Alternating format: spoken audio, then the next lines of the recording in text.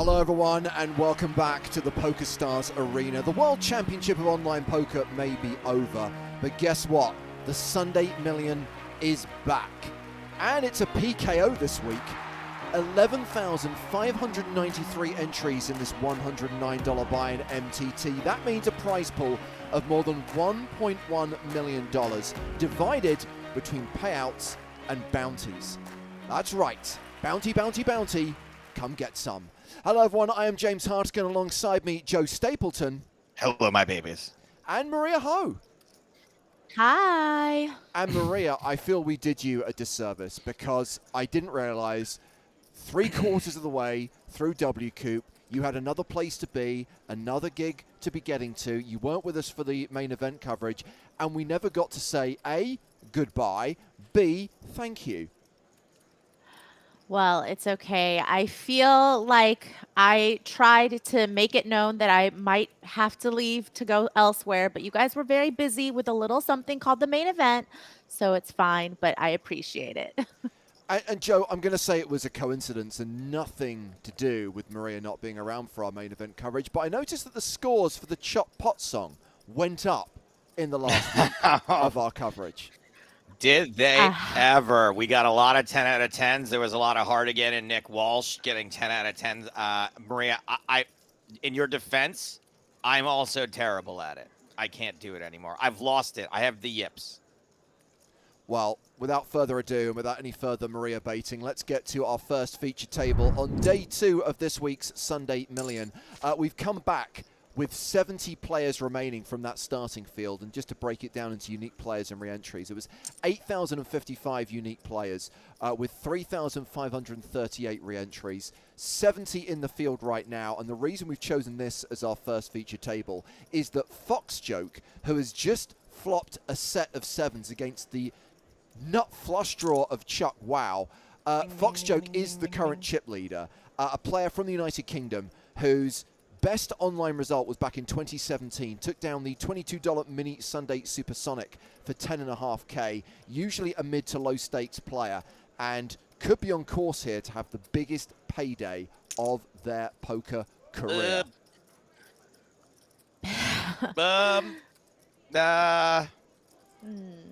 Good thing you got the sentence out. I see some diamonds are folded.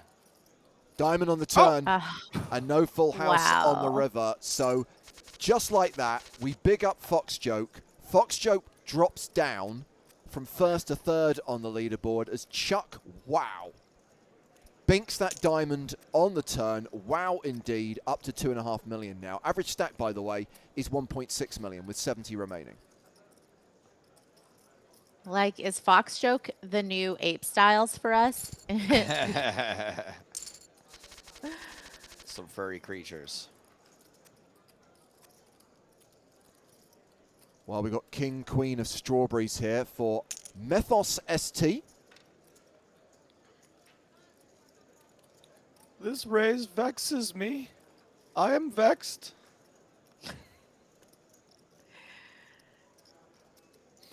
See some aggressive action coming out of the unsuited King Queen. I mean, fairly late positions, relatively speaking, so I can understand that route. Well, it is all broccoli on the flop, and Instigator does have the King of Clubs here. So I just want to, I only took one note during WCoop on my notepad, and it says 3-betting King Queen doesn't fold out any better hands.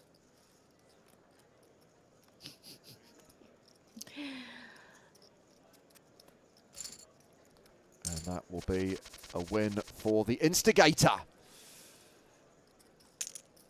And now we've got Gary with King Queen. Gary, that's the greatest bit of acting I've ever seen. Rodri Diaz, 6-5 of hearts, is going to flat from late position.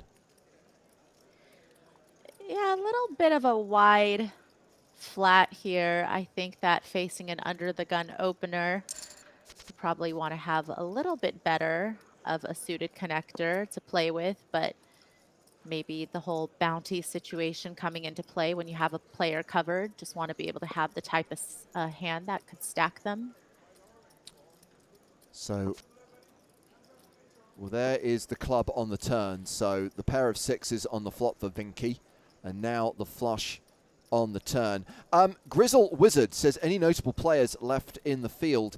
I mean, there are no names that we necessarily recognize. That's not to say that there aren't any players of note. Every flop is monotone, lol, says Fox Joke. But yeah, there aren't players who are necessarily familiar to us. There aren't names that we're going to go, oh, this guy's won like 3 W coops and 5 scoops. Someone, we're not going to be able to reel off long resumes of major title wins. But that's not to say that they aren't good players, and it's not to say that they haven't had good scores over the years. They're just not necessarily known to us. But here we go. Fox Joke back in action with kings.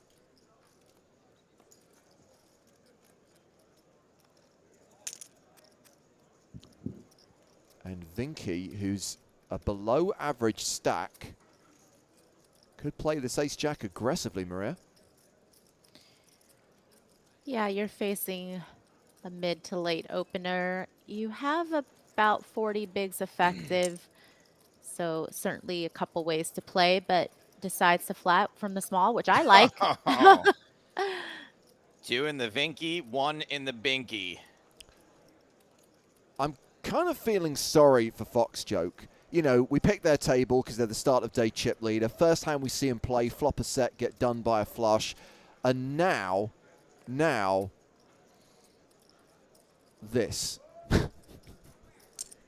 Yeah, I feel like the only saving grace is that considering the call came out of the small blind, they do have quite a few of the Broadway Jack X's in their calling range. So that could potentially give Fox Joke some way to maybe at least lose less than they normally would.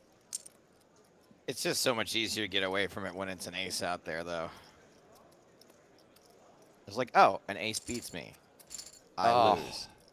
And Fox Joke has now dropped out of the top 10. Fox Joke ranked 14th overall, down to 2.6 million. A pile of poo is their only response to that last hand, and we are down to 67, by the way. 3 eliminations so far, having come back with 70, and we've played 7 minutes of day 2, playing all the way down to a winner tonight. It's the 2-day event, the Sunday Million. Real 7 minutes in heaven for Fox Joke. That's what I'm saying. That's why I made the comparison to Abe Styles, because I feel like we were just talking him up, and then all of a sudden they just lose a slew of hands. It's on us, guys, per usual. It's all our fault. If I don't get any of the credit when people win, I'm not taking the blame when people lose. I think that's a fair comment, Joe. I'm with you 100%.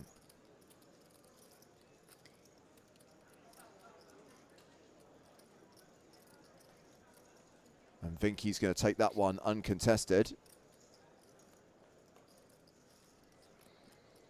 And now, where are we going?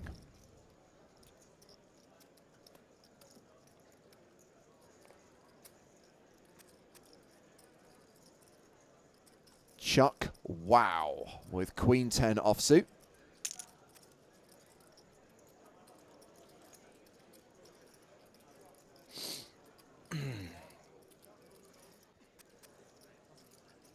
Round to Shark B, who's got the snowmen's. Num num, num num.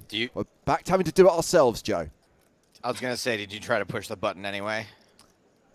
If I push any of these buttons, we're going to change to a different table or possibly to fireworks. So it's a good idea that I kind of like stay away from the buttons. You got to put a case over it like the nuclear launch buttons. Pretty surprising to see that fold from the 8s. Oh, yeah. Jeez. I just kind of glossed over that. I am in shock, personally. I would have not expected. That was not even an option in my mind. So sometimes people, you know how people have a favorite hand, Maria? Sometimes they just have an unlucky hand. That could just be Shark B's unlucky hand. Like, yeah, I always go broke with 8s. Not this time. Not doing it. And, you know, I feel like that makes a lot of sense to you, Stapes, because that sounds like something you might be doing. But Personally, I still don't think that that makes that hand a fold, even if it were to be the hand of doom. So we've got Gabriel opening with 5-3 of hearts, Vinky flatting with pocket fives, 8-5 suited for Fox Joke, and an ace-6 for flop. And Wow. we have got Oh my goodness. low straight versus high straight versus straight draw. Well, Fox Joke should be getting some back. Something tells me the fives are going to stick around too.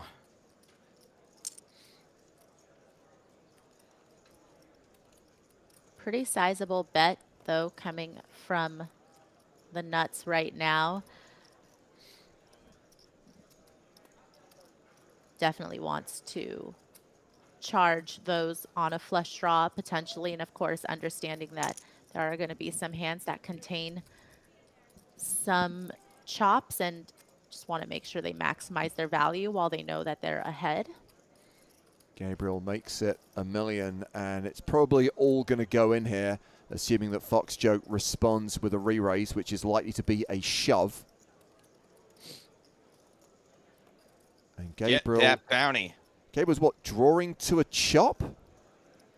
And Chuck Wow's folded an 8, and Mythos Street has folded an 8. So unlucky, pal. Wow. Was that a one-outer? Was that a one-outer? Yes. Do you see what I'm saying, though, about what you guys have done to this poor person?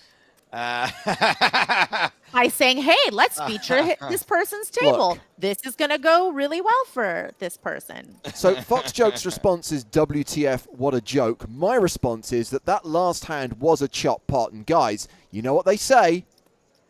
Everyone loves a chop pot. That was not bad. That was a joke. That was not Fox bad. joke. Also, I feel like that was the poker gods smiting all of you guys for starting this off by saying how all of the ratings for the Chop Pot song went way up when I wasn't on the stream, and it's like, bam, first opportunity, one outer, chop. Let's get Maria in there. Maria, do the dang thing. Maria, you know the adage, if faced with a choice between telling the truth or the legend, tell the legend. Unfortunately, and you can blame Joe for this one, the legend of Maria's inability to perform the Chop Pot song has become such a thing that I just have to keep it going now, even though there's minimal truth left in it. Y'all can see the 8s and 9s in the chat, right? It's not just me.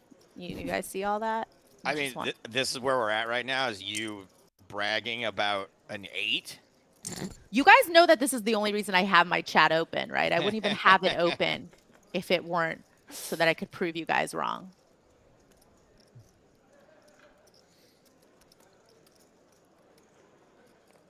Come on, jocks folk. Let's get it together. Dust yourself off. Yes. There you go. Gets a better hand to fold, and Fox Joke is back in the top 10, ranked 8th overall. It is Macho13 from the Netherlands, who is the current chip leader. Wait, we're opening 6s now. After folding 8s. I don't know. I got to consult my charts, my notes over here, but I feel like 6s are a worse hand. But sometimes you just have a feeling. You do have a feeling. 8's unlucky, 6 is lucky for Shark B, and bets 100K on the flop. And what do we got here? Not much for Chuck Wow, just ace high and officially drawing dead. Just a pair of 3s for Gabrielle and the backdoor flush draw. I like that. Was that from Fatal Fury from Neo Geo? That guy? Shark B? Yeah, I think it is. Terry Bogard. Hell yeah. Good call, Pork Soda. And I think we can now fold this 7-3. Speculative call on the flop. Sharpie makes it big on the turn, and that is a fold. I know it's a small sample, but I have to say that after those two hands, Stapes, I can't allow you to take any post-it notes on any of Shark B's play today. That is not one person that we're going to be using. I'm not for the allowed note. to. I just can't, I You're just have to not. forget everything that Sharkbee does. In good conscience, I just can't allow it right at the moment. We'll have to see. Ooh. Gabriel's getting a little out of line here. Not the best time for this. Always coming 7. Chuck Wow. Still with the best of it, but facing a chunky bet of 271,000.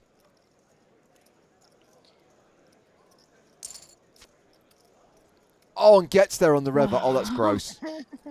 Oh, that's gross. Yeah, that is unfortunate. And about half pot. I don't think Chuck Wow's going to look this one up.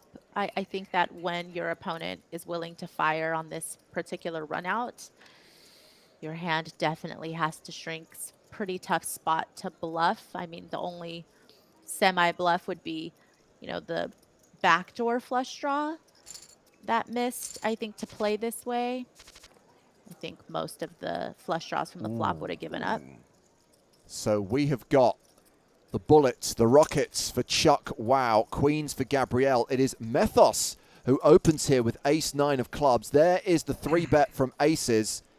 And Gabrielle just flats on the button with the queens.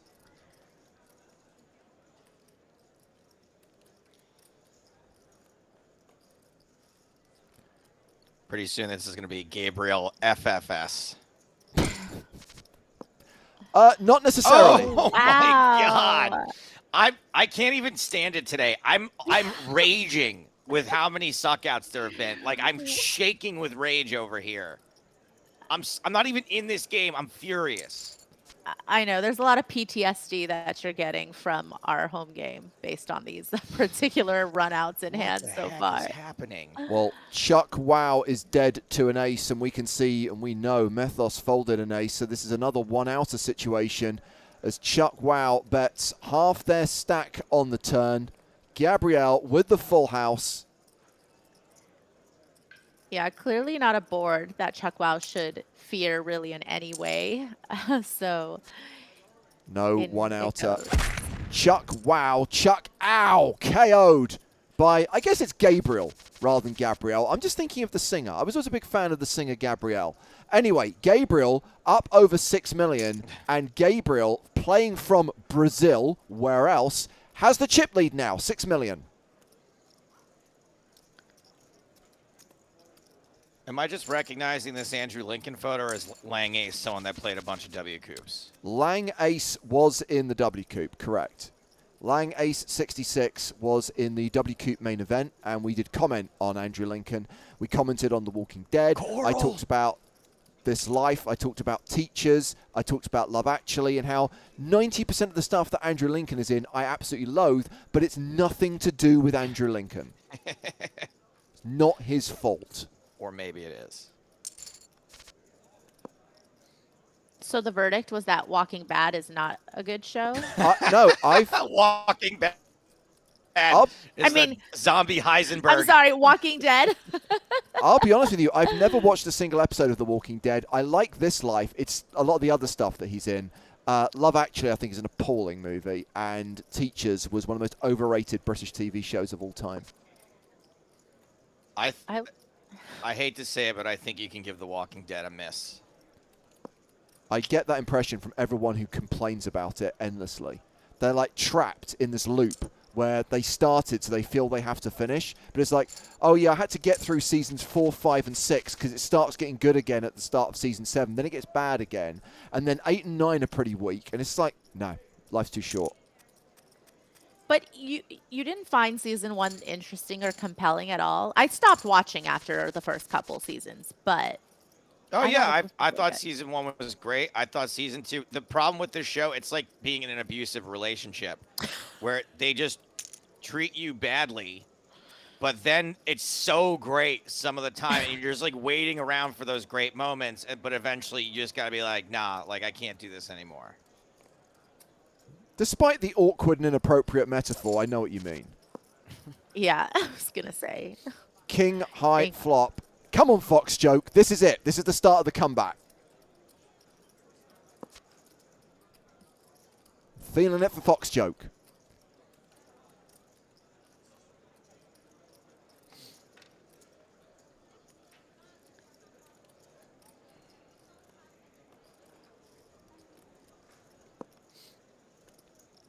Ooh.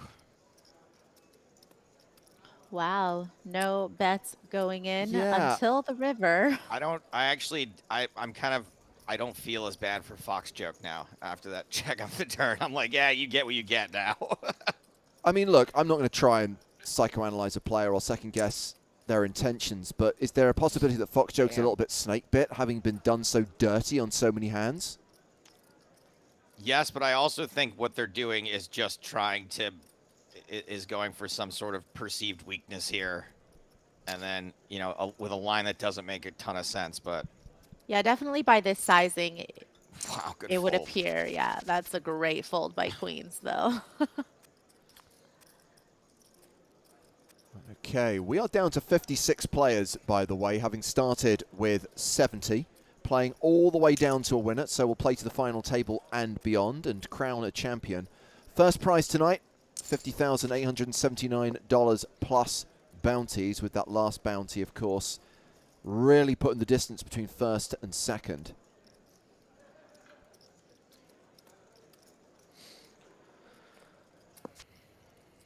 And this is still Domination Nation in Methos's favor.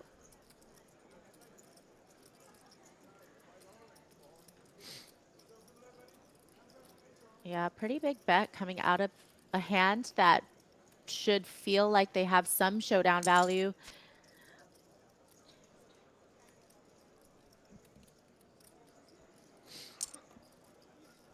I was just about to ask, is this It feels weird.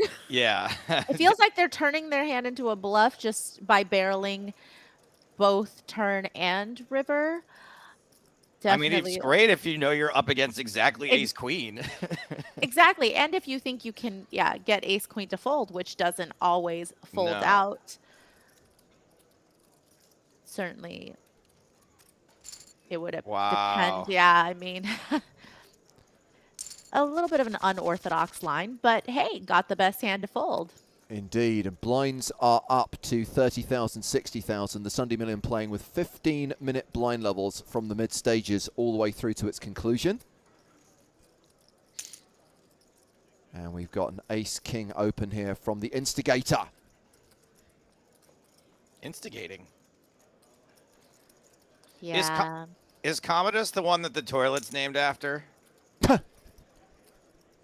I didn't know that. If that is true, that is a great hashtag fun fact. I don't know. I think Commodus, I don't know, maybe. Look it up, Joey. The internet's at your fingertips. Don't mind if I do. Based on instigator and the effective stack size, I think cutoff versus button, yep, going all in makes sense. I just don't think Fox Joke can call unless they have a lot of history with this player that would indicate that this 4-bet shove with this stack size is going to be including some bluffs. Of course, there are some pairs that King Queen would potentially be flipping against, but still, I think that it's just a little too much, even with a bounty at stake. So they come from the same root word, but it's not named after the emperor. Disappointing. I mean, why you have such a big chip on his shoulder. That would have been the kind of ultimate end to the movie Gladiator, wouldn't it? You know, as Russell Crowe is collapsing to the ground, he just laughs in his face. He goes, they're gonna name a toilet after you. And now he can go to his family.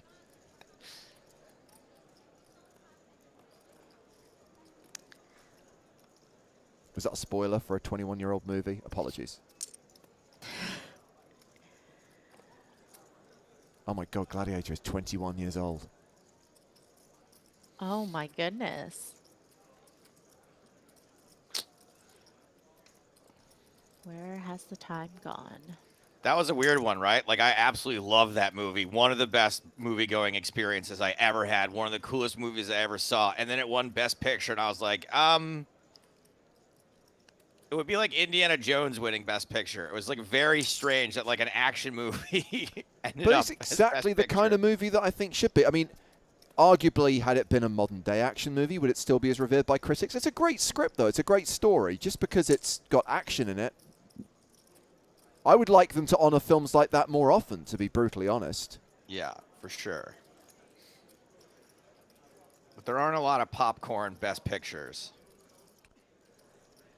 Yeah, I like to think of Gladiator as an intelligent popcorn movie, a bit like Inception.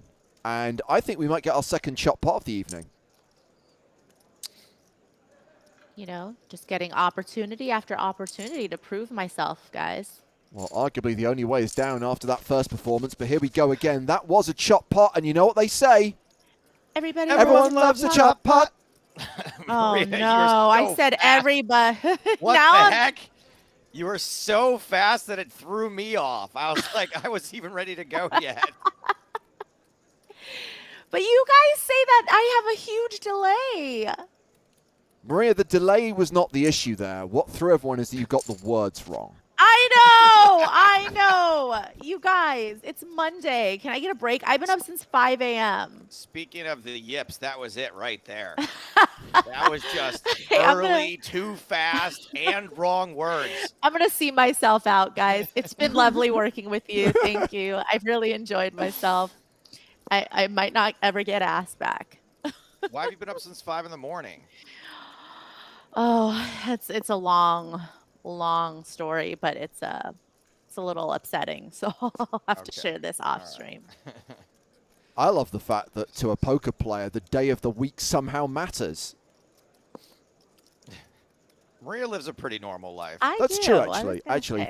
Of everyone I know, you genuinely stick to normal hours and generally have a vague concept of what day of the week, what month it is, which is a lot more than you can say for the majority.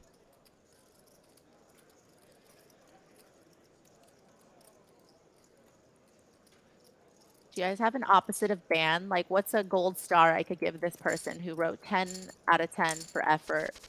Like, thank you. Thank you for validating me on I a don't day know. that Is there an emoji for a big fat lie? I'm having a rough day. This person can sense it. And thank you for being here for me. Dude 1860 says you can VIP them. I don't know what that means. I'm sorry. I don't either. Ooh. I bestow upon you, cheese and onion, the VIP status, which I don't know how to do.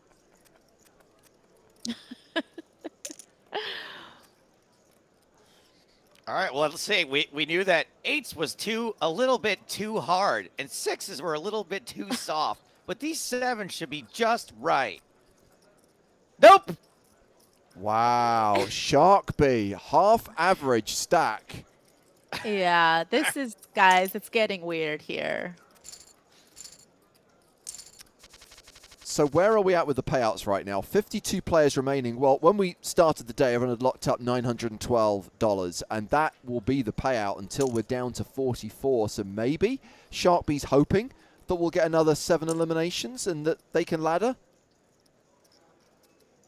It's not totally out of the realm.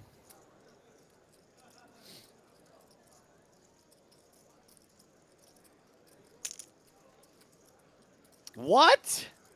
Instigator, you little creep. Yeah, definitely thinking that this could be a good squeeze spot considering the raise and the flat. Gary had a hand that sometimes could have gone for a 3-bet themselves. So will be interesting, yeah, to see how this plays out, just giving Instigator all the credit.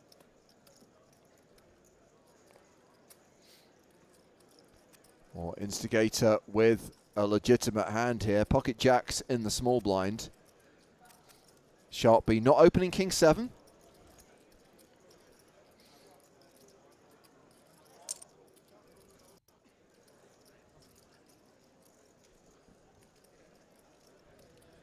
Instigator likes to live dangerously. 8-3. I also like to live dangerously. A set of jacks beats your pair of threes. Put the fourth club out there just to be annoying.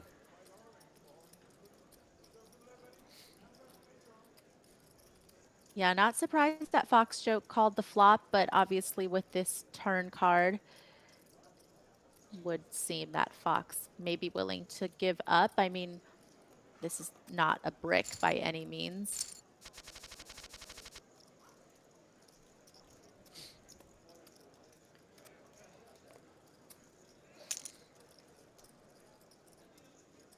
Coral. Oh, speaking of Carl, Crazy Carl sent me a Halloween card. Thanks, Crazy Carl. It's the 20th of September. I mean, I don't call him Sane Carl for a reason. Good point, well made. Pair of nines for Rodri Diaz. And it's Lang Ace who's betting here with just ace high.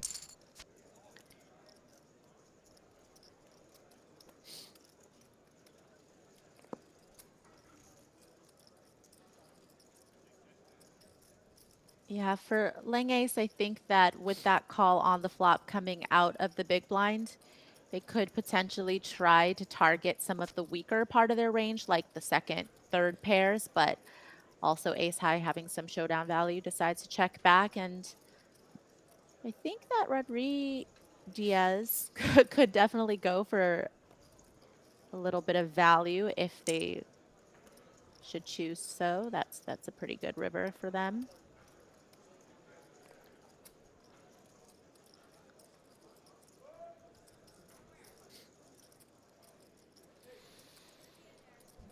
Problem is with that jack and Lang Ace's hand, you're blocking a lot of those obvious kind of draws, the jack 10 gut shot, the queen jack, but not so much the 8-7 though, and that might have factored into their call.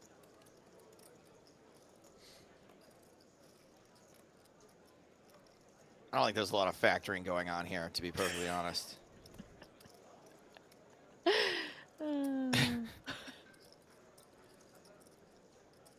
They've got rid of my rainbow puke button.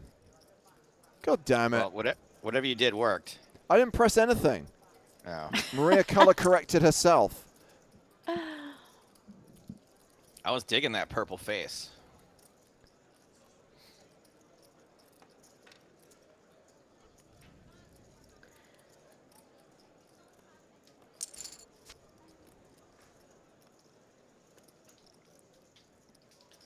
Definitely a spot where top pair should feel pretty good about going for another street of value. Obviously can get called by a lot of the 10Xs, especially with that flush draw getting missed on that river. I think that there was a little missed value as well. Hey, Shark B, is this one? What are you going to do now? You got to play these. Shark B, Shark B. Wow. Yeah, I mean, pretty wide flat from the 8-7 off, understandably looking for the bounty, but not necessarily a hand that's going to have a lot of equity against how tight of a range we've seen Shark be opening. Shark B just shoves here, right?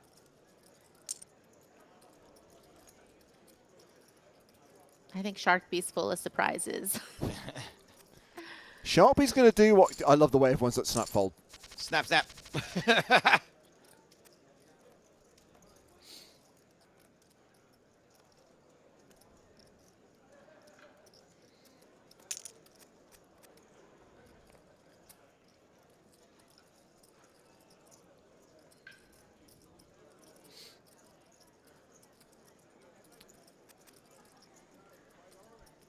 So Gabriel is still chip leader, by the way. 49 players remaining now. Gabriel in the number one position with 5.3 million. A player called Edding92 sits in second with 5.1 million. And then another Brazilian, M. Mosna, has third place with 5.1 million. 48 remaining now.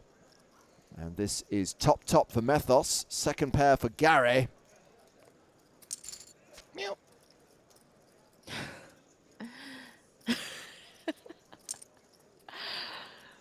Yeah, it continues to lead, especially turning a little more equity. This board obviously not great for top, but can't Oh. fold. Aye. They both have a straight. However, the queen high straight is winning. This is not going to be a chop pot. Oh, Methos. Wow. Does I Methos, love it. hero here, worried that otherwise they're going to get blown off a chop? But Methos, if you call all in here, you are done. Good fold. That's a tough one. That's one, if I knew there was a stream, I might be able to make that fold a little bit easier so I can go back and watch, because Yeah. that would bother me for a long time making that fold. Well, Methos could be off to the races here. Opens with ace-king. Gabriel with sevens. Methos raising out of a relatively short stack. Just the flat from sevens. Where's this hyper-aggressive pre-flop play that we normally see in PKOs? I know, I'm surprised. I mean, I think Shark B setting the tone, folding a lot of pairs, makes people just feel a little less comfortable, maybe playing some of these pretty good hands that they should be continuing with.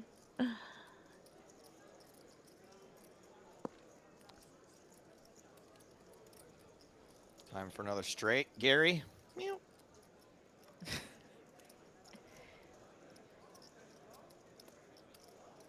Gary, I need you to prove yourself. Wow, sneaky check there by Methos. I think multi-way. Oh, Yeah. oh, Gabriel. Yeah, didn't fully expect to see Gabriel putting that bet in, just because it was, as I was saying, multi-way, and usually you would think that the small blind could potentially have a good piece of that, and of course there's going to be some traps from Methos as well, and this feels like a pretty good spot to just shut it down right here with the ace-king. To quote Admiral Akbar, this is a trap.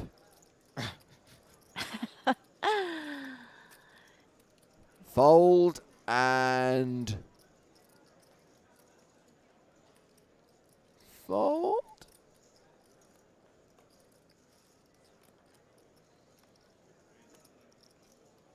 Yeah, the only real consideration being the bounty, Yeah. right? Because clearly you're hoping that maybe you have one overcard live, but it doesn't really look like there's going to be any type of semi-bluffs coming out of Methos as played. Oh, Methos has got ace-king again, this time suited. Rodri Diaz also has ace-king, and our friend Fox Joke has the misfortune to have ace-jack. Opens to 175k. Blinds are up to 35.70. Rodri flats.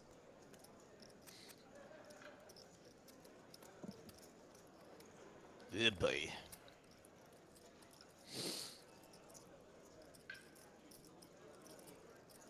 About 25 bigs effective. I like this shove a lot.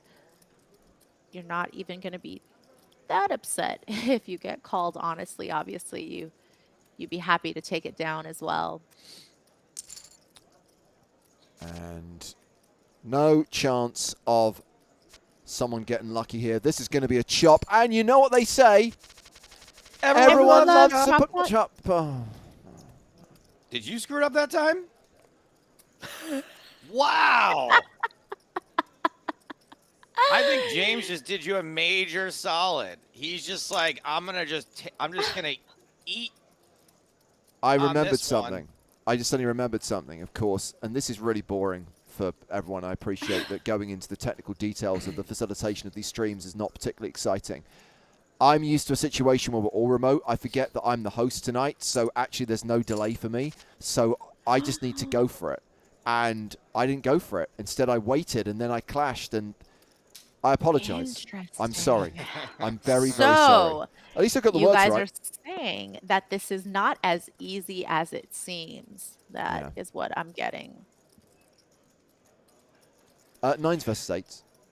I mean, we've only been doing this for a decade. Oh! Dirty.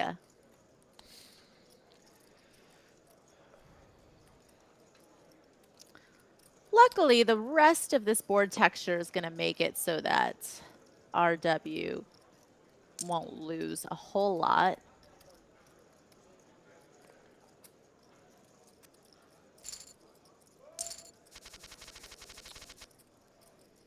So Sharkbee clinging on. Is Sharkbee the shortest stack at the table? Yep. Who did you say that was a picture? Was it Terry Wogan or someone? I'm sorry, where? Who? Sharkbee. Oh, it's a character from Final Fight, which is a old Neo Geo fighting game. Terry Bogard, I think his name is. Fatal Fury, not Final Fury. So we've got open-ended straight draw here for the instigator. Rodri Diaz ahead for now of 4s.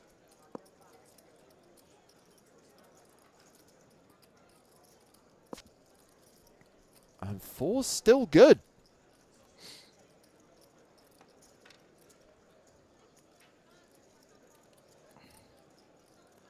A lot of people seem to find the thought of Terry Wogan being the avatar very funny.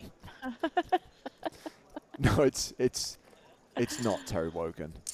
R.I.P. Tell. Oh, aces for Sharkbee. Do you think Sharkbee's mad that they keep getting aces? No. Because they don't want to have to be playing. They'd Yeah. rather just be folding. Well, like, if you're folding 8s and 7s, you see aces and you're like, oh, fine. And we are on a money jump, by the way. Next player out gets $912 plus bounties, and then everyone ladders up to $1,257. And without a spade in their hand, I don't think Sharkbee's going to love this board. Oh, my And has been goodness. done on the Later. turn. Kings and 6s Yeah. now. Oh, full house. They just those are the two quickest checkbacks like I've ever Snap seen fold. with aces. Watch this snap fold. Pot size bet from the full house. Okay, to give Sharkbee credit, at least thinking about it. Sharkbee, get away. Run away. Oh, makes the call Wow. on a 4 flush board with 2 kings out there. Oof. Sharkbee, no. And Sharkbee down to nearly 10 bigs. We are still at 45 players.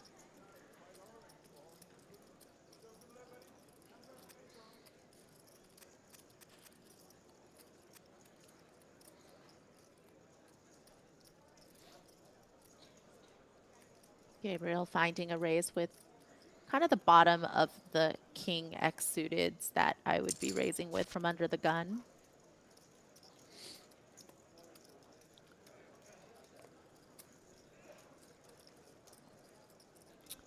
Top pair Van versus a flush draw. Van Fedek asking, OMG, how can he call 4 spades there?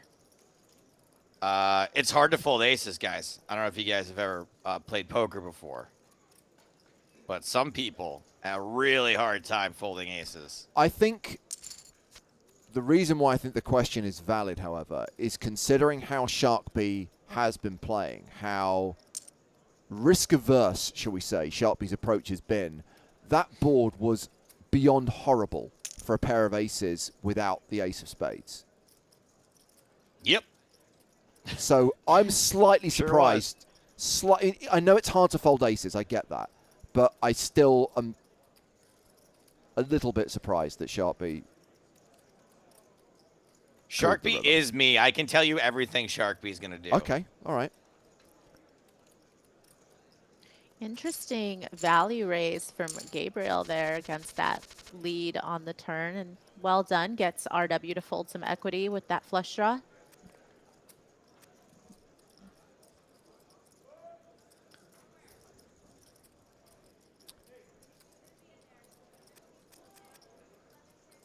So round the blinds. It's Patriot versus Gabriel again. Gabriel back in the catbird seat. 5.7 million, number 1 in chips with 45 remaining.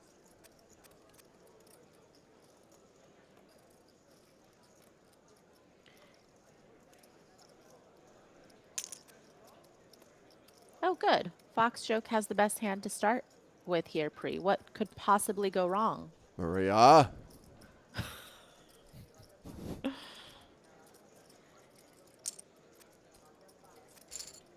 It is a flat from Patriot, and that is top pair. Pretty good.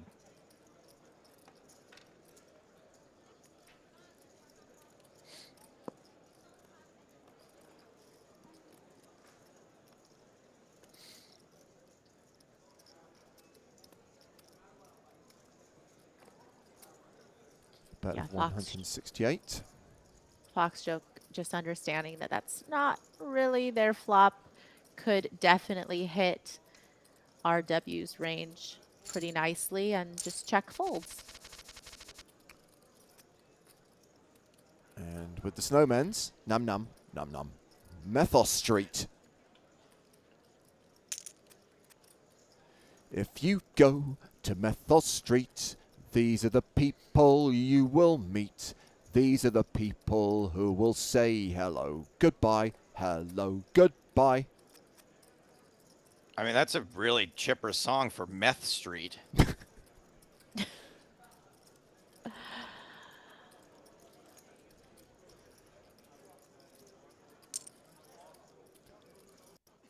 Lang ace flatting with the fives, and 4 deuce is going to come along as well. Okay. 8's still good on a king jack jack flop.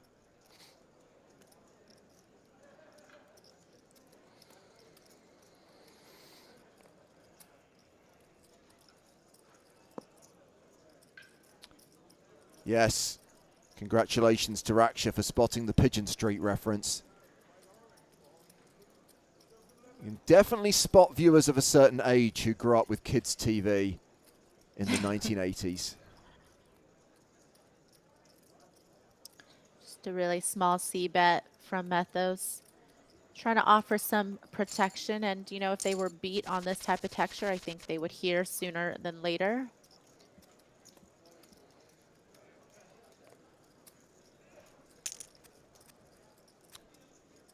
Ace queen opening. Lang ace also has ace queen. Is this a chance for redemption?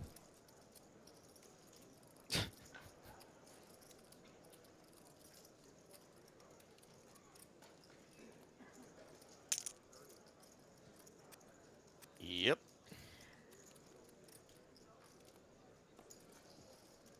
Oh, maybe Methos doesn't want to call the shove with ace queen. Yeah, it's 20 bigs effective, and they shoved over and under the gun opener, so I don't really mind the fold with ace queen. It just feels very, very strong. I think ace queen was the bottom of laying aces shoving range there, so not a lot of hands that you're going to do better against. Lang ace opening now with 7-6 of strawberries. Methos in the big blind with ace 10.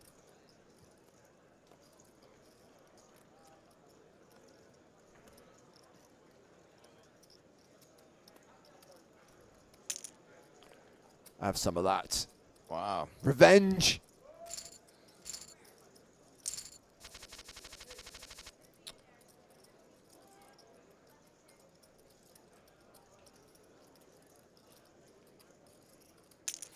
And Fox Joke opening with queen 10 of diamonds. Gabriel with 7s.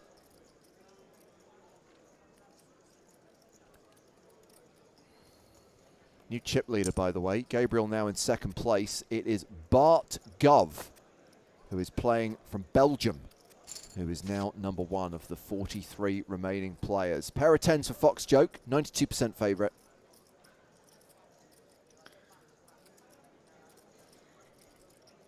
Yeah, does have the betting lead as well, since Gabriel did just flat, so I think that this c-bet comes at a pretty high frequency on this texture, and Gabriel just doesn't necessarily believe that Fox Joke has to have a piece of this board, because they are expecting them to c-bet quite often. I knew it. I knew Gabriel was going to fire. Yeah, Gabriel, of course, has the stack to put a lot of pressure on some of these types of holdings that may not be able to continue. Ah. Nice Fox play. joke forced to fold. Average stack right now 2.7 million. So Fox joke, the start of day chip leader, has a below average stack, has a average hand, king jack of diamonds, I guess above average, but behind to ace-6 suited. No, the way things have been going, I think, yeah, I was going to say they're not going to make a flush or straight or anything. It's just going to be tough goings, it would seem. Oh.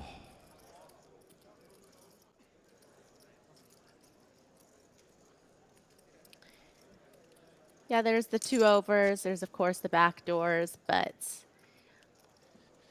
depending on how much pressure they are willing to withstand with these type of hands, sometimes you're not able to realize your equity, get to showdown. Maria, why did it take the artist extra long to draw the fox? Why? Because he was paying too much attention to detail. It's a fox joke. No, I got it. These days, I'm always, a little hesitant to respond to Stapes. I just need to make sure it's not like a up dog situation somehow snuck in there, especially since I clearly have a case of the Mondays already. I feel like Stapes is going to try to get me when he knows I'm not at my sharpest. By the way, Lang Ace was not eliminated. I think Lang Ace was balanced off the table. Now we're down to 42, keeping players moving around to ensure that the tables are playing with an equal number of entrants. As we see Rodri, Diaz, and Instigator go to the flop here. Ace, 10, 4. Rodri with the advantage.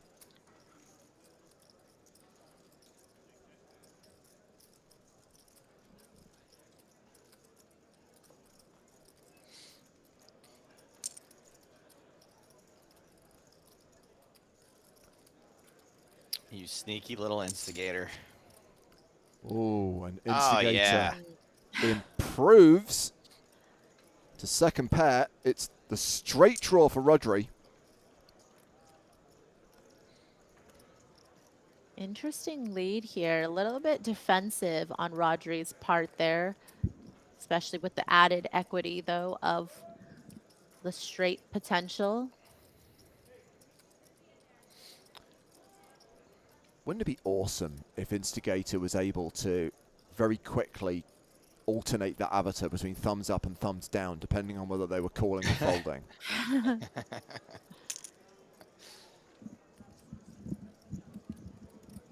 Wow, very interesting raise from Instigator. A lot of times, given the fact that there's a couple of draws available from the flop, you would think that sometimes the queen would just decide to call and hope that their opponent is on a semi-bluff of sorts, but that raise does deny Rodri of that equity they had with that gut shot, so well done. So we're coming towards the end of the first session. Blinds have just gone up to 40,000, 80,000. And it's Queen 6 suited on the button for the start of day chip leader Fox Joke, who opens to 200,000. Rodri folding the small blind. Patriot in the big with 8-5 off.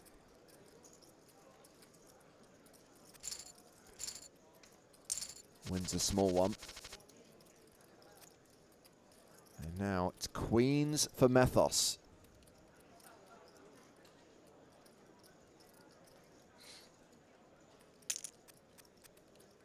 $176,000. Sharkby got his ladder, by the way. Everyone's now locked up $1,200. Next money jump will be when we're at the final 3 tables. When we get to 26 players, everyone will be guaranteed at least 1,700 plus bounties.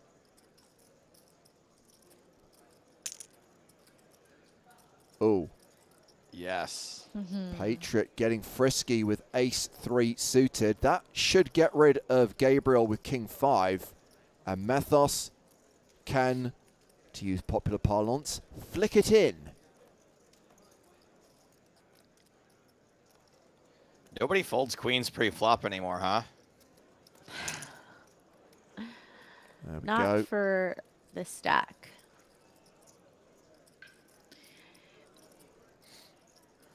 I don't think Patriot was necessarily expecting the 4-bet shove, and that certainly should make that ace-3 suited shrivel up. And that will take us to the break.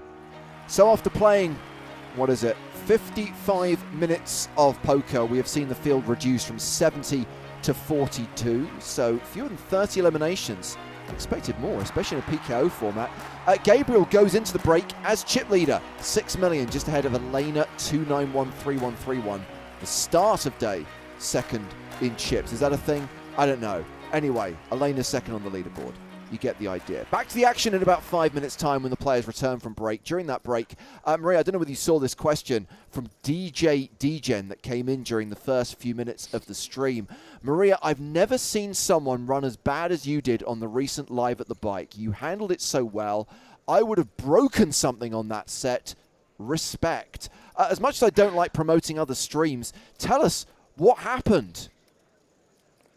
Okay, well, it felt kind of gnarly. Like, I've had some run bad in the past, but this particular instance, long story short, within maybe a 2-hour span, I lost with boat over boat twice against the same opponent, and pretty much for my whole stack both times. So, Like a set over set that went boat over boat by the end, or...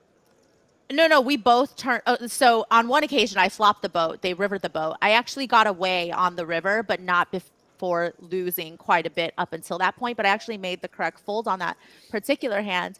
And then the second hand is where we both turned a boat, and they had a higher boat, and we got it all in on the river. So same opponent, and just in situations where it was, a total setup. I couldn't get away.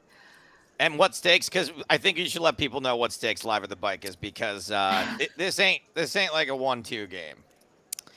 Yeah, it was 1-2, but it was 100, 200. Oh, so. no, I didn't realize they played that high. I thought it was like Yeah. 10-20 or something. Yeah, it was not pretty. And I actually just had the wherewithal to be like, okay, you know what? I don't think today is my day. I'm just going to get up and leave. I had brought more money, and I was prepared to, if things were to happen reasonably and I was to lose it in kind of a more standard fashion, I was, prepared to go a little bit deeper in the pockets. But I just really felt like that wasn't my day, and I wasn't 100% sure that I would be able to still play my best. So I had to just get up and leave and enjoy my money. I'll have to come back another time. I think there's two takeaways from that, Maria. First of all, I think you're absolutely right. If you just feel that that has affected you mentally, or you just get that sense that today is not my day, just walk away. I think that that's a tip that a lot of people could take on board regardless of what stakes they play. The second thing is, Joe, you're just hearing about this now, which means after the session, Maria didn't bombard you with a series of texts saying, oh, God, I run so bad. Maybe there's something for you to learn from this as well.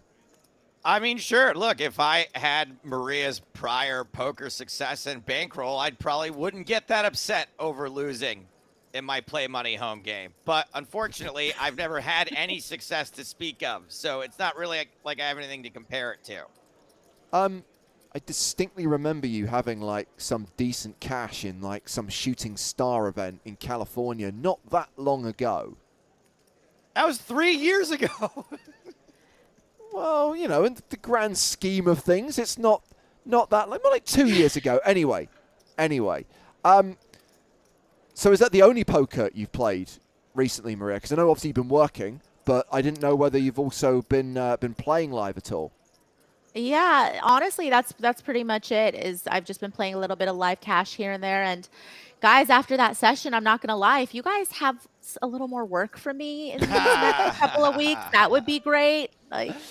Well, saying. the Sunday Million continues, and maybe we should get it into the next break because obviously, time is running out. The players will be back soon. But, I know you were on the fence. What's the deal with Vegas? Are you going to go back? Are you going to play the World Series? Well, now that there's a vaccine mandate, I think I am feeling a little more comfortable to perhaps play some, but it certainly won't be a full schedule like I've Right. done in the past. I think I'm going to play it by ear and see how the turnout is, see what the atmosphere is like, see how comfortable I feel in that environment. But I'm certainly not devoting and dedicating my whole fall schedule to sitting at a poker table right now. Okay, well, the good news is you're available. We've got plenty of these streams in between you, Nick, Griffin, plenty of work to share the load. So, absolutely, we will have you back with open arms. Players are about to return from break, so let's send you back to our feature table. I'm going to take a break myself, so I'll leave you in the company of Joe Stapleton and Maria Ho. Hey, hello, my babies. Welcome back. Sunday Million about to resume here. 40 players left. Only 11,593 total entries. No big deal in this event. This is a progressive knockout tournament, which is, it's just like a regular knockout tournament, only it strives for human rights. Yeah. So anyway, Maria, I'm going to play some live poker. What? I'm going to Sacramento tomorrow. Ooh. For Run Good up in Sacktown. Do you have some action that you're selling? Because you know, Joe, with all the Post-it notes you've been taking these days, I'm ready to invest. Maria has made more money off of me playing poker than I have made off of me playing poker. So I've been a good horse for Maria. Yeah, we can work something out. Just so I don't have a complete. I'm just happy that I still have money to buy pieces of you, Stapes. Like it's getting close though. It's a very dicey situation. So I think that you must be a very big ace on the river, Barry Greenstein for RW Patriot. I think that and you get bet into too by Gary. Oh, Gary. yeah. Gary. Definitely bad timing to turn the sevens into a bluff. More like Gary. Bye.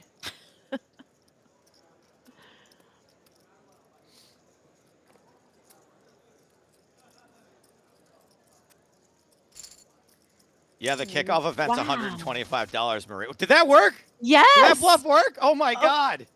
Gary, Gary's hi. 3.1 million. Gary, hello. Wow. My goodness. Holy. What card did Patriot want to hit on the river, I guess, is the question. I'm not sure that Gary's bet on the river was intended to fold an ace. You know, they were obviously trying to target some of the bigger pairs from the flop, but it worked. So kudos.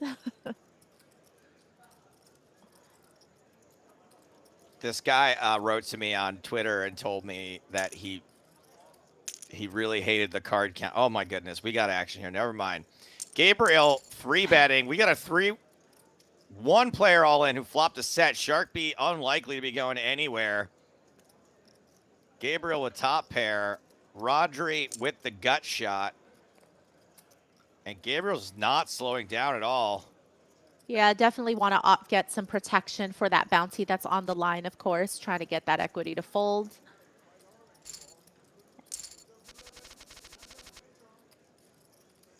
And Shark B survives. Still hanging around. Gabriel up to 5.4 million. That's second on the leaderboard. RW Patriot, I think the wheels are about to come off entirely. I can sense it happening. So there's only like one real hand in the card counter. That's done with any detail, and the main character shoves the river when it's an ace, and he gets his opponent to fold ace deuce, who had been chasing a flush. And some guy wrote to me on Twitter saying he absolutely hated the movie, and no one would ever turn kings into a bluff there, and it's a terrible movie. And I'm just like, cool, like fine, like. No big deal. We got it all in. I told you the wheels were coming off for Patriot, but does get it in good. Unfortunately, Oh it's my runner, gosh. spades. Everything's funner when you go Yikes. runner. RW Patriot is out of here in 38th place. Gabriel still second in chips, despite picking up $1 million there. There are some really, really annoying runouts today for some of Yeah. these players. Yeah, I'm just glad everyone's running bad today. Yeah, definitely a lot of players getting their fair share of that run bad. Got a king on king here. Nobody's paired.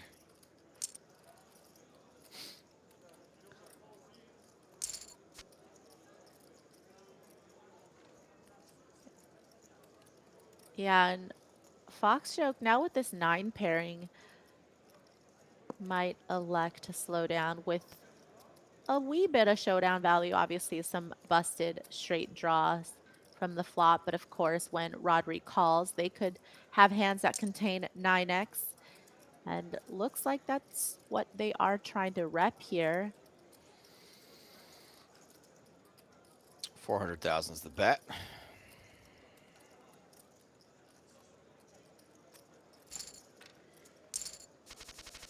Folds out a potential chop. Well done.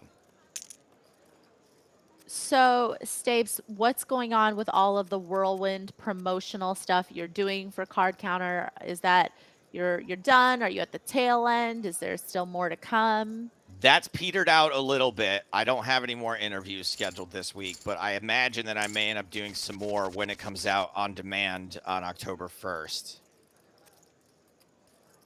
So, but yes, that's slowed down a little bit, thankfully. It was pretty crazy for a couple days.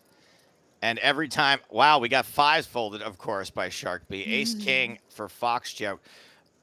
Gabriel with Ace Jack in the big blind.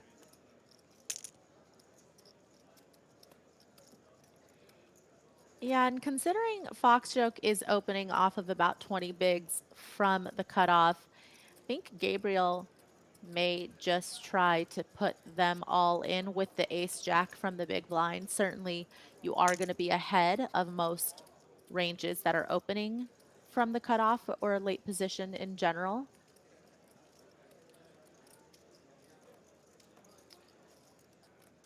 What the Fox say? Ding, ding, ding, ding, ding, ding, ding, ding, ding. I mean, I think that you have to call it off here, but again, Fox Joke probably not happy with the way they've been running today. Can they hold? Yes. Yes, we do see some justice for Fox Joke. Doubling up there, back up to 3.5 million. Where does a fox sleep during the winter? Okay, I'm just taking my requisite time to make sure that this isn't some type of hidden up dog thing. Okay, where? Near the furnace. Near the furnace. Love to write. Good to have you in chat. Asking about the Doyle Brunson movie. I believe there is a Doyle Brunson movie in the works. Nice aggressive action here from Gabriel. It's one of those things, though. I think there's been a Doyle Brunson movie in the works for like 30 years. Yeah, but I don't remember hearing the information that it was the producers that did The Last Dance, but I guess Doyle mentioned that in a tweet, A right? documentary, So, yeah, that they're yes. working on a documentary about him. Yes. Yes. So that's kind of a big deal. That will be very cool. I don't know that much about Doyle. I know lots of people know about him. Actually, we're doing Super System on the podcast this week. All right, so now we're under the gun raising with 7s. Into jacks, sadly. Yeah, I mean, I think so far what we've discovered is 8s is Shark B's least favorite hand, 7s is their favorite hand, and they are okay with calling with 6s. aces on a on a 4 flush paired board without a flush. That's what I've learned. Meow. Yeah, just lets him go. What a fold. What a laydown. Now it's Instigator's turn. The ace is ace queen for Shark B. We're really about to find out what Shark B is made out of. It's 3 snap fold from Fox Joke. Queen Jack. Blech.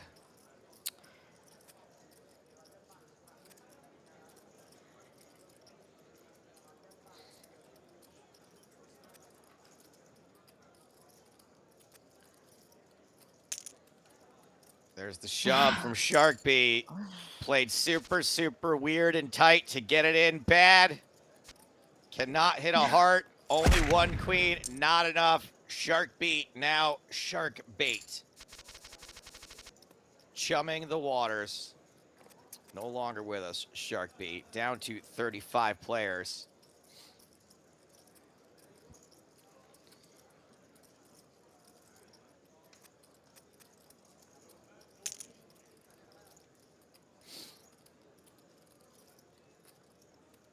A7 for Gary on the button. 5-6 off for the Instigator.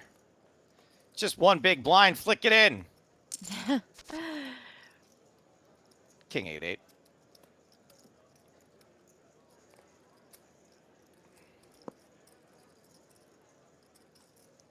Yeah, pretty decent flop for ace high.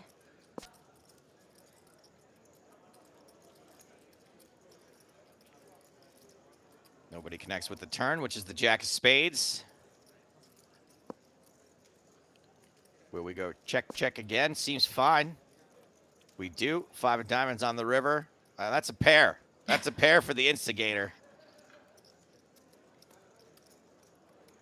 Yeah, and as played, you know, certainly looks like Gary could have quite a few ace highs. It would still be a pretty thin value bet to make, so decides not to go for it. Another frustrating run out. Ace-9 suited for TG Devil Phoenix.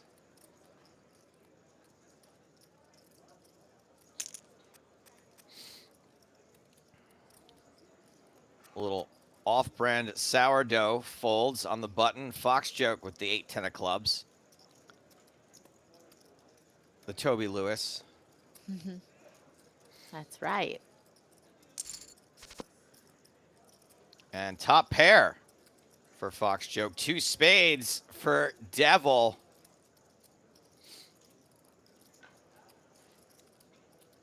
Yeah, fun flop for both players. I think that having the nut flush plus the 2 overs, just recognizing how much equity they have, certainly makes sense to bet here. On the bigger side, targeting some of the weaker hands that might try to continue. Ooh, wow, baby. that is a continue. Fox Joke putting Devil to the test. No spades are good outs. Probably has a live ace outs as well. We know TG Devil has live ace outs. Makes the call. Turns a spade. Got them both. Almost a straight flush. And Fox Joke once again completely run down in an all-in situation. Sometimes they chirp after they lose a pot. Come on, buddy. Blow off some steam.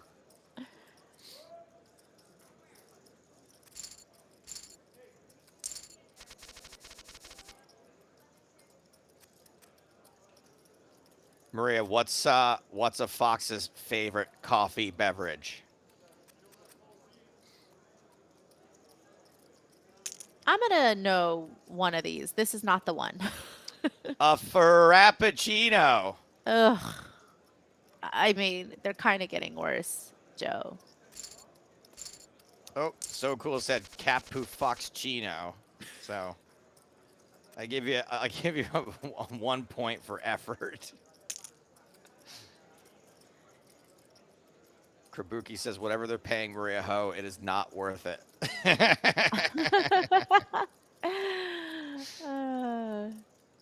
I mean, at this point, it's just a personal favor, just because I like them. Maria, can you please babysit Joe for like 2 hours on stream on Monday? Ace deuce suited for Roger Diaz.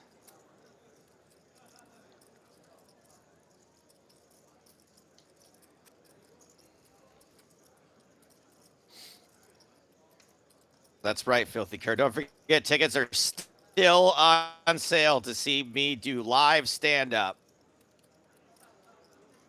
Somehow they're not sold out yet. Well, but this time, did you include like the referral code and all of that and the link, perhaps just the There isn't one pertinent yet. information? There isn't one yet, but if anyone that wants to come to my October 8th show at the Comedy Chateau, I was told that I can give away comps this time. So free tickets for anyone that wants to go.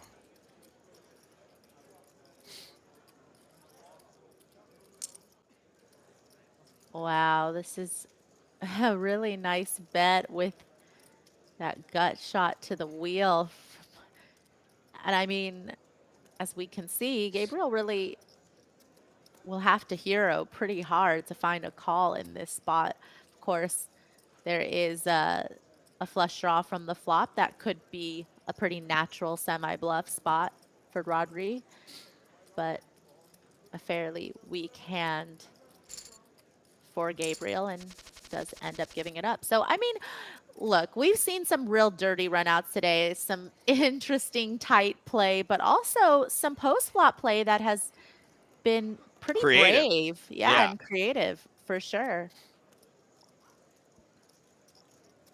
Yeah, it's pretty crazy. You know, obviously, Maria, you're part of the overall commentary team. We do all the W Coop events, and top pair here for Gary. And it's really crazy because you and Nick and Griffin and Sam, you know exactly how players are going to play for the most part, right? Maybe the bet sizing is a little bit, you know, not exactly the number you put out there, but y'all can sense the GTO moves that the best players are going to make. I like doing these Sunday Million streams because it's a little less predictable. There's a little more creativity, like this, like this, just on this hand here. Yeah, and definitely I think the contrast is even starker when we have a Sunday Million stream right after the W Coop main event, you know, just a few days removed. And you can really see that juxtaposition between some of the stuff that we covered during W Coop with the high rollers as well. And it does make it for a bit of an interesting viewing experience, but also from the commentating side as well.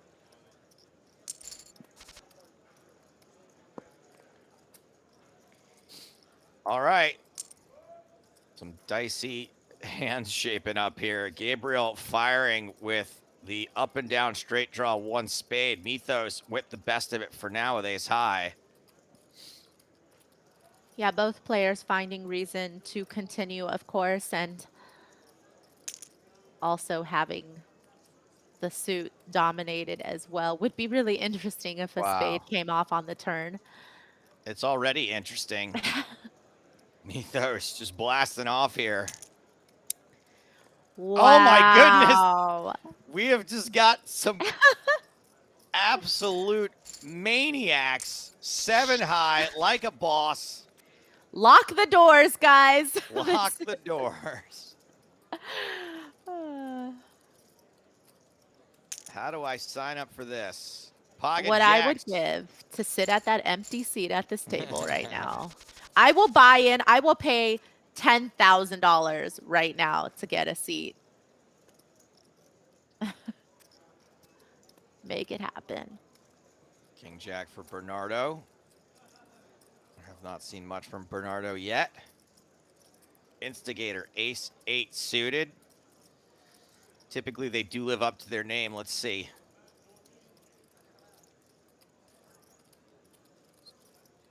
Quick question here. Not this time. Who had a question I wanted to ask? Answer. Sorry. Oh, Kazcap. Joe, Sochi coverage. Any news? No. Thank you for your question.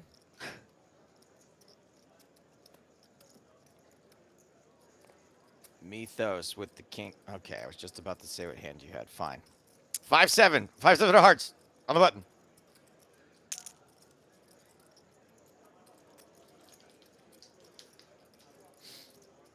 Roger Diaz, 7-9. Yeah, we like to peel the 7-9 here. Ace, queen, 5, 2 clubs. Pair of fives for instigator. Yeah, it's nice to have a piece and also the kind of board that a pre-flop raiser would try to rep anyways. So this is twofold and gets a fold. Is 9 suited for Mythos.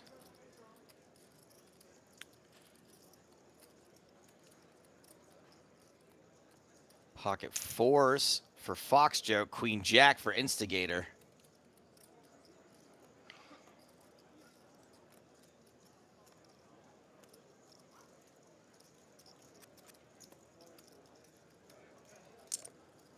Fox Joke electing to fold the 4s, and it is Rodri that comes along from the small with 7-5 of hearts.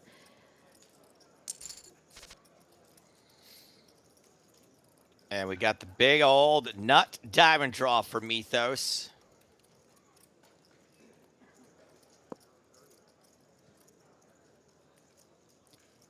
Yeah, a little something for everyone. Top pair out of the big blind checks.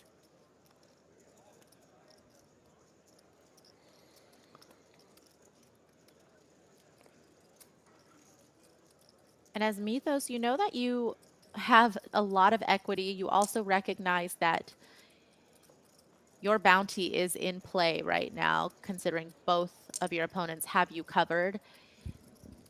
Wow. What a call here from Roger Diaz with the gut shot.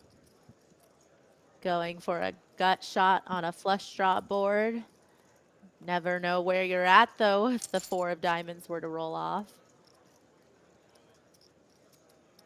6 of hearts. Might have been something that Roger Diaz would have liked on the flop. Doesn't do him much good now. And it's a bit of a scary turn, I think, for Mythos.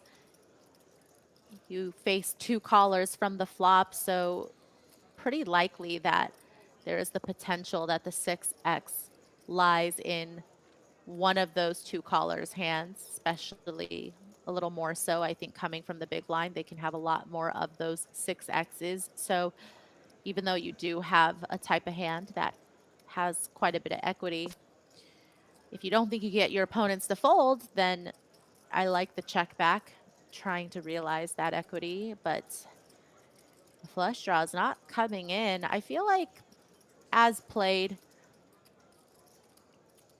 I think TG Devil probably feels like they have the best hand, just not sure if it's good enough to value bet against 2 opponents.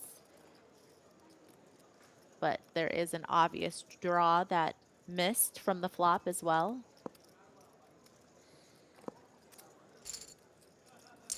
And that 10 holds. TG Devil Phoenix over 4 mil now.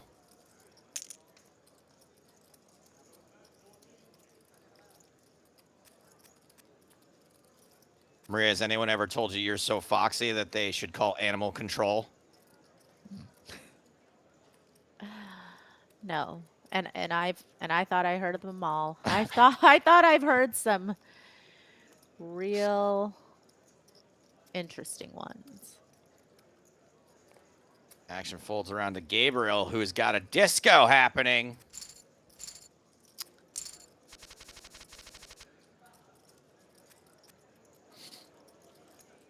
I'm so lost without the ambient noise. Like, it just feels too quiet. Well, I think everyone else is hearing the ambient noise. It's just not us. Oh, well, that's good. Enjoy, guys. We really go the extra mile here. Action folds around to the button. TG Devil Phoenix, ace 10. And Bernardo with ace 8 defends. Queen, queen, tray. 2 clubs.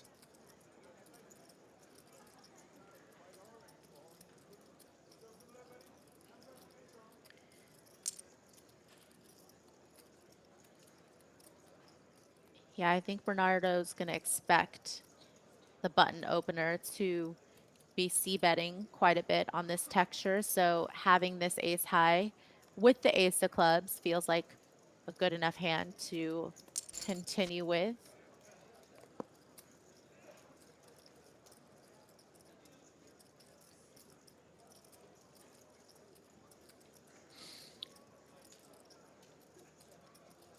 Now we slow down. Now we're a little worried. There we go. And check, check. Let's go. Next hand. Next hand. Next. Pocket kings for Mythos. Ace king for Gabriel. Ooh. Ruh-roh. Yeah, especially considering the effective stack size. I don't, wow. Rodri trying to ISO. Ooh. Oh. Ooh. Mythos, you can get away from it still. Elects not to. King on the flop. That's going to lock things up. Double up Mythos. Gabriel with the cold deck down slightly below 3 million. Roger Diaz is like, ha ha ha. Yeah, king, queen off. Let's go.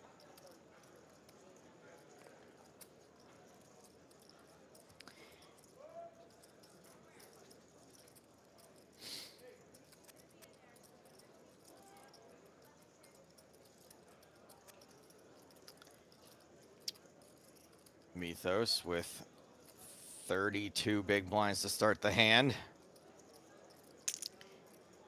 Yeah, we're in human calculator level, so gonna go the unexploitable route with just the shove, and that's gonna get through. Ace queen suited. Beautiful. Beautiful ace queen of hearts. Instigator. A hand you don't mind being behind with. You don't mind taking a flop. 7-9 of diamonds and top pair and a flush draw. Ooh, baby. Yeah, very welcome sight. And silver lining is that sometimes you could get your opponent to bet. It's a semi-dry texture, but the ace queen of hearts decides to check back.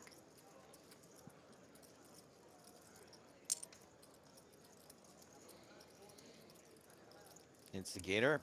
Betting again.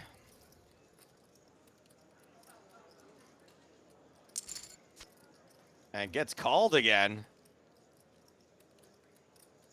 Ace queen getting pretty sticky. Yeah, can Instigator find another bet for value here? Pretty tough. Pretty tough. Nice work. Still manages a fire 720 and this time gets the fold. And blinds are up. 60,000, 120,000. Ace jack suited for Gabriel.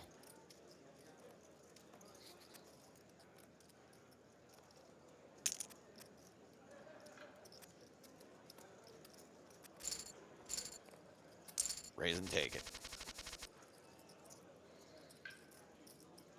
Ace king for TG Devil Phoenix. Ace 4 suited for Gabriel. Good fold. Oh, we do get a defend from King 8. Domination situation. Queen high flop. Yeah, sometimes people get carried away with these suited aces, but I think when you're facing an under the gun opener, those type of hands just don't play quite as well against that range. It's weird. You know how, actually, you probably don't have anyone in your family like this, but so like in my family, basically my brother was such a nightmare that he used to get praised just for being less of a nightmare. And that's why I'm praising the ace 4 of diamonds fold. I feel like there is somebody in my family like that, and that would be me. I was that one growing up, you know. Were you were you a problem, or just compared to your sister, you were a problem? No, I think that comparatively to any situation, I was a problem. But even more so, though, the gap between my sister and I and the way that we behaved and Yeah. our childhood, I think made it so that my parents had a very tough time. Because I'm picturing a situation. Okay, here we go. Gabriel is he might be my favorite player of all time. Gabriel Elfs, a very pointy-eared raise here. And gets it done. I mean, did have the best hand, but whatever. Queens now for Gary. I picture your sister being a straight A student and you being like a straight B+ student, and then your parents thinking that you need to go to boarding school. That's actually somewhat accurate. Yeah. But I definitely did cause a lot more trouble than that. But yes, my grades weren't so bad, but of course compared to my sister, they were terrible.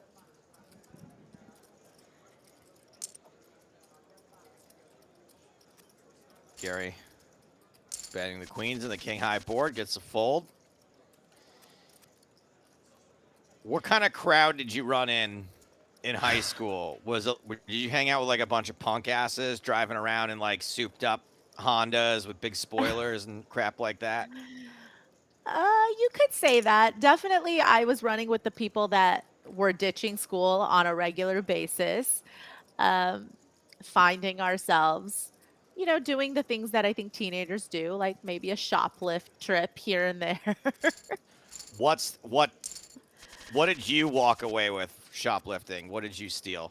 Oh, well, What's something you remember stealing? I wouldn't say that I walked away from it because I got caught, Ah. but I actually got caught stealing like $1,000 worth of CDs from Tower Records. Of course you got caught. $1,000 worth of CDs is like an entire suitcase full of CDs. A backpack full. And I thought I was so slick. I thought I was so sly. And then, you know, they wait until you walk out, right? Because they need to show that you intended to leave the store without paying for them. Right. So they wait until I walk out. And of course, they nab me and they call the police. My parents were called. And it was not a great situation. And that's why Maria had to do 10,000 hours of community service. And this is it right now. She's almost paid up. Bernardo, ace 8.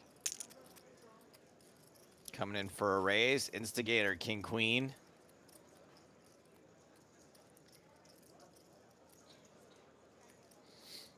It's kind of nice that everybody in chat finds it so surprising, because I know that now I seem very, you know, straight edged, but once upon a time, guys. I think I stole $1,000 worth of CDs from Columbia House Record Club. I don't know if you remember that old scam from back in the day. I do, actually.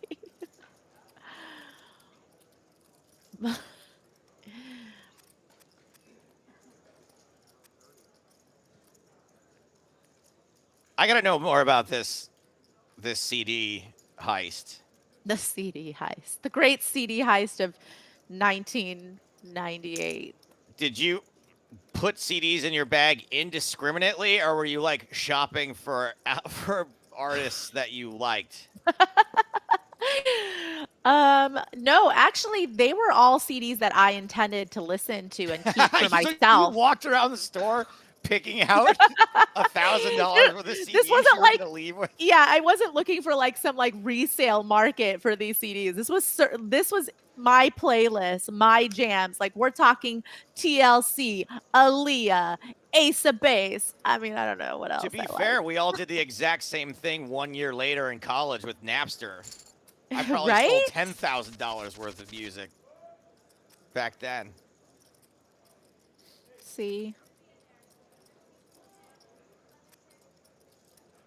what I did was not so bad.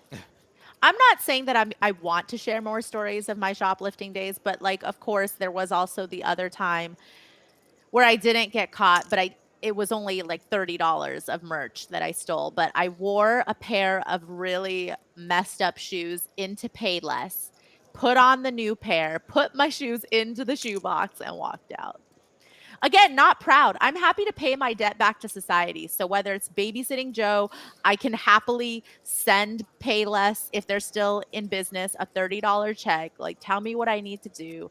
I'm deeply apologetic. I know the difference between right and wrong. I just want to put that out there. Wow, we got a call off there. A bounty Wow. call off against the shove from Fox Joke's ace 10. Ooh. Fox Joke catches the 10 on the river, survives, doubles up.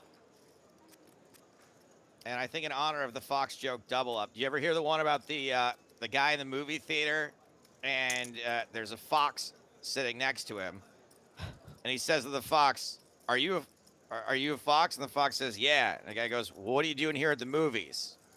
And the fox goes, "Well, I like the book."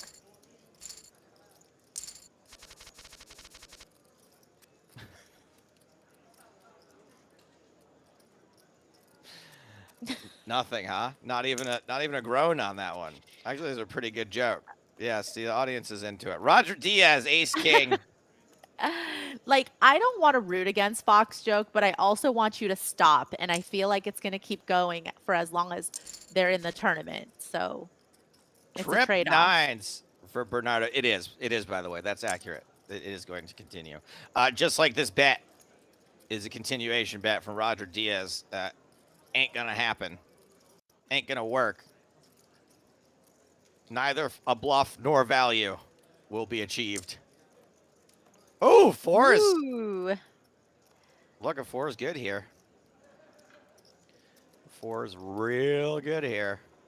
Yeah, and the problem is this texture is just so dry that it would look so strong to do exactly what Bernardo is doing right now, which is fast playing and raising.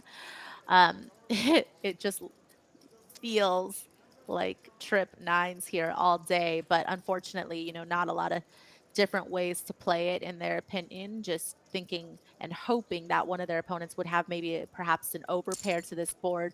Hands that might need to come along the fours though. Wow, not a believer.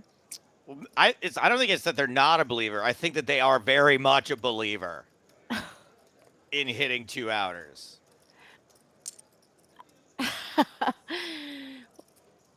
Wow, super tiny bets in relation to the pot size and obviously not leaving themselves a whole lot back. Certainly looks very committing.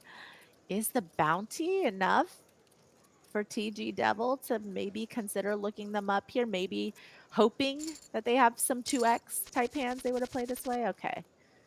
Does fold. You're right. Now I know that they were just a believer that they were going to hit a 4 on the turn. Just so optimistic.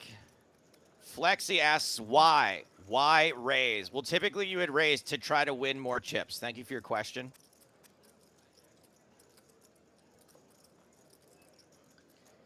Queen 8 for TG Devil. Suited.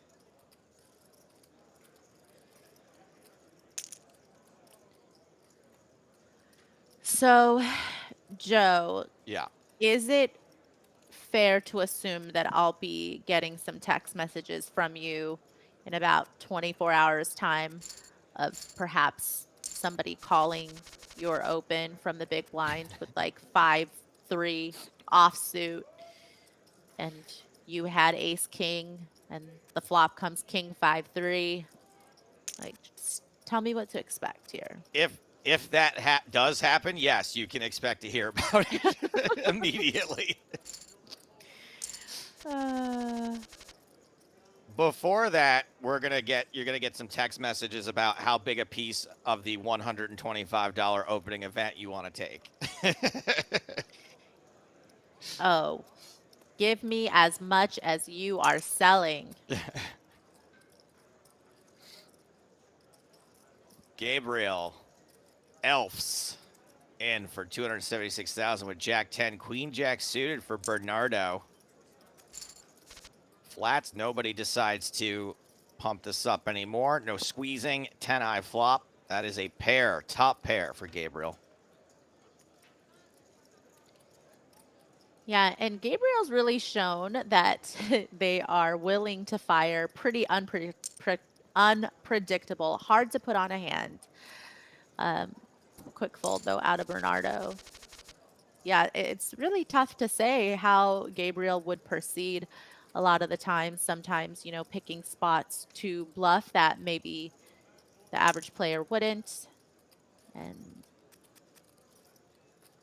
certainly knowing when to also bet for value, of course.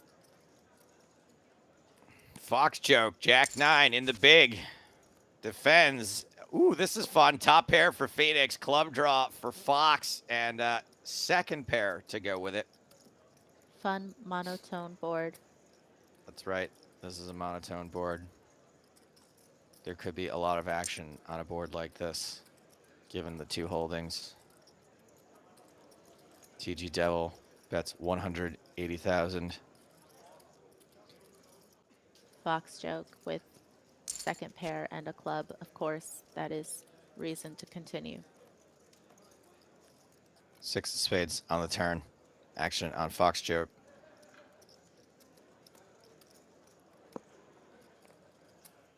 Checks. Now onto TG Devil Phoenix. Top pair, top kicker. Very exciting position to be in. Interesting decision point. Wants to protect against a flush draw, but also would really hate to get check raised. Fox joke doesn't typically avoid these sorts of situations and makes the call. King of spades on the river.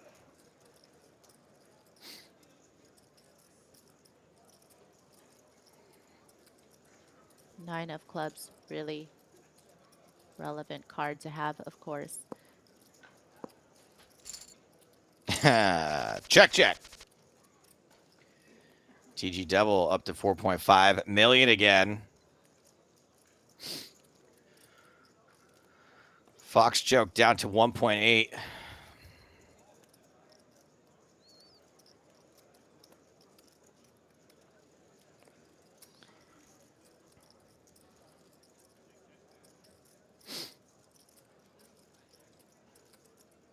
Did I ever tell you about the time I was in the woods and I found a suitcase with a fox and 4 cubs in it? And I called animal control and told them. And the woman on the other end, she said, "That's terrible. Are they moving?" And I said, "I'm not sure, to be honest, but that would explain the suitcase." Ace Jack for Instigator. Queen Jack for Fox joke.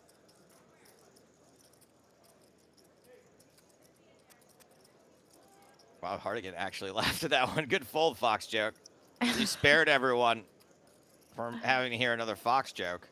Was that good though, James? Like, I'm not sure. Top pair for Instigator.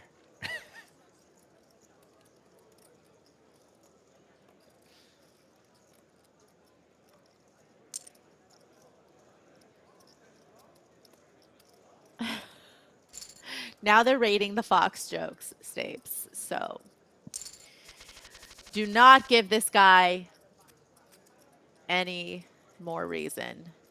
That was definitely the best Fox joke, Johnny D. He does not need to be encouraged. I feel like 7 out of 10, these 10 out of 10s, you guys are just asking for more Fox jokes.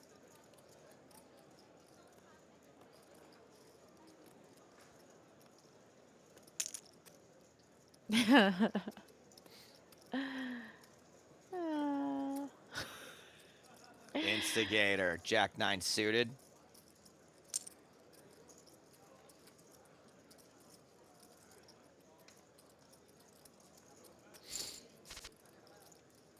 Oh, what a flop. We got some street flash poker here, my babies. I don't get why that's so exciting, Stapes. Oh, That's once again, weird. I apologize. I did not notice the monotone nature of this board. Yes. Even though street flash is possible. If the 6 of clubs peels off, we'll have 2 street flashes, which is possibly one of the most exciting things I can think of.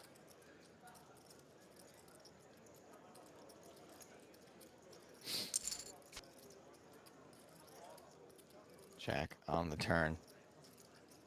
Improves neither hand. I will not be able to keep up this monotone voice if the 6 of clubs hits the river. Just to warn you now. Instigator going to seek 3 streets of value for this hand. Might be time to let it go, TG Devil.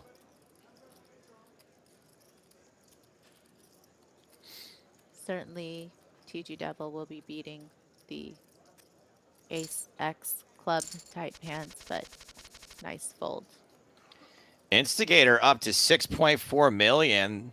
That is good for 5th on the leaderboard. Biggest stack at this table.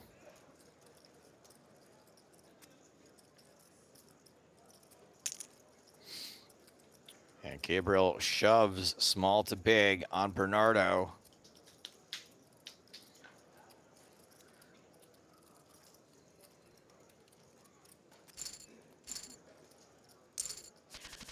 So I think we hit the next pay jump, right? Because at 26 players, there was a pay jump. So when is the next one after that? Yeah, well, let's talk about that. We've got 26 left here. Yep, the next one after that is 17th. Makes Everybody sense. now guaranteed $1,733. Mythos opening ace king off. Fox joke with ace jack. Maria, did you know that the average fox can jump higher than a house? No.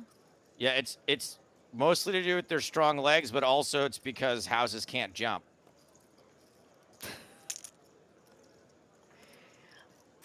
No. Pocket queens for Gabriel. Called all in by Mythos. Ace high with 3 clubs. Doesn't matter. King of clubs in Mythos' hand. And that is a double up for Mythos. Gabriel in very bad shape now.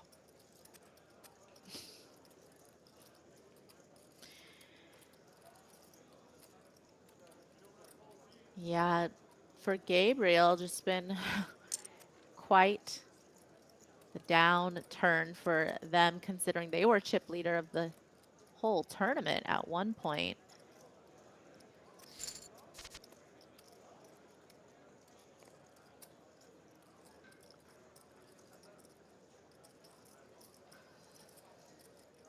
King Jack slightly in front now.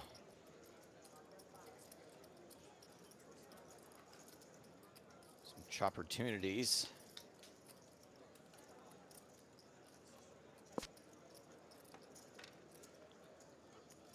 Clubs on the turn, so some possibilities for TG Devil to win this pot outright. If we go runner, runner.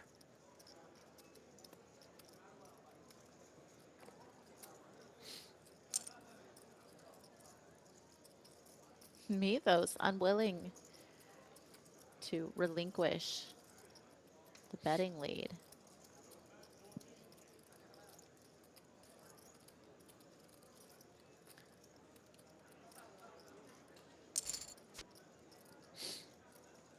Gets called by TG Devil.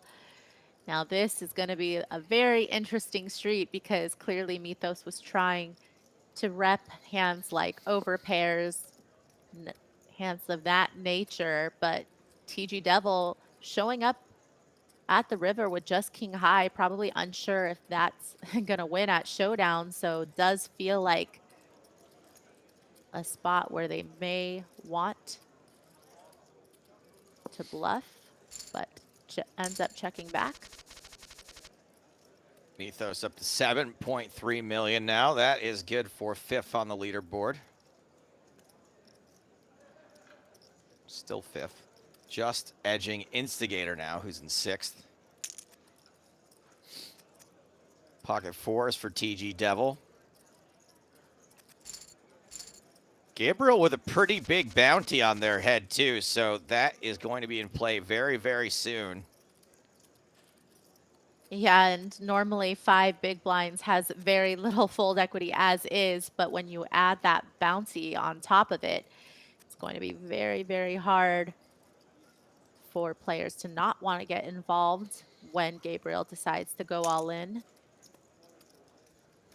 Big old raise from Mythos. Should get the fold from Instigator. Does.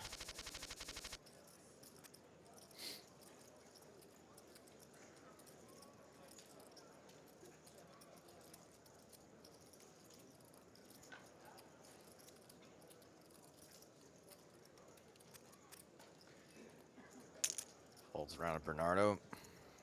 Min raises with ace-9 offsuit. Fox Joke is suited. Maria, did you know I have the eyes of a hawk, the heart of a lion, and the ears of a fox? No. I also have a lifetime ban from the zoo. Pocket 8s for Fox Joke. I'll let that one count for both that hand and this one, okay? I'll give you guys all a break. Stapes, I just want to know, like, are you surprised at the amount of Fox jokes that are out there in the universe, in the Googleverse? Or do you feel like this is about right for what you expected when It's you about right. decided to go down this rabbit They hole? almost all have the same punchline, which I'm trying to avoid. There's the all-in. Yurek's probably going to call it off, try to win this bounty. Yeah, just slightly south of 10 bigs is the shove. Wow, No. surprising. Wow, actually. $1,155 you're leaving on the table there, guys. I don't know about that.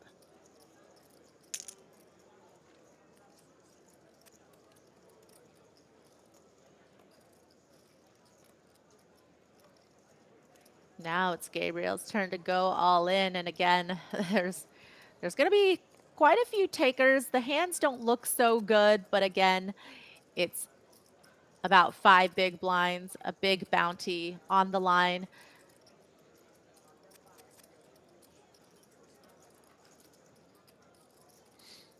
They're going to let the devil do the dirty work.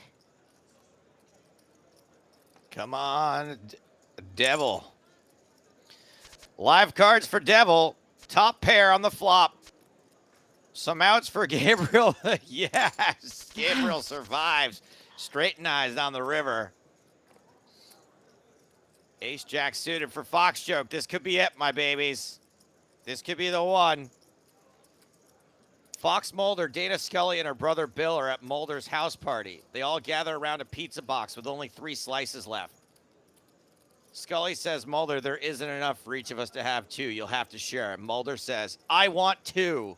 Bill, leave. Fox Joke just raising. Yeah, TG Devil, though, not going to let this raise go unchecked. I would imagine Ace Queen goes all in.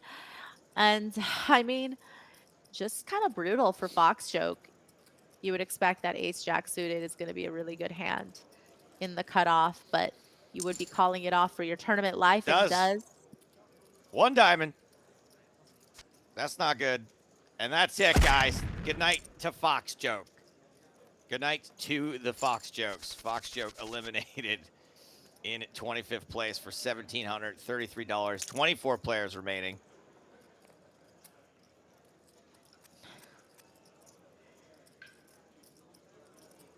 Is this the time to take a poll of who is sad that Fox Joke has gotten eliminated?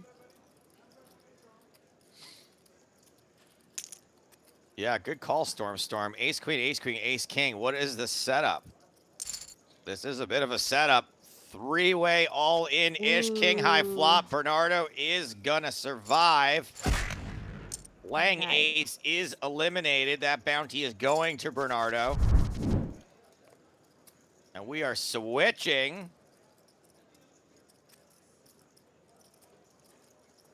Following Mythos,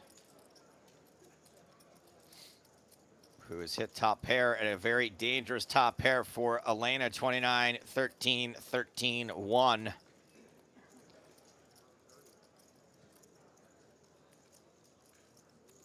Yeah, feels like a really safe board from Mythos.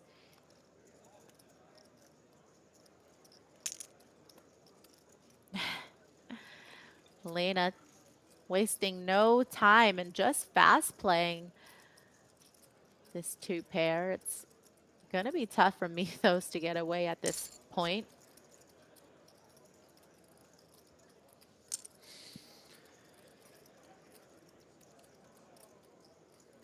Wow, these 2 big stacks really clashing. Oh, yeah, I think I miscalled this earlier, guys. Sorry. Elena, not the one in trouble. Yeah, and for Mythos, you know, having the king means that it's a little... Oh, I had it right all along. I was my just going to say that Mythos having the king makes it a little less likely that Elena is check raising the flop with those straight draws. But now, not quite as much to worry about. Mythos shoves and gets called by Elena, who is knocked out. Wow. Elena was the biggest bounty of this entire tournament. $2,444 bounty being shipped to Mythos, who is now far and away the chip leader. Massive pot. In this event. 16.5 million chips now. I think this is where we bring James back, right? James? Joseph Stapleton, I am with you. And what a hand to end that session with. And what a chip lead for Mythos Street from Greece ahead of Rita Mitsuku from Mexico, who's got 12 million. 5-minute break in the action on this week's Sunday Million PKO edition. And then we'll get back to the tables. I always feel awkward when we do some shameless self-promotion, but the reason for it is I watch the live chat sometimes and I realize there are people asking, like, you just dropped a mention to a podcast. How do I get that? Where do I see it? How do I listen? And of course, we always think that the Venn diagram has a very healthy middle slice, right? The people who are watching the live streams are all listening to the podcast. Actually, maybe the overlap isn't as big as we think it is. And maybe there are people out there who'd like to know about the show, Joe, who don't know about it. Yeah, okay. So, quick rundown. It's called Poker in the Ears. You can get it any place that you get podcasts, right? So, Apple Podcasts, Spotify, what SoundCloud is the other one. I think there's one other platform we're on, James, right? Oh, there's loads of platforms. I tend to just list the big ones. So most people with an iPhone or an iPod will go through Apple Podcasts. Everyone with an Android device will go through the Google Podcast or Google Play Store. Amazon Music, we're on there. Spotify, as you mentioned, Joe, and SoundCloud and Stitcher are the other big two. And at pokerstars.com/podcast. The reason why I'm always hesitant to give out that URL is that there are so many redirects in certain countries that you might get redirected to a non-page. But if you are in a part of the world where you can access the PokerStars homepage, the .com version, then pokerstars.com/podcast will work for you. And what I would say, too, is about the podcast, and I don't know if this will make people more into or less into it, but to be honest about what it is, we don't really do strategy. We don't really do analysis. Our podcast is a lot of pop culture and poker, right? Anytime we can figure out a way to cram some poker and pop culture in there, and we end up, a lot of our interviews end up skewing that direction as well. So, you know, we do get poker players on the show this week. Bankroll is going to be on the show, one of the best poker players in the world. We do get players like Ben every once in a while. But then a lot of the time we're actually like, oh, we love movies and films so much. How can we sort of bring those two worlds together? So we end up interviewing like a lot of writers, some directors. We had Aaron Sorkin. We do actors. So it's more of like a fun pop culture kind of thing than like a strat podcast. But I'm trying to keep it a bit more balanced, I guess. And the good thing is we've recently set up our kind of podcast channels on the PokerStars Discord server. So it's pstars/Discord for anyone who doesn't know already. And the good thing is we're now hearing what the people want, right? And the public gets what the public wants, to quote Paul Weller, and what we're listening to is your feedback, your ideas for guests, and I think a healthy mix is what we need. So during WCOOP, as well as getting weekly updates from Howard Swains from the PokerStars blog, we also heard from numerous champions. Players like P. Vigar, Proudflop. We had Tonka and Spraggy on the most recent episode as well. Jerry O'Dean, a.k.a. Perry Mason. And yeah, as you mentioned, Joe, Ben Roller, Ben CB, is going to be the guest on this week's show. So a mix of people from the entertainment industry with a poker connection and poker players themselves. We've got some fun stuff planned for the coming weeks and months.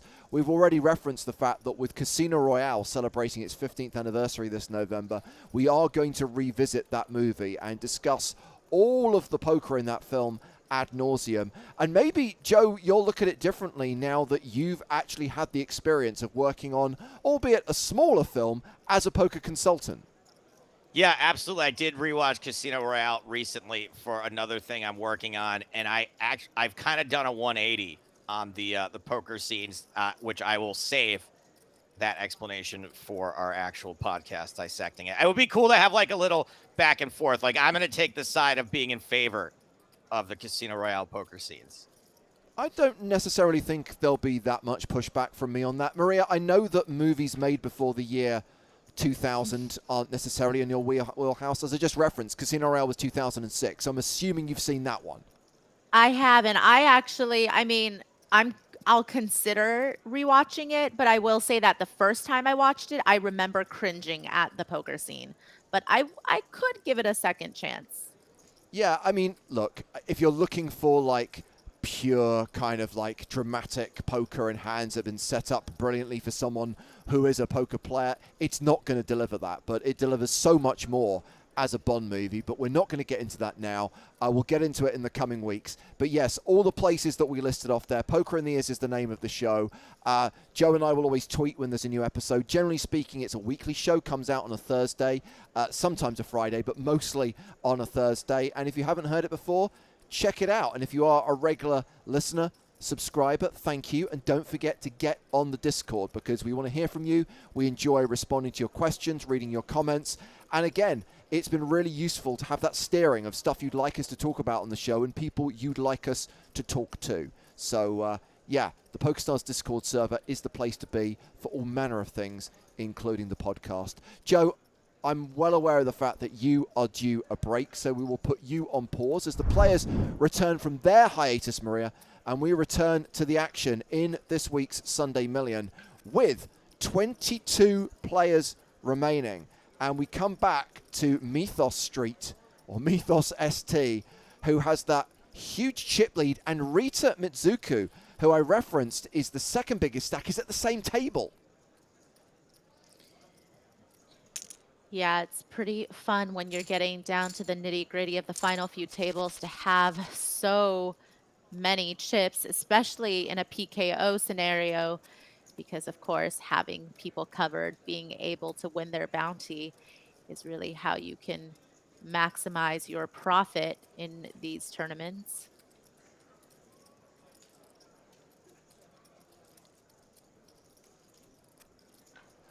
Stalking Geek asks, will we be hearing more Fox jokes from James now?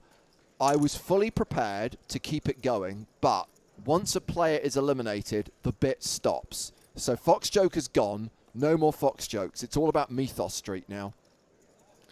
I just want to say that it's awfully convenient, James, that you took your break while Fox joke was still in. It kind of feels like you didn't want to listen to Stapes' Fox jokes, but I don't make the schedule, you know. Do you genuinely think that I'm able to escape this stream even when I'm on break? Do you genuinely believe that I'm not listening to every single moment, every single word? I thought some of them were actually pretty good. I laughed at least two of them. Yeah, the suitcase one and which one? Which other one? I like the cinema one as well. I like surreal humor.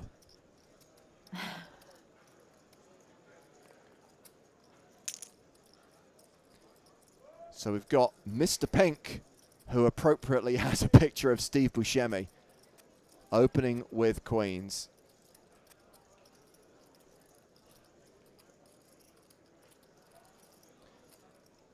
I know it's been talked about quite a lot in the wake of the 20th anniversary of 9/11, but I first heard it only 4 or 5 years ago. So for a decade after the incident, I wasn't aware of what Steve Buscemi did. And part of that is because he didn't want it to be known. He wasn't actually courting publicity. But Steve Buscemi, before he became an actor, was a firefighter.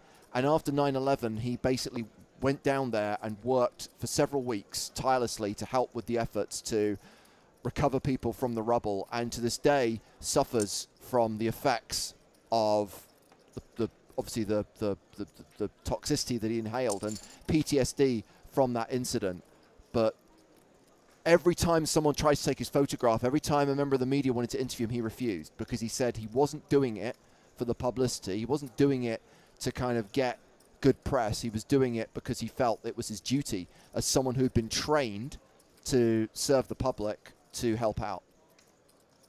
Yeah, and understandably, you don't want to take away from the real victims in that situation, and just sometimes a celebrity getting involved can certainly overshadow some of that other coverage. Anyway, this is not actually Steve Buscemi playing in this tournament. This is just someone who is using his avatar and the name of one of his characters from a Quentin Tarantino movie. We've got Mythos, the chip leader, opening with ace-9. However, Dom Professor all in with ace-king. Blinds just went up, right? So a 100,000, 200,000. Average stack is just shy of 5.3 million. So a few shorties at this table.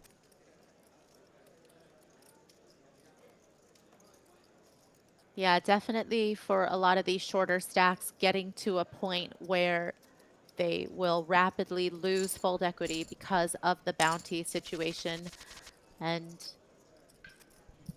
unfortunately will be at the mercy of the cards they are dealt at that point.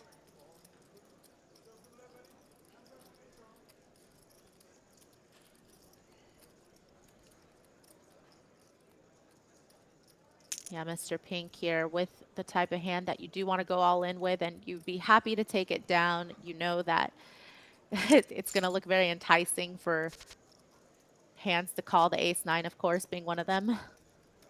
Oh, king on the river, and Mr. Pink survives up to 6 million. Now an above average stack, and 21 players remaining. We will be down to the final 2 tables when we get to 18. This is playing 9-handed, right? Yep. Quickly checks lobby for the words 8 max.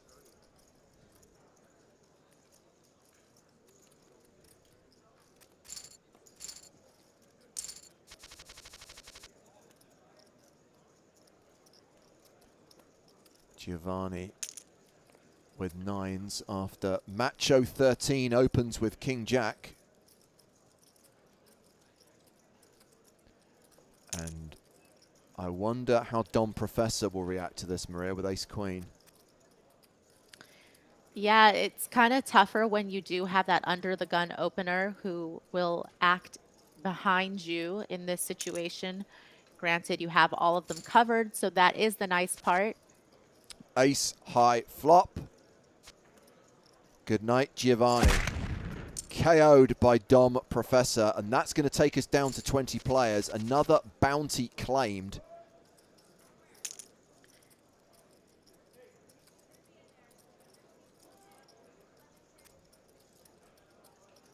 Now it's Mr. Pink with ace-9 and Dom Professor with king, queen of diamonds. Yeah, Pedro says, I see 2 dogs playing. This has been a good night for dog vitars, not so much for the cat vitars.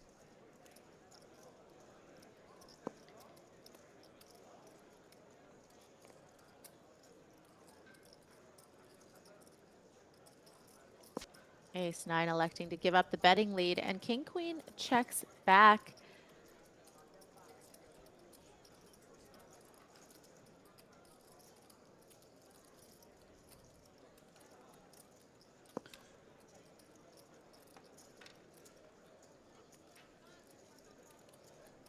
And a chance for Dom to steal here, although With ace high and a wheel draw, I'm not sure Mr. Pink would fold. And now we get to the river.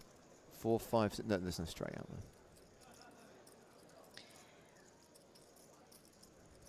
there. Yeah, it would appear that both players are pretty happy to try to find a cheap showdown in this spot. Would just kind of be an interesting line if you check all the way to the turn and then decide to bet the river with a hand like king high, and that's why they decide to check back. Just don't feel like there's much they could rep credibly. Could potentially win at showdown, but not against ace high.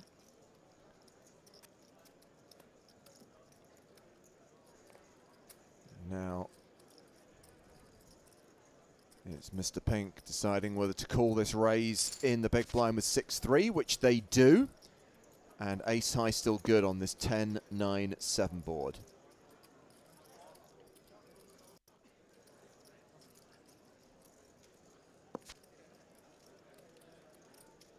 Well, that's pretty decisive. Ace on the turn for Mythos.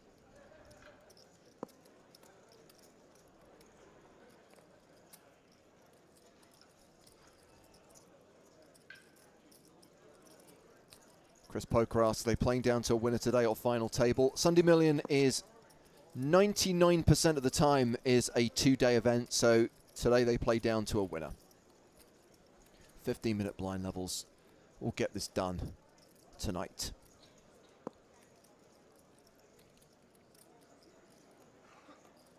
Yeah, Mythos did not seek value for top pair on the turn, and this river card giving them 2 pair, but of course the flush draw comes in, but still will go for a big bet size.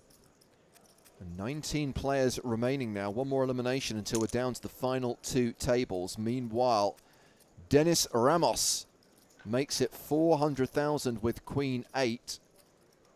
Ace 7 for Mr. Pink. Not quite the Spraggy. The Spraggy is Ace 7 offsuit. If it's suited, it actually has a little bit of value. So it's not the Spraggy. And Mr. Pink is now 71% favourite.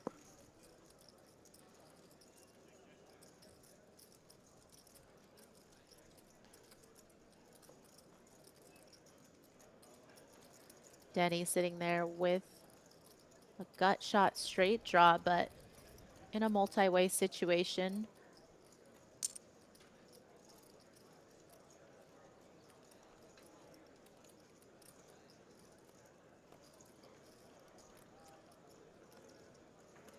Does go for just under half pot.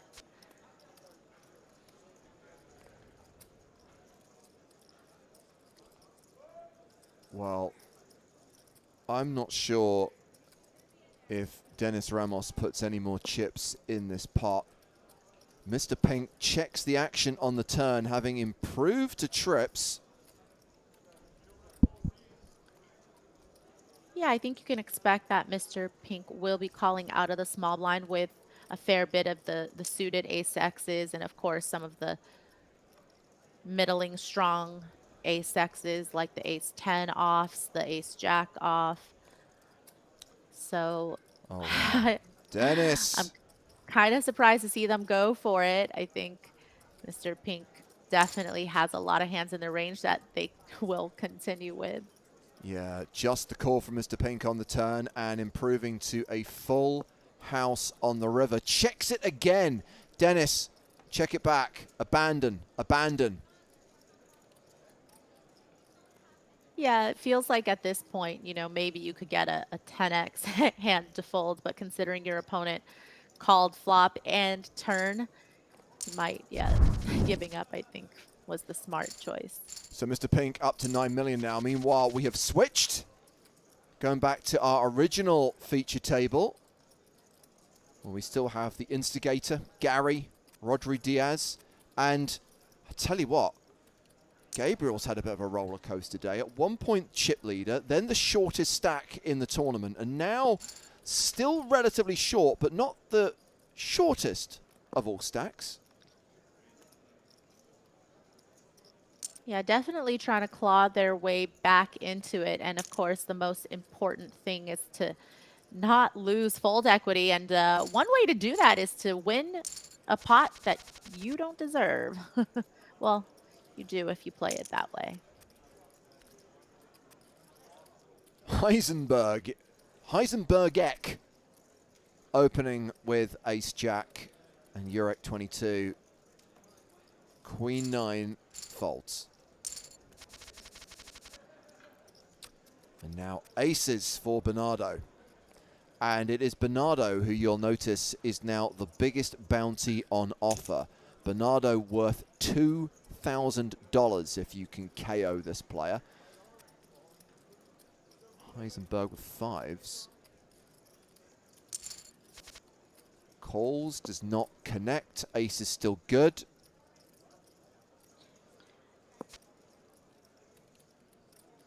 Wow, sneaky check back by Bernardo.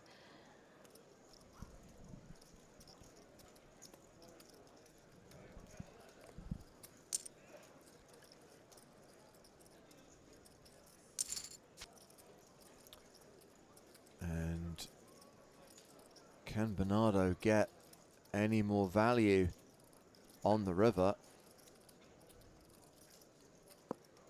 Heisenberg checks.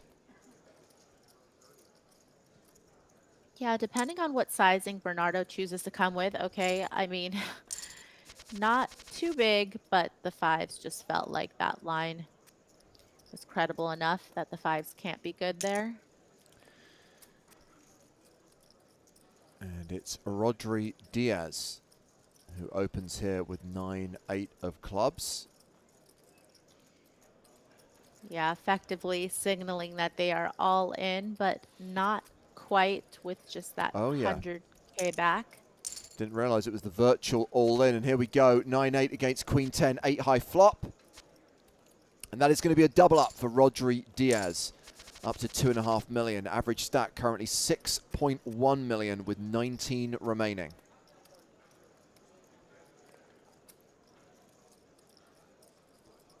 Still at the 100,000, 200,000 blind level. So yeah, 30 big blinds. That's where we would expect the Sunday Million to be at. Anything between 25 and 30 bigs is par for the course.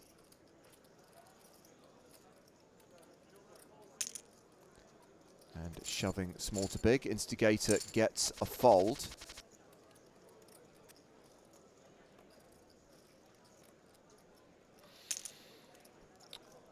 And that is a raise from Bernardo with Jack 10. King Jack suited for Jurek.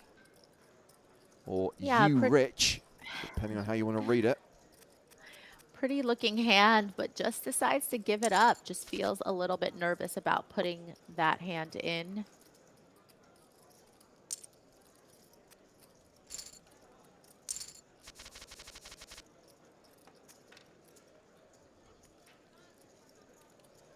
Blinds are going to be up in 2 minutes' time.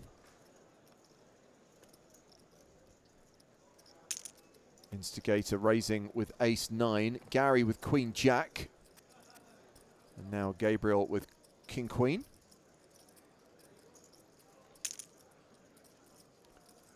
All in. Yeah, it's a pretty sizable bounty. Granted, yeah, I think the ace-9 has to go. King on the turn. No Barry Greenstein, no ace on the river. Gabriel doubles up to 6.5 million. Instigator left with 3.8 million. And look at this, ace-queen versus ace-king. Domination nation in Gabriel's favor.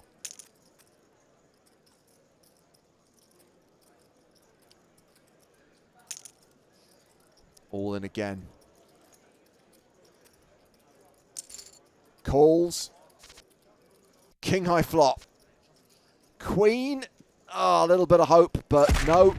The instigator is KO'd. Gabriel chips up over 10 million. And that table breaks because we are down to the final 18, the final 2 tables. So let's rejoin our chip leader, Mythos. Bernardo second in chips. And Gabriel back up to 3rd place on the leaderboard. Up, down, back up again.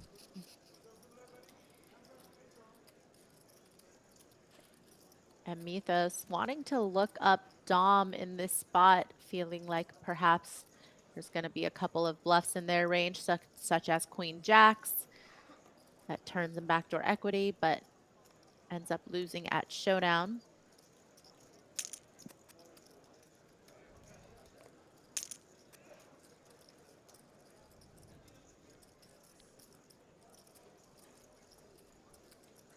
King Jack versus King Jack versus Ace Jack. Ooh, the possibilities.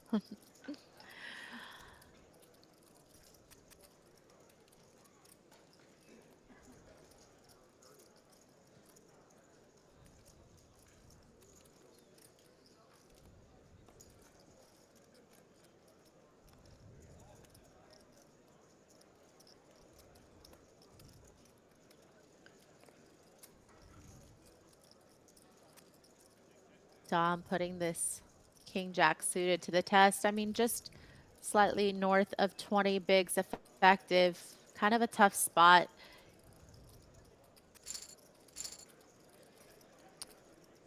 I really hope that this player is called Dominic and is a professor, because that's the vision I now have in my head, and I'd be disappointed if it was anything different to that.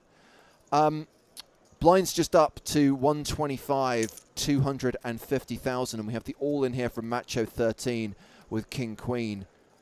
Macho currently ranked 11th in chips right now, 18 players remaining. Average stack is 6.4 million. And we are on that money jump now, Maria. Everyone at the moment, well, 18th place is going to get $1,733, but it's near enough $2,400 from the prize pool if you can ladder up to 17th place.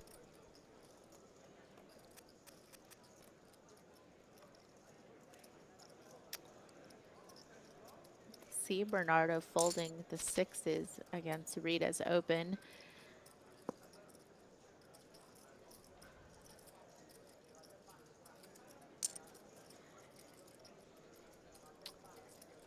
Stalking Geek points out he wrote his name as Prof. Ressor. How intelligent can he be? Maybe he's a professor of mathematics, and numbers are his speciality, not letters and words.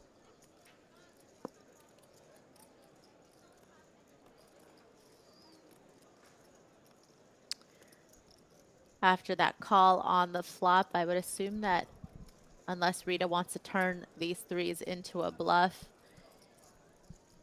they will be considering either checking or trying to perhaps get their opponent off of some type of weaker second pair, third pair hands. But now I think Urich will look to bluff catch.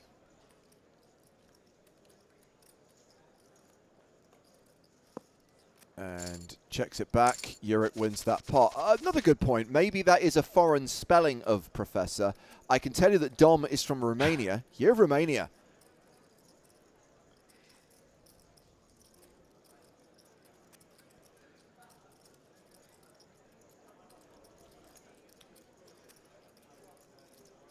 And Mythos still holding on to the chip lead right now. 14.2 million.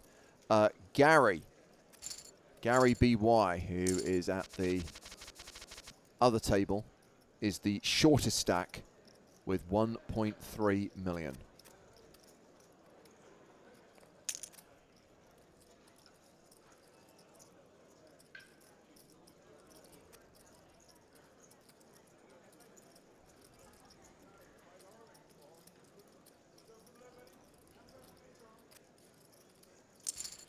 Just lost a player from the other table, down to 17. We've hit the money jump. Next payout, $2,388.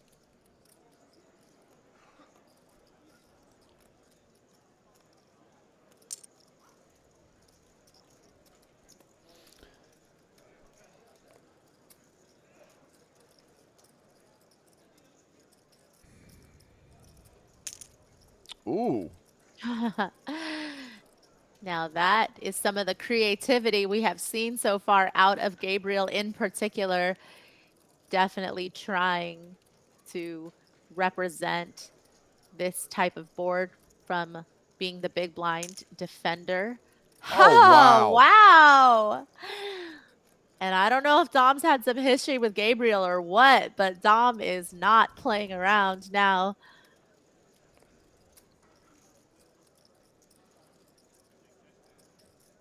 This has just got to be posturing unless Gabriel is going to go off the, off the handle.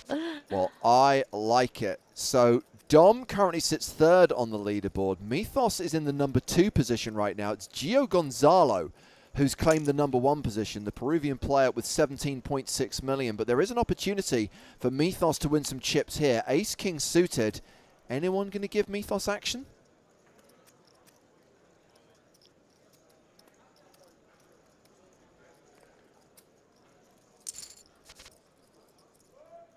Mr. Pink.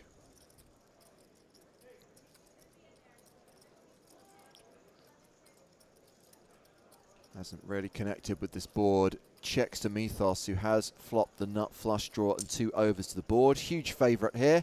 Continues for nearly $500,000. Gets a fold.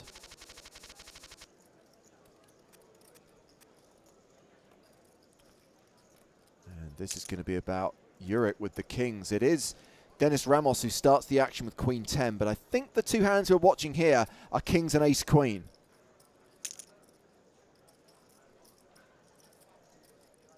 Yeah, Macho having both the opener and the 3-better covered. Yeah, it does shove. And Uric, not quite sure what Uric's waiting for. I hope Uric's multi-tabling and not slow rolling. Got shot. But kings are good, and that is a double up for Uric, and we are switching. Let's check on the chip leader, Gio Gonzalo. Not involved in this hand. It's Gary opening with Artisanal Sourdough, and Pelusinator defending with 10-7 off. You know, I get that the whole team deserves a break post W Coup, but I am really missing the Artisanal Sourdough animation right now. I'm not going to lie. I know. I kind of feel we have to hold something back, though, for the major series. There has to be something that sets apart a W Coup or a Scoop from a Sunday Million.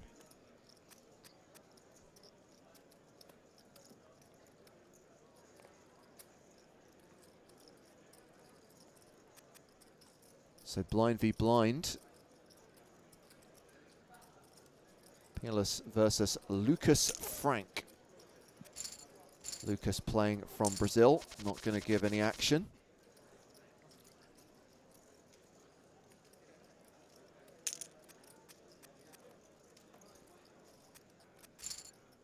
And another one for Gio Gonzalo, increases their chip lead, 18 million now, and has pocket jacks.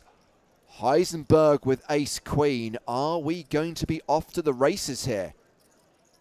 Yeah, it definitely feels like there's been some setups, but a lot of these short stacks and stacks getting to a point where it's shallow enough where you're, wow!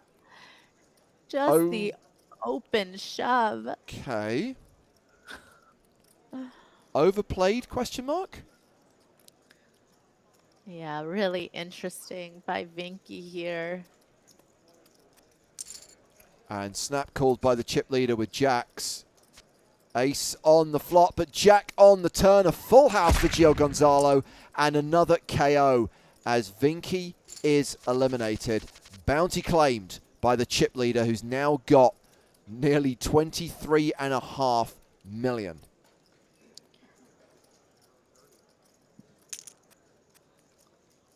Yeah, saved Heisenberg there, though. For sure. Virtual all in with eights. King 4 for Pelus. And eights are going to be good here. That is a double up for Rodri Diaz. It's all kicking off at this table. We've got ace king versus jacks now. Oh, and nines. Sorry, Gary. I missed you had nines. Yeah, and considering the positions, you know, cutoff versus button and then big blind, it's going to be hard to get away from nines, I think, with less than 20 bigs effective. Oh, you wow. Just imagine, yeah, I mean. 3-way all in. 2 players at risk here, Gary and Heisenberg. Ace high flop. Wow. And that is going to be a double knockout. Gary KO'd, Heisenberg KO'd, both bounties claimed by Gio. Gio Gonzalo gets the rose, and such a ridiculous chip lead now, Maria. 31 million for Gio Gonzalo from Peru. Don Professor over at the other table is the second biggest stack with less than half of that, 13 million. Yeah, absolute insanity over the last few hands. Just some real setups. And especially when you know that the big stacks are going to be bounty hunting and isolating really wide, you're just not going to be able to get away from those types of hands with the nines and the big blind. Yeah. And now we've got Dennis Ramos all in with sixes, and the tank here with Jack 10.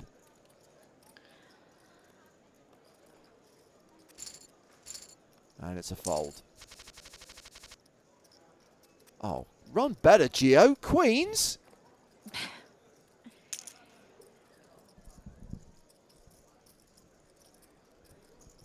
So jacks, queens, ace, king in the space of 4 hands?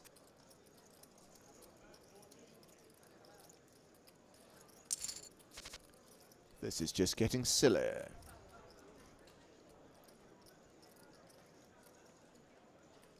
Queen's still good on an ace-6-4 flop. You'll notice, by the way, that Gio Gonzalo's bounty's gone up to $3,000, but not currently available.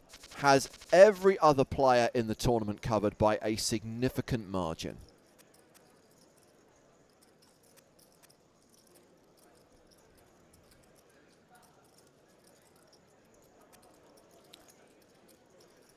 Pelisinator, short stacked.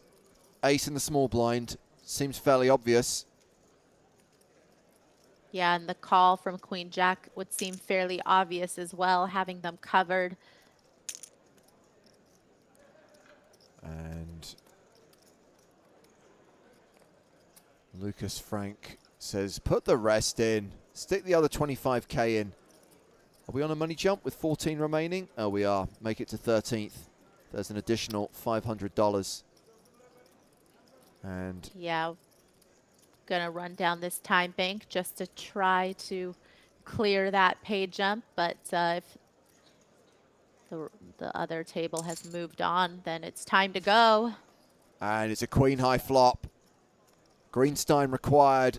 Only the 6 on the river. It's another KO. A bounty claimed by Lucas Frank, taking us down to 13 players. And now that Pelisinator has gone, that means Bart Gov from Belgium, one-time chip leader, is the shortest stack, and all in with jacks, racing against the ace-queen of Gio. Jacks holding. And jacks double up. Gio Gonzalo is not invincible. I was going to say, I'm shocked that those jacks held. And Bart all in again with ace-jack. Unlikely to find a customer here, though.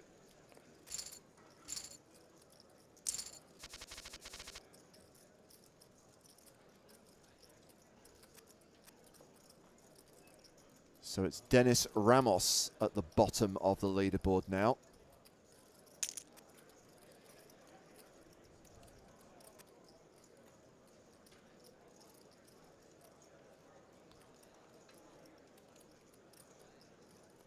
$10-4, Dennis. Calls. Hey, I thought it was a nice little spot for a stop and go there. Pay your 10, get your chips in. Yeah, with that check back, definitely going to feel a lot more comfortable as well. Perhaps could put out a bet for protection, for some value. You know, certainly a few ways that you can proceed once your opponent checks the flop. There we go.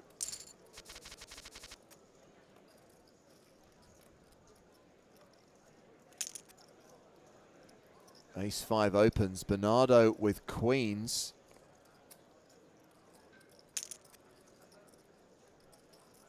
Three bets and gets folds from the blinds, and we'll probably get a fold from Gio Gonzalo.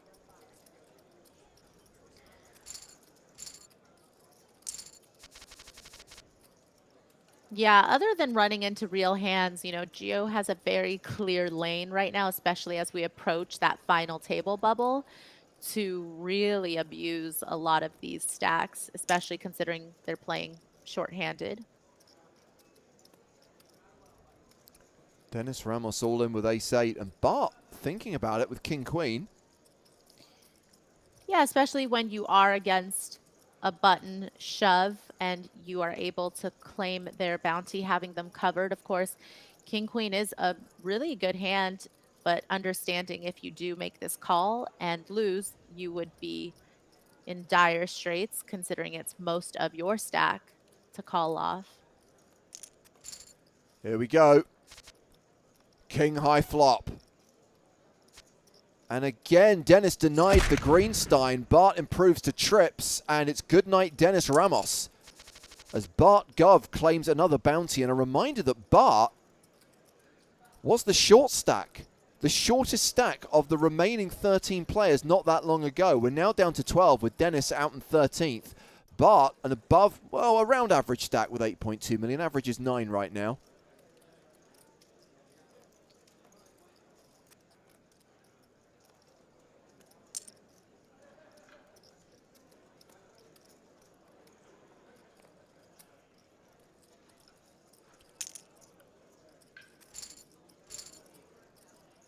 Geo holding on to that chip lead, close to 30 million chips.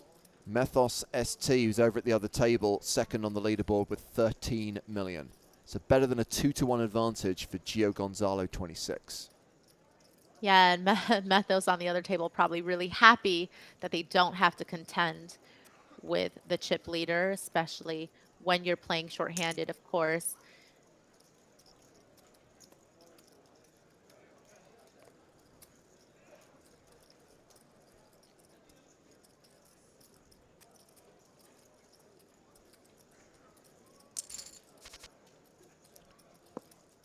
Jack 8 versus Queen 10. Queen high still good here.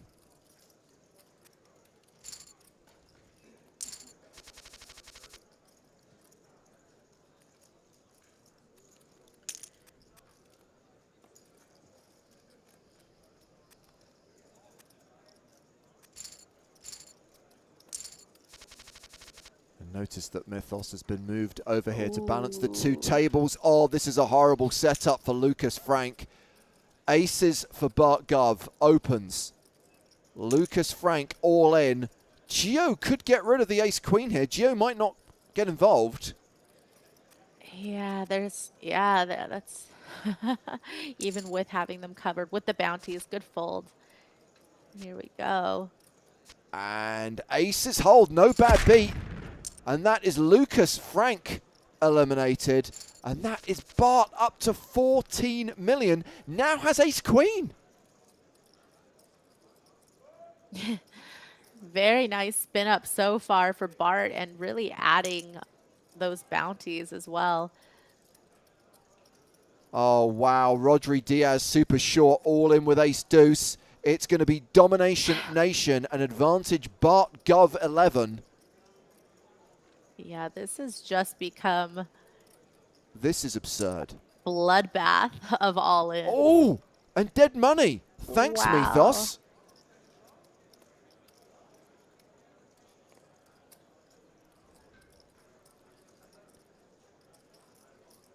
So what to do? Wants to isolate, wants to claim that bounty. And this is going to be hard for Rodri. Needs a deuce. Doesn't hit, and just like that, we are down to 10. That's going to mean hand for hand on the final table bubble. But more interesting than that, Maria, 10 hands ago, literally 10 hands ago, we highlighted Bart Gov 11 as the shortest stack of the remaining players. Bart had 2 million. After 10 hands, Bart now has 17.9 million and is ranked second in chips. Apologies, switching. We're hand for hand, so let's stay across both tables.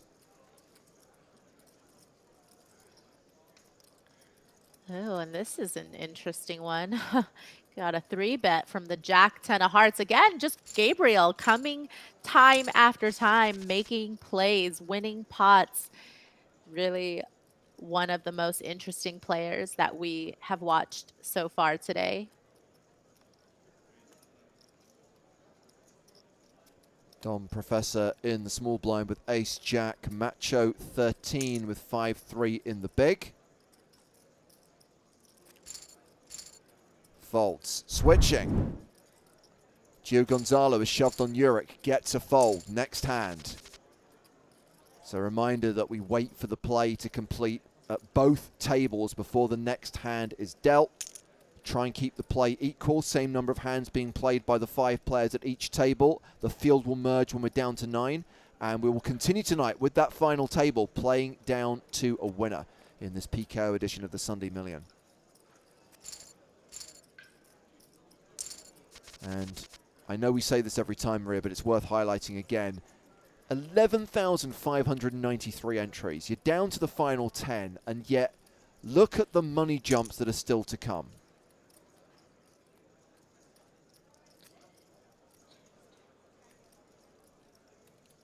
Yeah, and when you mention, the type of field that these players have to get through to get here, I don't think it's very surprising that we don't see a lot of familiar faces. There were some people in chat asking, any known players left, and it's definitely the type of field that there's going to be a lot of landmines.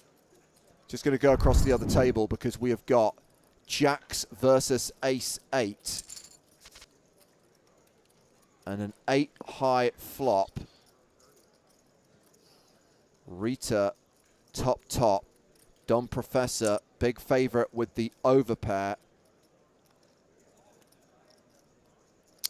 Yeah, this is going to be tough to get away from. I think sometimes you expect your opponent to c-bet, of course, with 2 overs, not having an overpair. Boom! Greenstein finally makes an appearance. The ace on the river gives Rita Mitsuku the double up. So we're still on the final table bubble. And I'm okay with that, James, because I feel like so far all of the all-ins have been knockouts, and it's okay to see a shorty double up. Yeah. Switching. It's the 2 big stacks. Bart Gov 11 versus Gio Gonzalo. The hands aren't matched, though. Ace King versus 7-4. But look at this. A bit of spice from Gio, getting frisky. Yeah, of course, also putting pressure on somebody with a big stack that might not want to get into a huge pot unnecessarily with the chip leader. Of course, we see that Bart has a real hand.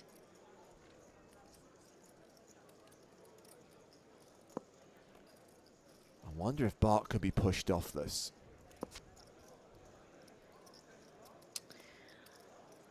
Yeah, definitely not a great run out so far for the ace king. And again, knowing that Gio did 3-bet pre definitely makes them a little bit wary, but able to get to the river and with the board pairing.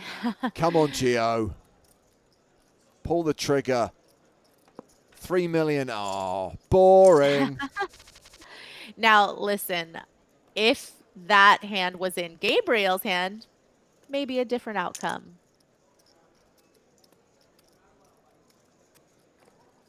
Button raise from Bart. Uric with 8-4 of spades. Folds.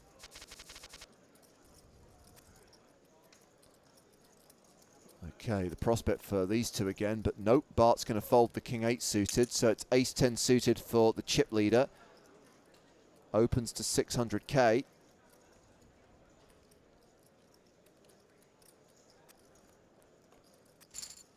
And switching. All in. Dom Professor opened the button with 8-7. Macho 13 shoves from the small with Jack 10 of clubs.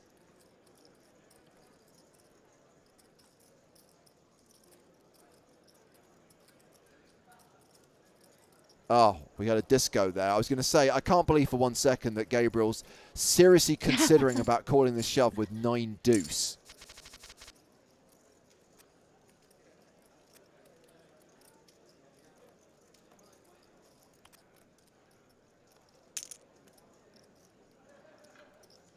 Raising with King 4. Mr. Pink with deuces. Rumor is they never loses. Yeah, and in a blind versus blind situation.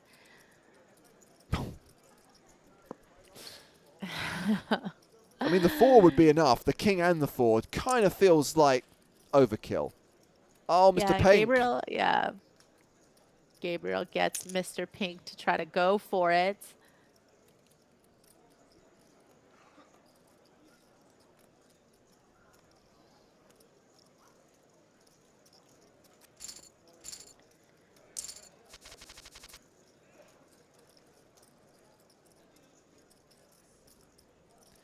And I should say that even though we've got, you know, a couple of players who maybe are on the shallower side, because of the carnage we saw, switching, mainly due to this guy, Bart Gov 11, when we got down from like, what was it, sort of 14 players down to 10, Maria, that means that the average stack is relatively deep right now for the Sunday Million, 11.5 million.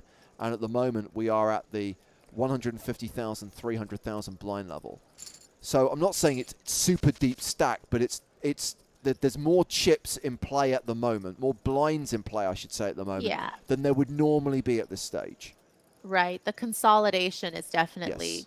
a lot faster at this point, and so I think it certainly will slow down. Plus, you add in the factor that we are at the final table bubble, which already, in essence, slows things down to a certain extent. And when the bounties aren't really viable, then we are going to see more post-flop play.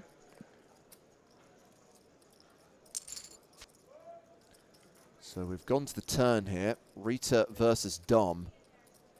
And a pair of 9s still good. Rita has improved to a pair of 5s and bets $1 million.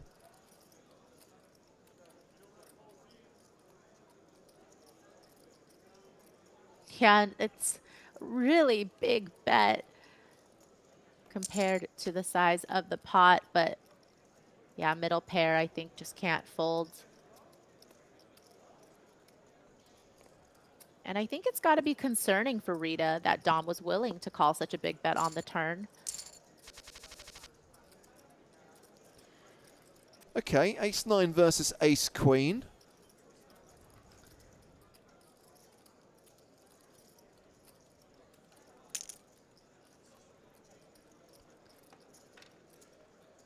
Yeah. 600,000. Can't find a much better hand and better situation to shove with than here.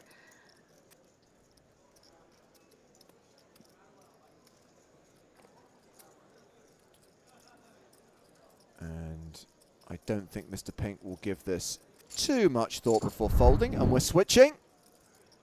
8s versus 6s. Mythos versus Gio Gonzalo.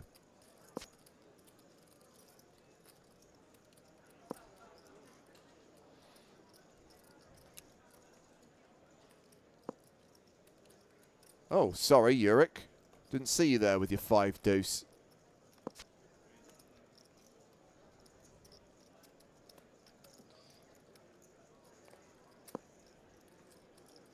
Yeah, a really coordinated board at this point in a multi-way spot. Who is going to try to maybe bluff at this? Looks like gonna go to showdown.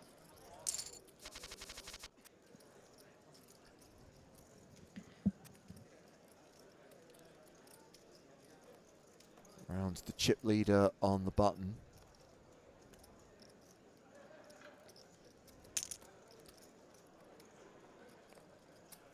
And that is the kind of out of line opens I like to see when you are on the button as the chip leader.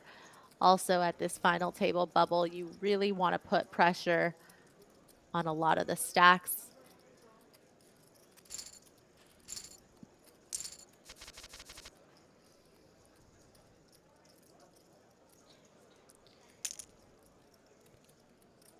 Queen 10 suited opening. Ace-3 for Yurik on the button. Folded to the big blind. Mythos 9-8 offsuit defends. And that's a pretty decisive flop for the Queen 10. Check, check on the flop. 4 diamonds on the turn.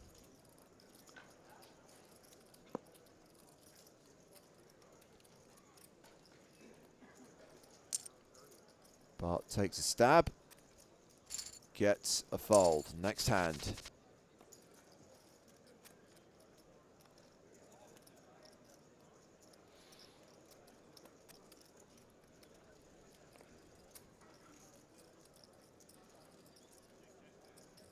Looks like an extended period of hand-for-hand play, Maria. Yeah, I mean, and you had mentioned there's just not really that many super short stacks anymore. So whereas a lot of these spots now playing post flop and not going to be playing a huge pot unnecessarily post. And we have reached the point, as we witness domination rotation at the other table, we have reached the point where there is a money jump with every elimination now. 10th gets $3,290. And obviously we've got the final table payouts advertised on screen, more than 4.5K. Guaranteed if you can make it to the top 9.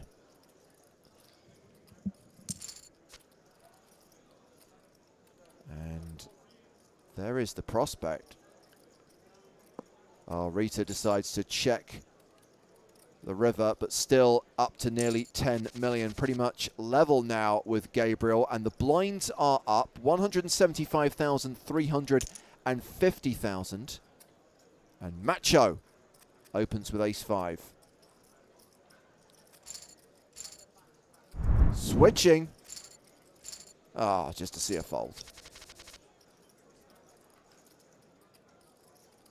Okay, there's a little potential here.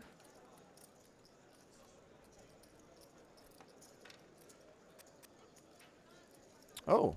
Wow, that is potentially a very tight fold pre. I mean, I'm not saying you got to 3-bet that hand, but I think that a call is in order. So blind v blind, Dom Professor with King 7, Macho with 10-9, outflopped Dom, top pair, and raises this flop bet, gets a fold.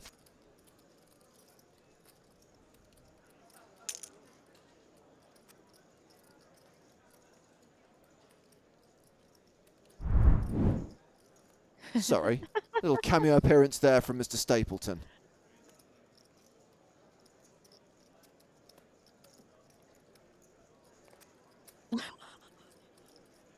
At least he wasn't cranking it. At least he wasn't shoving a sausage down his throat.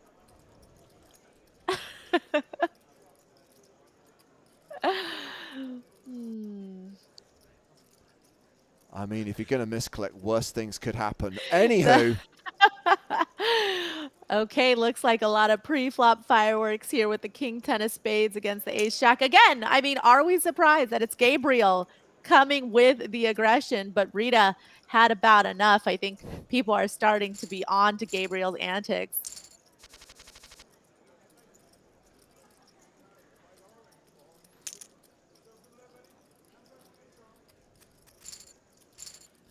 Okay, let's see if I do this right. Switching. Correct table, correct commentators.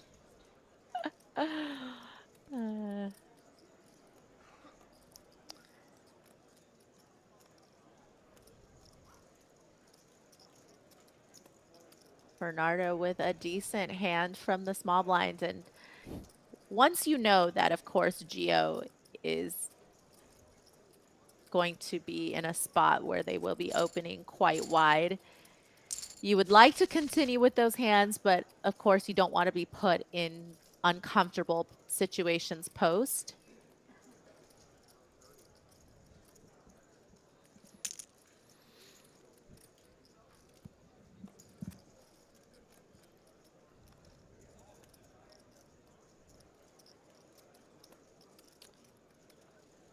Gio Gonzalo still chip leader, but look how Bart has closed the gap. Opened with 8-6. Bernardo flatting with 5s. Bart in with ace-5. And 5s are still good here?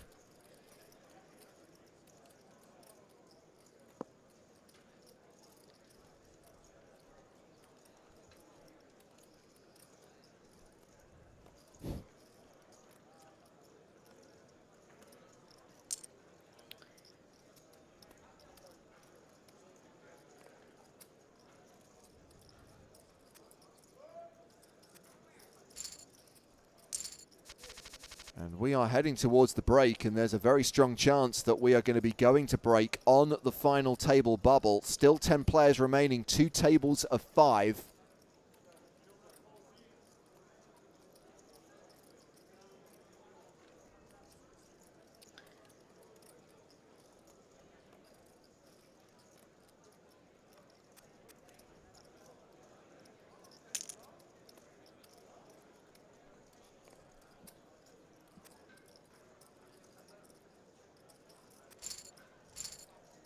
And I can tell you that play has concluded at both tables. We are going on break. Yes, 10 players remaining in this week's Sunday Million. A $109 PKO. And as we go on break, it is Gio Gonzalo, 26, from Peru, who's the biggest stack with 26.7 million. And it's Mr. Pink 111 playing from Germany, who's the shortest stack with 4.4 million, coming back with the blinds at 175, 350 in around 5 minutes time. Mr. Stapleton, I am so sorry that I accidentally put you to air. It is that classic thing though, where if the blue light is on your camera, if the camera is switched on and live, you know there's always that possibility, there's always that free son of danger that you might end up on air. Yeah, it's no big deal. I know that when I'm sitting here, someone can see me. It's not always the audience, but whether it's you on your monitor or when we're doing the bigger WCoop streams, there's a bunch of tech people watching. So, occasionally I got to go digging for gold. Every once in a while, there's just nothing I can do. But luckily, that's not the situation we were in a few minutes ago. Oh, I'm so glad. It could have been so awkward. The funny thing is, Maria, back in the days when I worked in commercial radio, if ever you wanted to have a private conversation with someone, if ever you wanted to have a confidential chat, it seemed the best place to do it would be in one of the soundproof rooms, i.e. one of the studios. But what do the studios have in them? Microphones. So one of the things you very quickly realize, and having something faded down doesn't necessarily mean that someone somewhere can't listen. So the first trick was always to go around the back and start pulling out XLR cables and make sure that literally no one was able to listen in on your conversation. But inevitably what would happen is you would then finish your meeting, forget to plug everything back in, and then some poor soul would go in there to do their show, open that mic fader, and no one would be able to hear them. So, I guess maybe have your meetings and private conversations somewhere else rather than in the cone room of silence with the microphones in it. Yes, the cone of silence. Exactly. Joe, appreciate that you were on break, but I don't know whether you caught any of the action, especially from the last kind of 20 minutes or so. We did have a ridiculous situation where I think we went from 15 to 10 players in about 10 hands, and it was Bart Gov 11, the player from Belgium, who went from being the super short stack to second in chips by virtue of a double up, a couple of KOs, and just shows you with the stacks relatively shallow and with the aggressive action in these PKOs, things can change very quickly. Well, you said at the start that this wasn't going to go as long as the last couple of days of WCoop streaming that we did. It would be nearly impossible for that to happen since they were 2 of the longest streams we've ever done. That's true. I think that this stream is sort of taking its time, even despite those flurry of eliminations. And I guess now that we're on the bubble, we might not even be halfway done with this thing yet. I mean, we certainly are field size wise, but things tend to slow down once we get to the final table too. Yeah, I think we're probably past the halfway point, but you're not wrong. There's still a decent amount of play in this yet. And Joe alluding there to the WCoop main event, and we alluded to the fact, Maria, earlier on that you weren't with us for our last day of coverage. Now, with the events that we streamed earlier in the series, earlier in WCoop 2021, and apologies for using UK time, but I'm sure you can do the conversion by minusing 8 hours.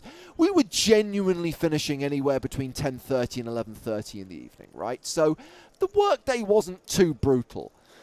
Cut to main event week, and Joe, I feel so bad because I bailed on you guys at half midnight after the bubble burst. I think you were going till 3:20 in the morning, 3:30 in the morning on that day when you played down to the final 72. It went really late. It went to about, I want to say, almost 6 p.m. local time. So, yeah, so that's after 3 a.m. your time. I didn't mind the bailing. That's fine. I think bailing's even kind of a little bit harsher of a word than's necessary. What you guys may or may not know is that Hartigan works a full workday and then does a stream at night. I get up early. Don't get me wrong. I get up at 6 o'clock in the morning to do those streams. However, I'm done at the latest by like usually 4 o'clock in the afternoon. So when James says he bailed, it means that he only worked a 16-hour day instead of a 20-hour day. So I'm fine with it. I'm getting old. I can't pull the hours off anymore. And then the next day, playing down to the final table was like till like 1:30, 2 a.m. That was another long one. And then I think the main event final table was the longest final table we had. So if you were going to miss a week of the coverage, Maria, you picked a good week to take a break. And by the way, you are on break now as Joe and I return to the final 2 tables of this week's Sunday Million. 10 players remaining, split across 2 tables. Let us go across to this table, Joe, where we've got pocket 8s versus pocket 4s. Pair on pair. Rita Mitsuku. Nice. Out of Mexico. Cool. Well, both players sure to hate this flop. Yeah, and it will be the Snowmen's that bets. 8's hating it a little bit less, just 1 overcard. With 4s, you're just happy there was undercard. Yeah. Adam K asking, sorry, it was Reef Gerard asking half price at Millie this week. Adam, thank you for the compliment. I appreciate it. And to Gerard, no, 109 is the standard buy-in and has been for some time for the Sunday Million. The difference this week, the kind of thing that's different about this week is that it is a progressive knockout PKO format and it isn't normally. Is Gabriel considering calling this? No. Oh. Slight cooler shaping up here. All right, so 350,000 is the big blind. All right, so even these like 4 million chip stacks aren't that impressive anymore. No. And the open from Macho. I forgot, too, that when I said, you know, we might not even be halfway through this, I forgot about the 15-minute blind levels. Yes. And this isn't like a W Coop where when you get to the final table, the blind levels increase to 30 minutes. Right. Tough spot here, but with the bounty in play... So much of your stack, though. Is it ever going to be a worse hand? Is it ever going to be ace-10? Is it going to be king-queen? Calls and... Oh! Domination... Domination... Oh. It was a fun run out. Net result, chop pot. And Joe, you know what they say. Everyone loves a chop pot. Boom. Nailed it. Sick hand. I do not disagree, Gabriel.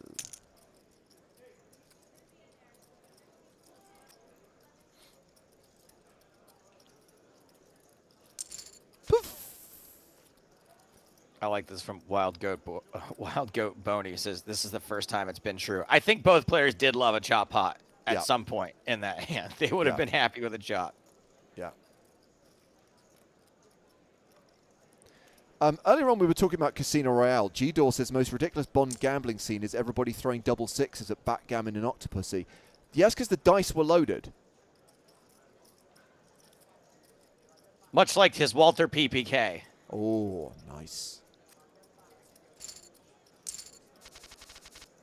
There is I mean, there's many things wrong with Octopussy, but there's such a dodgy line after that backgammon scene. So first of all, after Bond nicks the loaded dice and rolls double sixes for the win, and then the evil henchman crushes the dice, which is exactly, it's a rip-off of Oddball crushing the golf ball from Goldfinger.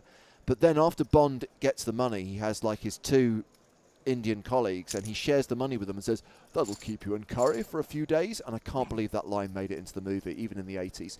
Switching. James, the movie's called Octopussy. And nobody ever talks about it. How did it become? How is that? Like, does everyone just pretend? Was everyone just like, we don't? It's not even a double entendre. It's just an entendre. Oh, we got another one. Joe, this is a chop pot. And you know what they say? Everyone loves a chop pot.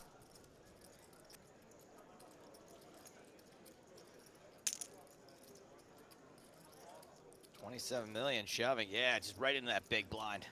Well, here's a hashtag fun fact for you, Joe. In the short story, which doesn't really have much to do with the film, Octopussy is a name given by someone to an actual octopus. It's not a woman's name. Okay. Maria, take your break. Get out of here. Switching. Mr. Pink, Oh. all in. I got to admire the commitment to the screen name and the avatar. Not a lot of people do that. Yeah, I agree. Although I don't think that that is a photo of Mr. Pink. No. But I kind of like that. I like the fact that it kind of alludes to that character being the same actor, but in a different context. Switching.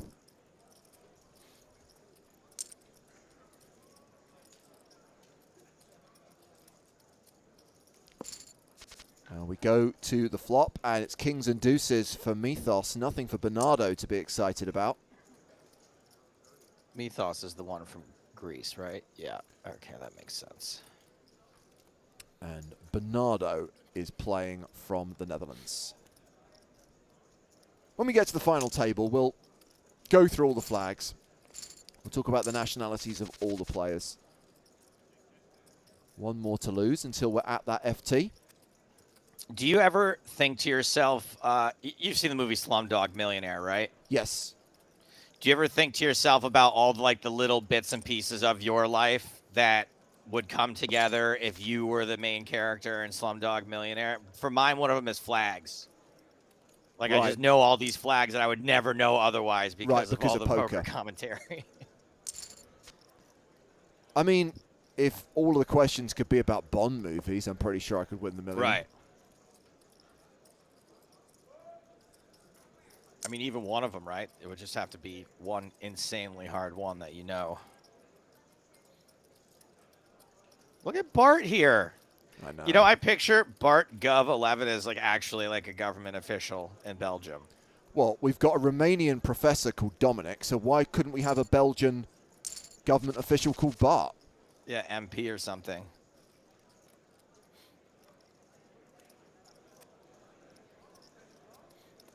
Maybe Gonzalo as a geologist. I mean, use your imagination, people. Just imagine. Imagine the talent, the brains that we could have at the final table tonight as Mythos opens the button with ace-9 suited. And gets a fold. That means we're switching. Okay, so when my my girlfriend met one of my close other girlfriends for the first time, hold on, let's see if this gets called off with the ace-7. Don't call off with the Spraggy. Oh, no. My girlfriend met a close girlfriend of mine and got a little competitive with her. And my girlfriend's 5 feet tall, and my girlfriend is 6'4". And my girlfriend challenged her to a one-on-one game of basketball during this bout of somewhat territorial cattiness. That's what I'm thinking about right here when I see this guy on Twitch, so that he'll take you on in Bond trivia. Where is he? Wilbur the Third. I'll take Wilbur you on the Bond Third. knowledge. You have no shot, buddy. It's like challenging an NBA player to a game of one-on-one. I will take Hartigan all day against anyone in this chat, against a team of you. Whilst I admire your girlfriend, all one word, for kind of wanting to prove her worth against your girl space friend, I kind of feel she could have picked a better form of competition. Yes. And luckily my girl space friend was like, no, we won't be doing that. Well, Bernardo's still alive and kicking. That's good. Gio Gonzalo, all the chips, huh? All the chips, all the bounties. 6 grand in bounties already.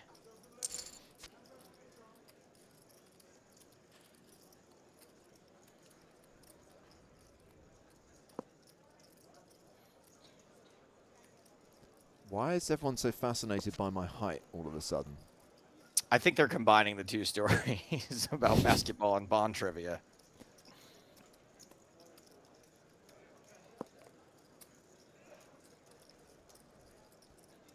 Well, Domination Nation has remained in Bernardo's favor, up to 13.5 million.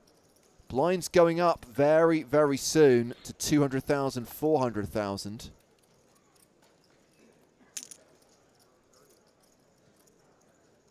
And that's going to get us back to around the 30 big blind mark. So that would be the level, as an average stack, I mean. So that would be where I'd expect something to give.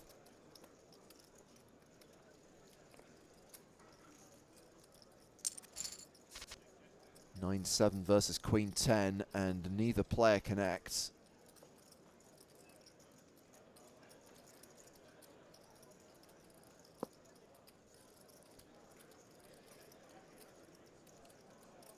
To settle this debate, I'm 6 feet 3 inches tall. Thank you for your question. I mean, do you really think you're going to get me on what was the original title of License to Kill? License Revoked with the American spelling of license. I mean,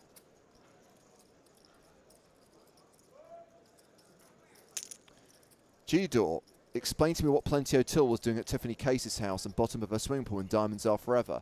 There's a deleted scene which shows that after Bond goes to bed with Tiffany, Plenty sneaks back into the hotel room, finds the keys and address to Tiffany's apartment, and turns up there looking for her. And as Bond explains, Winton Kid thought she was Tiffany, so drowned her. Next. Switching.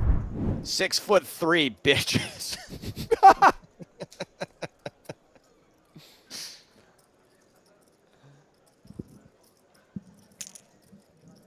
Oh, Rita, just working it.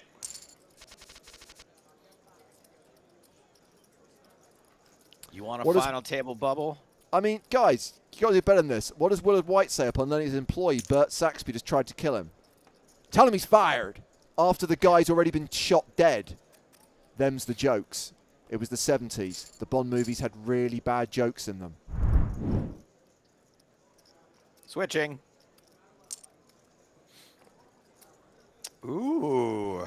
Gio Gonzalo getting a little loose pre-flop with all the chips there. Enough to try to suck out an ace-8.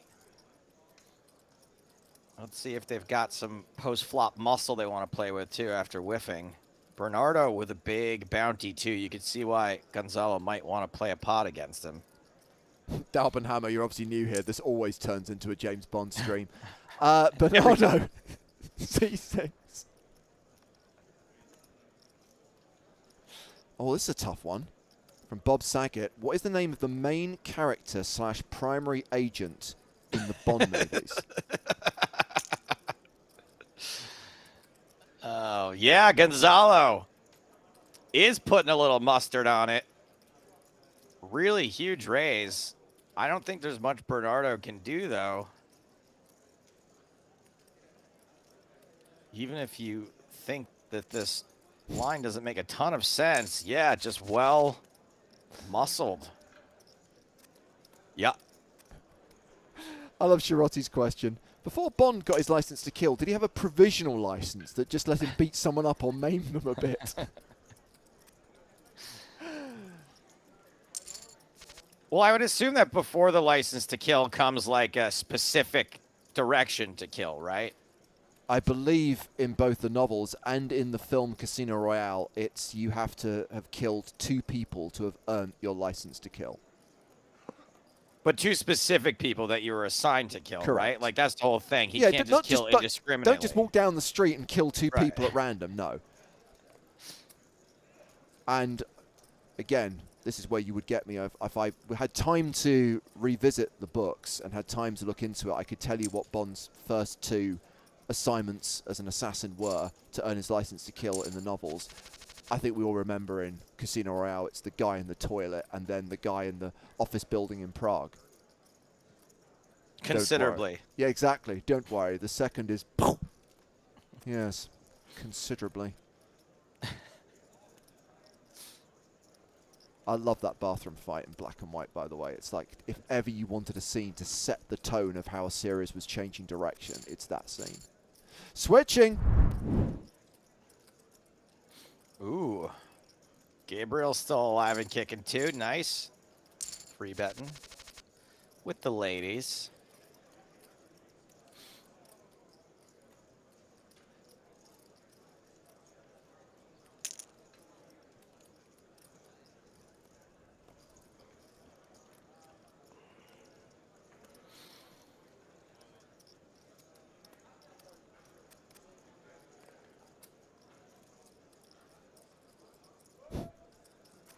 Domination situation, not going to a flop.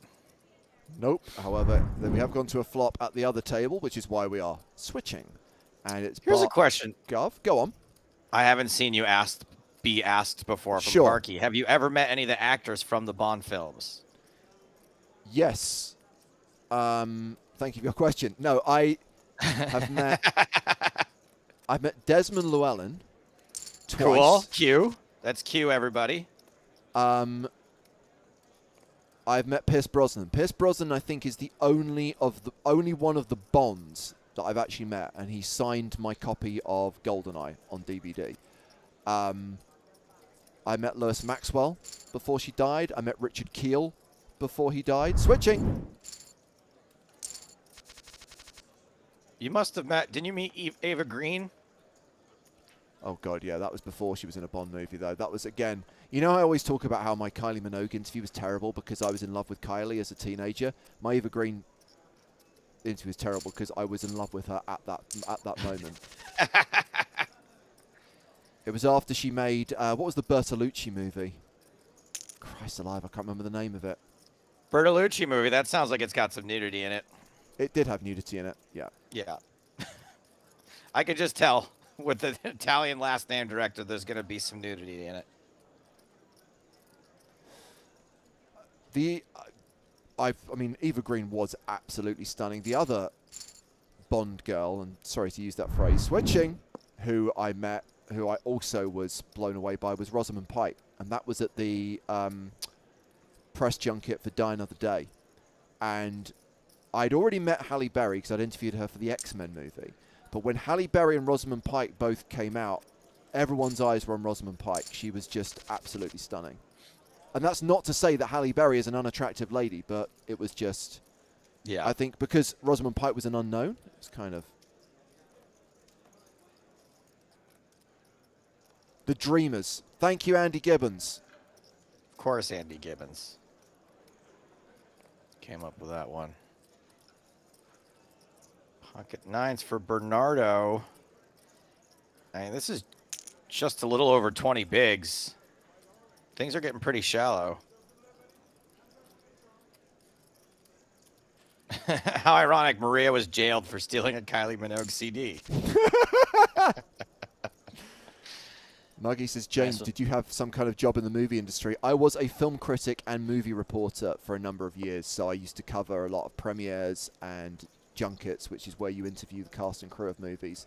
That was around the kind of late 90s, early 2000s, and I was a film critic in the late 2000s.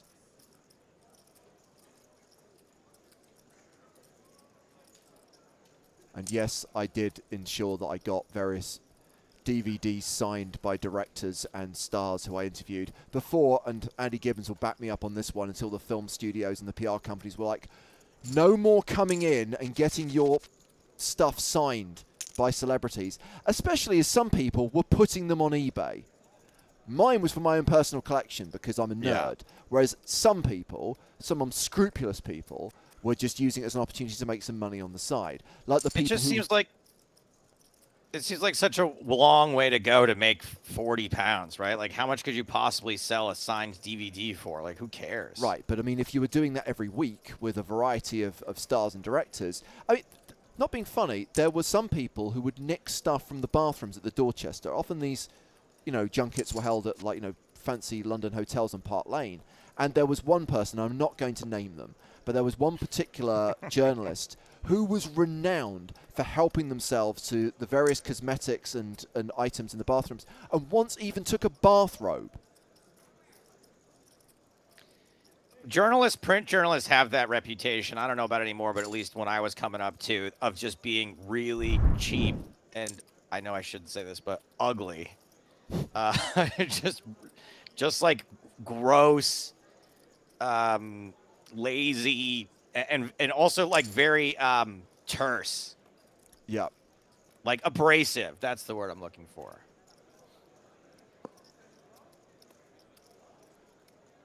We got the flush draw here. The only thing that'll stop this from being a chop pot, other than a bluff.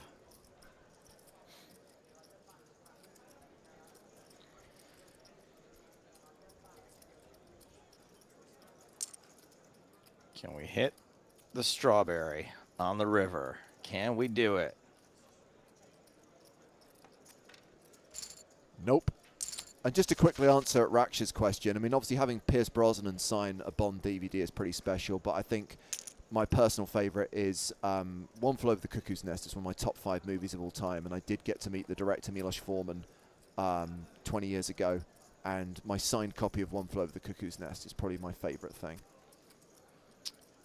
This is really weird. I was talking about this past weekend. I'll probably talk a little bit more on this podcast, but we kind of did like a little memorial for Norm just at our house amongst our friends. A few people knew him, and we watched Dirty Work.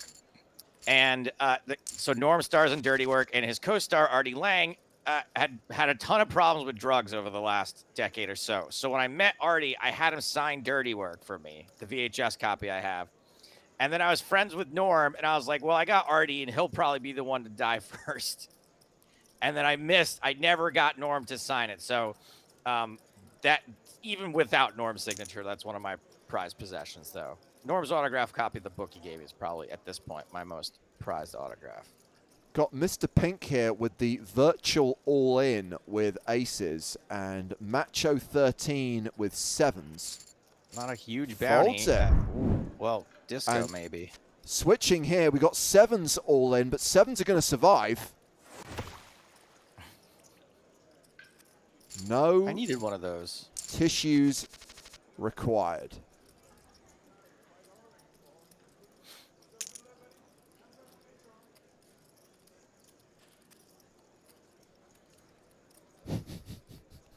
Oh, it's come full circle. Thank you, Ricky Montage.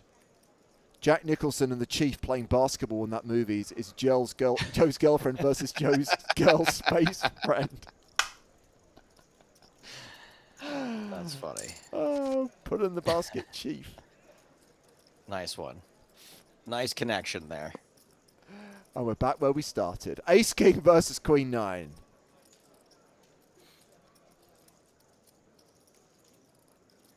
Oddly enough, I have a Kevin Smith autographed copy of Mallrats as well. Ah.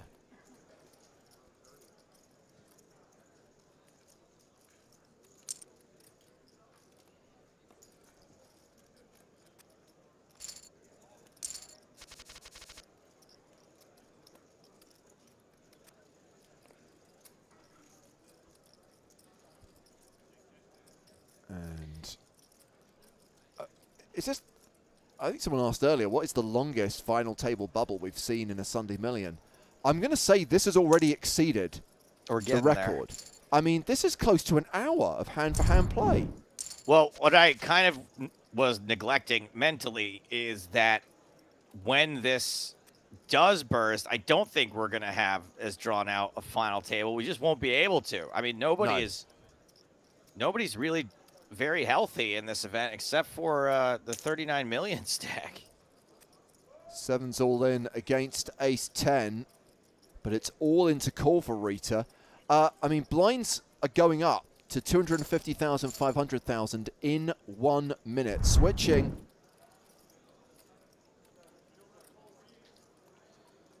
No one's going to get hurt here. And as Bart decides to get a little bit frisky, doesn't. Tidy wants to know what's 10th prize. It's money. Thank you for your question. I'll give you the genuine answer, don't worry. $3,290.78.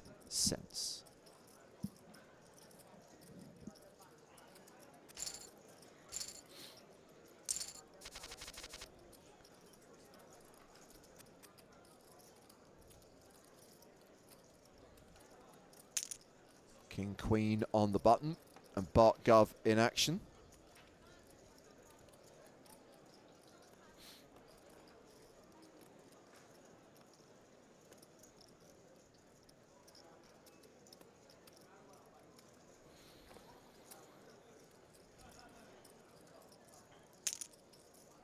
And okay.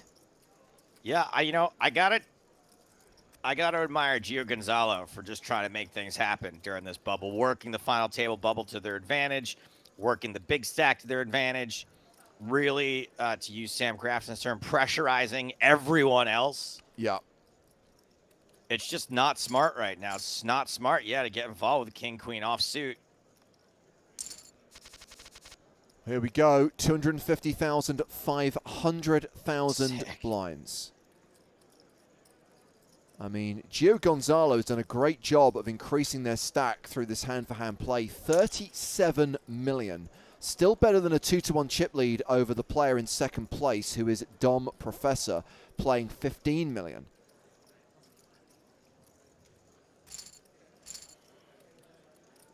What a spot for Gio Gonzalo. Well, we've got an all-in here from Macho with King 9. Unlikely to be called by Gabriel, who will be all-in with 9-8 next hand. All right, well, Gio Gonzalo is going to have to call it off if they raise this. Yeah, it should be interesting.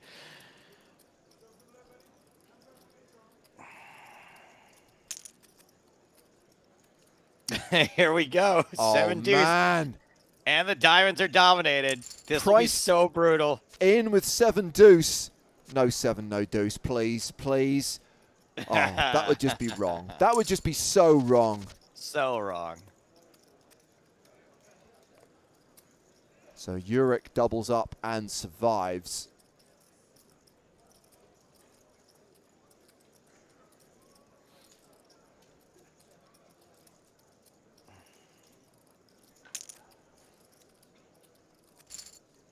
Thought we might see a shove, but take it. Yep, just a raise. Oh, are we going to see 7 deuce and jacks this time? Bit more to call this time, and also Gio kind of created a nasty situation for themselves by opening the last hand just in the big blind here, and a pretty easy fold. Switching, and it's the ace-10 raised by Macho 13, Dom with jack-8 of clubs.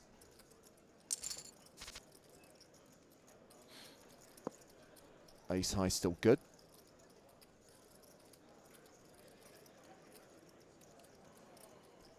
I love Lamp says, when do we get the candid shot of Maria waiting to come back?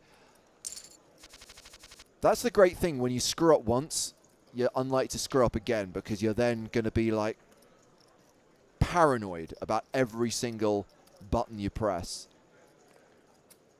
Mr. Pink is short stack, Joe, has ace-10, and I don't think that Rita can fold 7s here. Not for 2.4 million. Nope. Isolates. We're off to the races.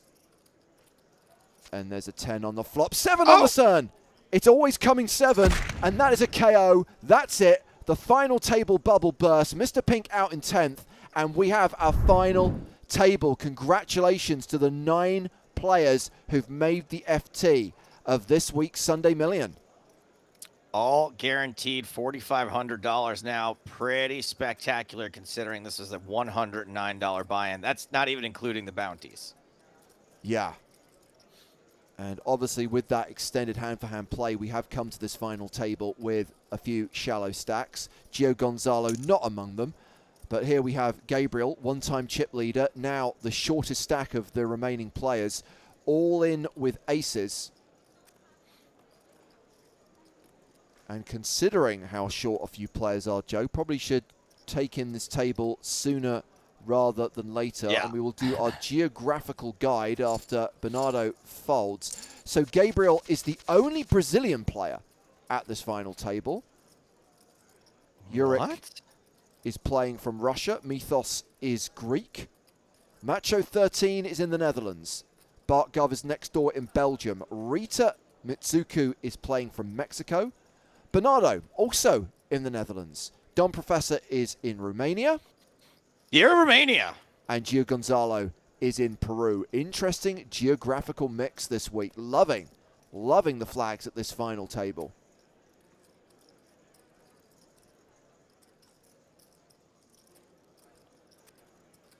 And we've got the second biggest stack. Don Professor opening here with jacks. King, queen suited for Rita. So, average is 12 million. That's 20 bigs. 24 bigs. Yeah. Yeah, a little bit shallower than expected to come into the final table with a 30 big blind average, so sub 30. We probably need to see a couple of eliminations for there to be the correct amount of consolidation. Man, I understand sort of the 3-bet here with king queen suited. It's a strong hand. You don't necessarily want to flat and get squeezed, but I feel like players aren't going to be opening super light. I don't think you're going to get a ton of folds. Well, Joe, actually, it's right here. I don't have that post-it note, but I know what it says. 3-betting king queen. You're never going to get a better hand to fold. Exactly. And I feel like you're also going to get shoved on so often too, right? Because I think a lot of better hands are going to be opening out of a stack this size. I'm surprised we didn't see the jack shove pre-flop. But maybe they're so... It's so weird for a hand this light to be 3-betting you. Maybe jacks were a little worried. And just get there on the turn, though. No big deal. Yeah.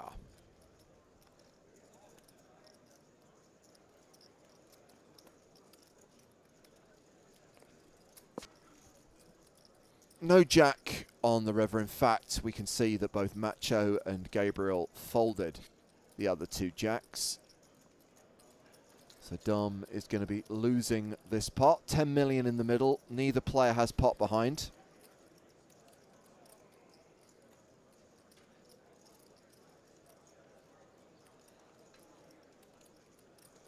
Man, I'd probably check it back here so often. I think you're supposed to value bet. Yeah. So Rita up to 17.5 million now. Rita second on the leaderboard, but Gio Gonzalo still with a 2-to-1 advantage with more than 35 million. Gabriel, short stacked, fewer than 10 big blinds, ace 8, middle position. How are you feeling about it? No, terrible. Really bad. Don't do it.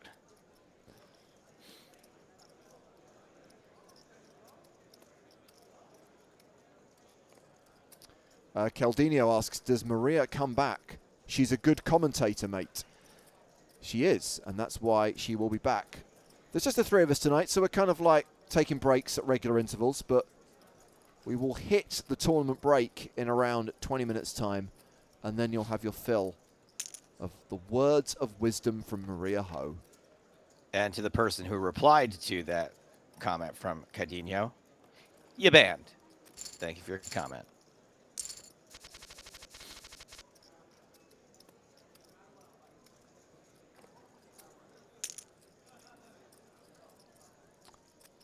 Oh, what, the person whose name was Clown? Story checks out. Yes. Correct.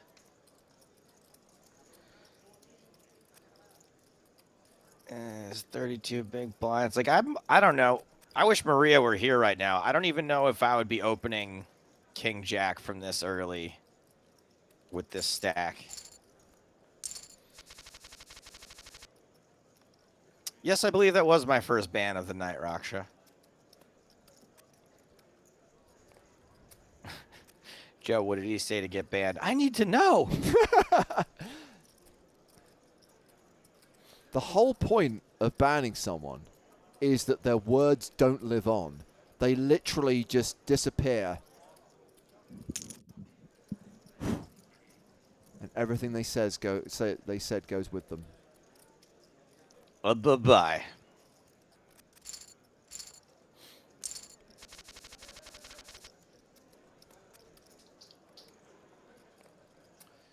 Well, we should see a little action here. Oh, it's Gio. It's going to kick things off. That changes things a little bit. You would expect Bernardo was going to be the one to open this pot. And instead just has to fold it. I assume we're going to see the shove from Bart. No, Bart just calls. Interesting. Flops the best hand, bottom pair, but it's diamond, diamond, diamond, diamond. Yeah. And that diamond draw just might give Gio enough incentive to put the pressure on Bart, especially when you see all of these short stacks and you consider the ladders. And there is the flush for Gio Gonzalo.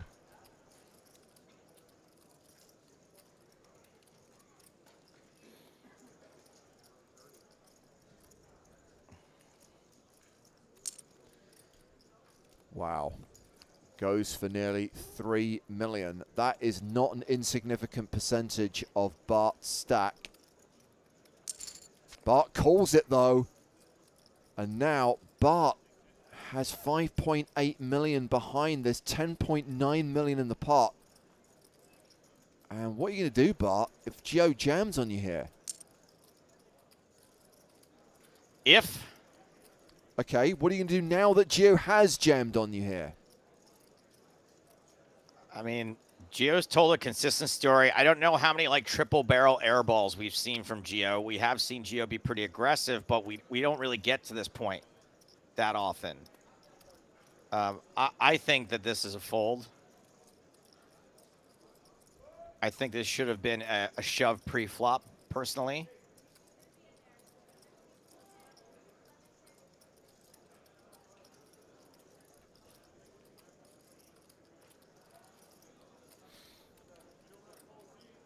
I just think it's, you know, we do know that Gio is going to be raising a super wide range, but okay, very good.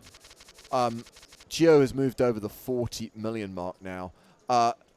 G-Door asks, any chance of you guys returning to Channel 4? So this is obviously a question specific to the UK, but it's less about the channel and more about, are we going to start making TV shows again? Because our Canadian audience might know us from Sportsnet, and recently some of our TV shows have been going out on Fox Sports, FS1 in the US.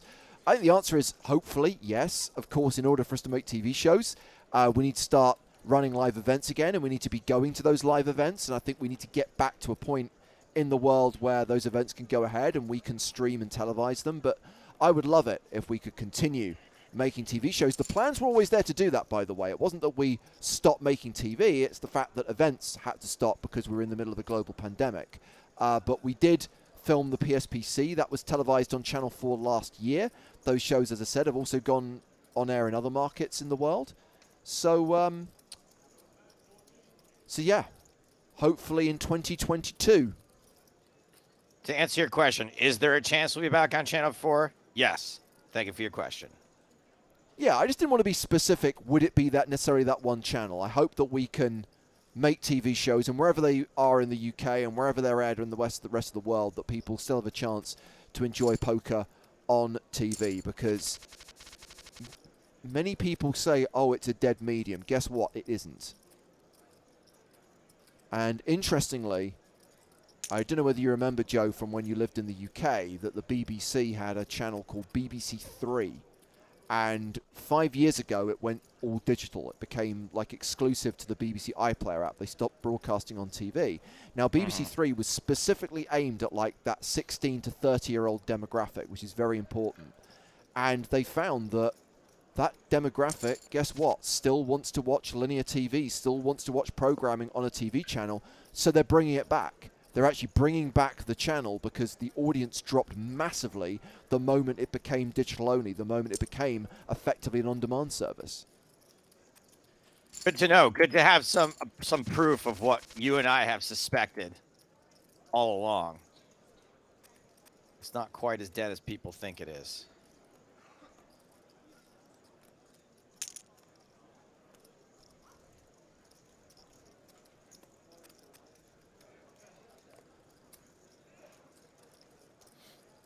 Statric is in the chat asking who you guys want to know about.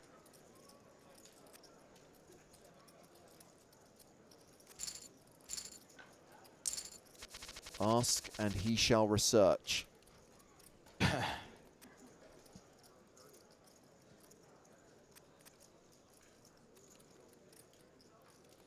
Geo with 41 million.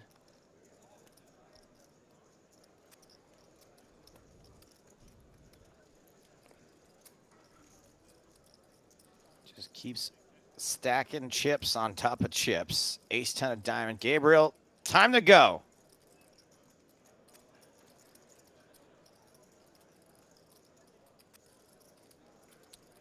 Yeah. I mean, for this amount in a suited king, I think you're so short yourself, right? Like, no one stacked that deep, but I feel like if you had a healthier stack, you might be able to justify that for a bounty.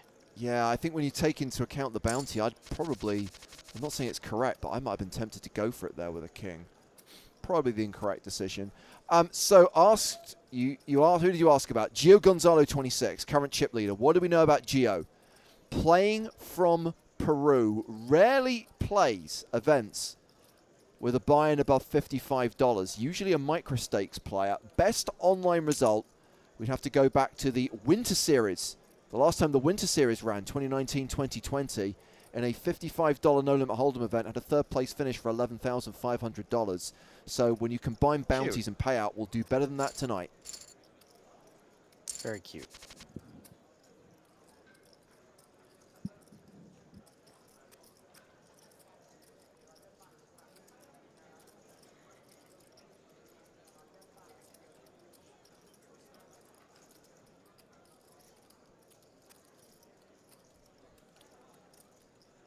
I kind of thought, Joe, after the final table bubble burst, I thought it would be like a matter of minutes, maybe a single orbit before we saw the first elimination. But here we are, 12 minutes in, and still all 9 players in attendance.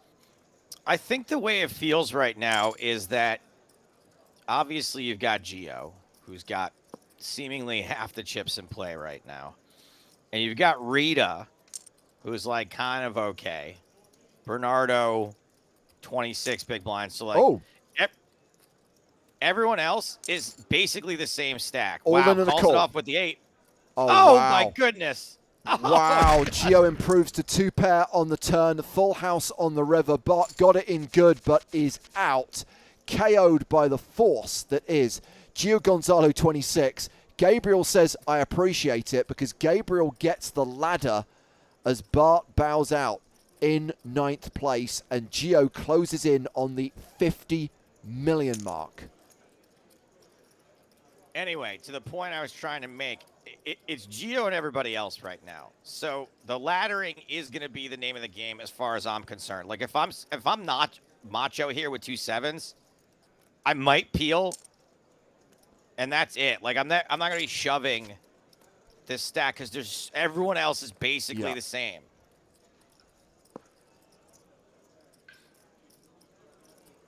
Macho ahead here with the 7s.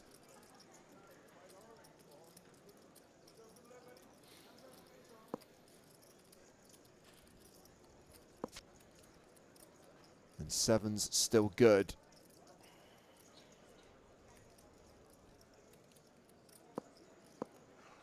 Check to showdown. Macho wins. So 8 players remaining in this week's Sunday Million in this PKO. And Gio has won nearly $9,000 in bounties. It's worth $4.5K themselves. Blinds are 300,000, 600,000. So Gio's opening to 1.2 million. We've got the flat from Bernardo with 9s. Raging Ramon asking, is Gio Jamie Gold? No. Thank you for your question. Random question. Top pair for Gio. Can someone else make a hand against Gio? Bernardo, terrible flop. We got the flush draw here from Rita. You have so many, you're the only, you're second in chips right now, so Gio can really make this difficult on you. I think Gio should be making a huge bet here. I don't think this is big enough. This is not this. You're giving too good of a price. Maybe trying to induce, but I don't think anyone would really be shoving here without it. So Rita chasing again, but bricks the river. Check to showdown. And that is now 54 million chips for Gio, opening with sixes. Gabriel with tens. And here's the irony, right? Gabriel likely to get a double up here, Joe. But this will be but a scratch for Gio.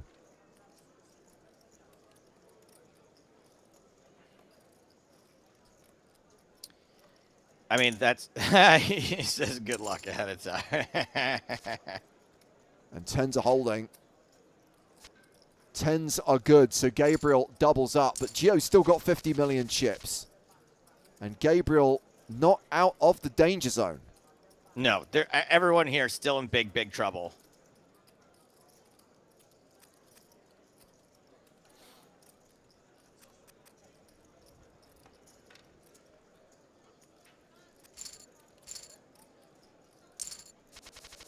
So Quinn20 asked about Bernardo C6.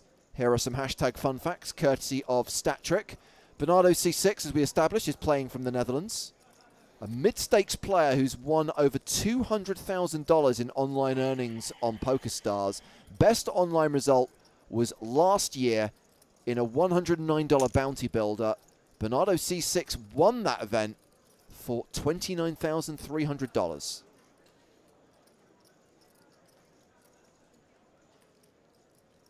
Getting some reports that Gio's in chat.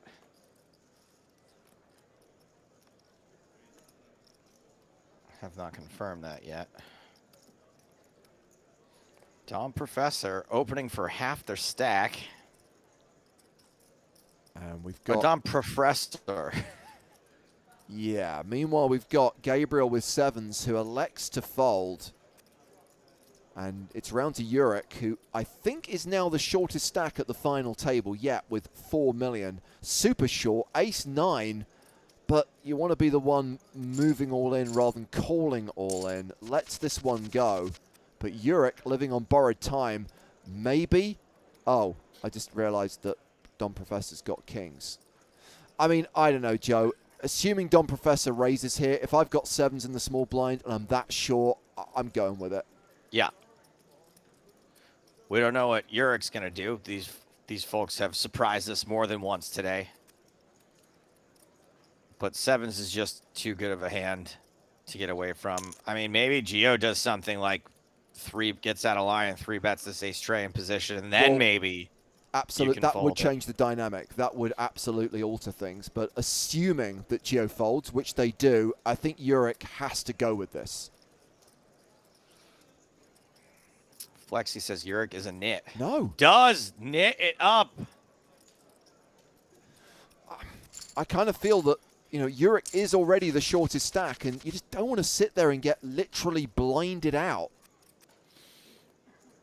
I mean, the only thing that you can sort of hope is that someone else gets cooler. Right now, you're just playing the ladder. You're not playing to win. No, no. I think is fine, right? No judgment. You know, we don't know what this money means to various people. No.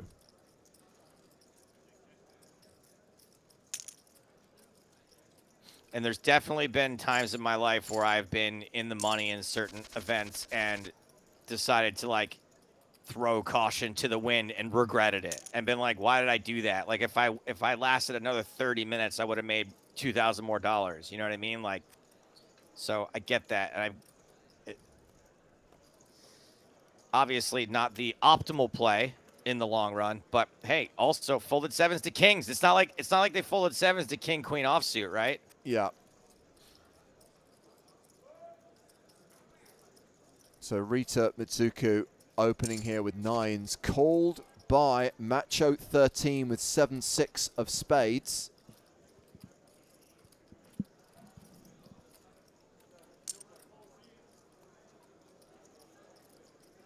Yeah. Good work here, Rita. Just firing on the 2 overcard board. No fear.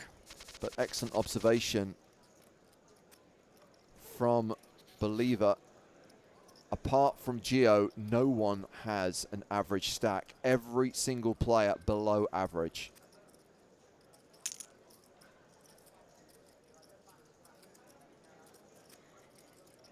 It's like, yeah, you're the shortest stack here with 7 big blinds, but everyone else has 12 big blinds. Yeah.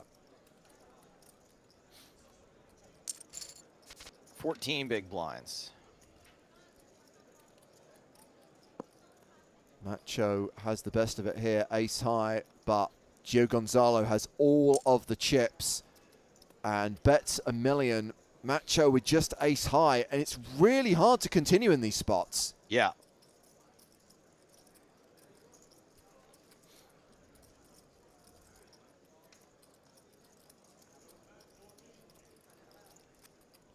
Macho folds. Gio back up to 53 million.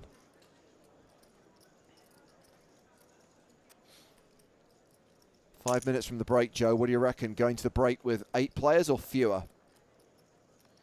I think we're going to make it to the break without losing another player.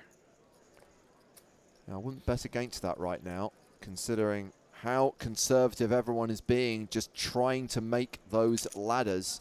Although, hello, Macho. I was going to say, maybe this sizing will work. You play back at Gio. No one's done that for some time.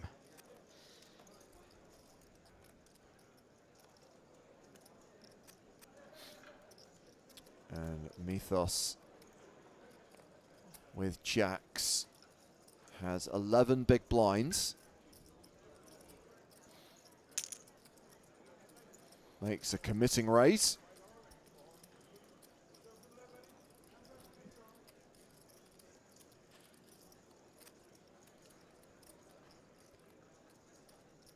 I mean, blinds are going to go up in 3 minutes. At that point, if you're Gio, you kind of think, I was going to start open jamming every hand. Well, we're going to see maybe that elimination happen right now. Oh, Uric finally decides to make Great a move. Spot too. All in with ace-queen, and it's Gabriel with ace-king. It's domination nation. Yeah, really lucky that Gio's in the big blind this hand. Didn't have to deal with them opening a pot or calling it off. And ace-king holds, and Uric is KO'd. Our 8th place finisher, bounty claimed by Gabriel, who's up to 11.4 million now, having been the super short stack. Gabriel, who's done so much yo-yoing today. So we are down to 7 now.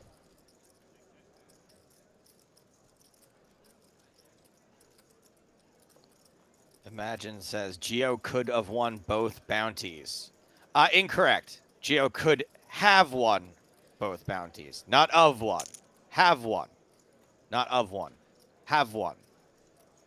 Does it help if I repeat it like that over and over again? I'd like to think, or rather I'd hope, that they got the message the first time, but maybe the underlining bold italicization was necessary. And also, if you're a non-native speaker, it's all good. I admire folks who are trying to write things in other languages. If you are an English speaker, though, go back to school.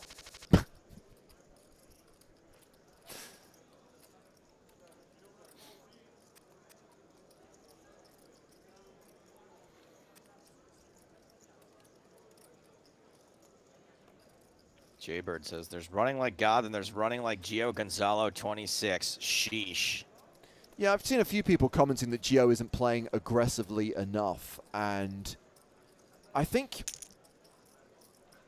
well, Exhibit A, I do think we're now getting to the point. I do think that we're getting to that level where we are going to see Gio starting to kind of really turn the screw.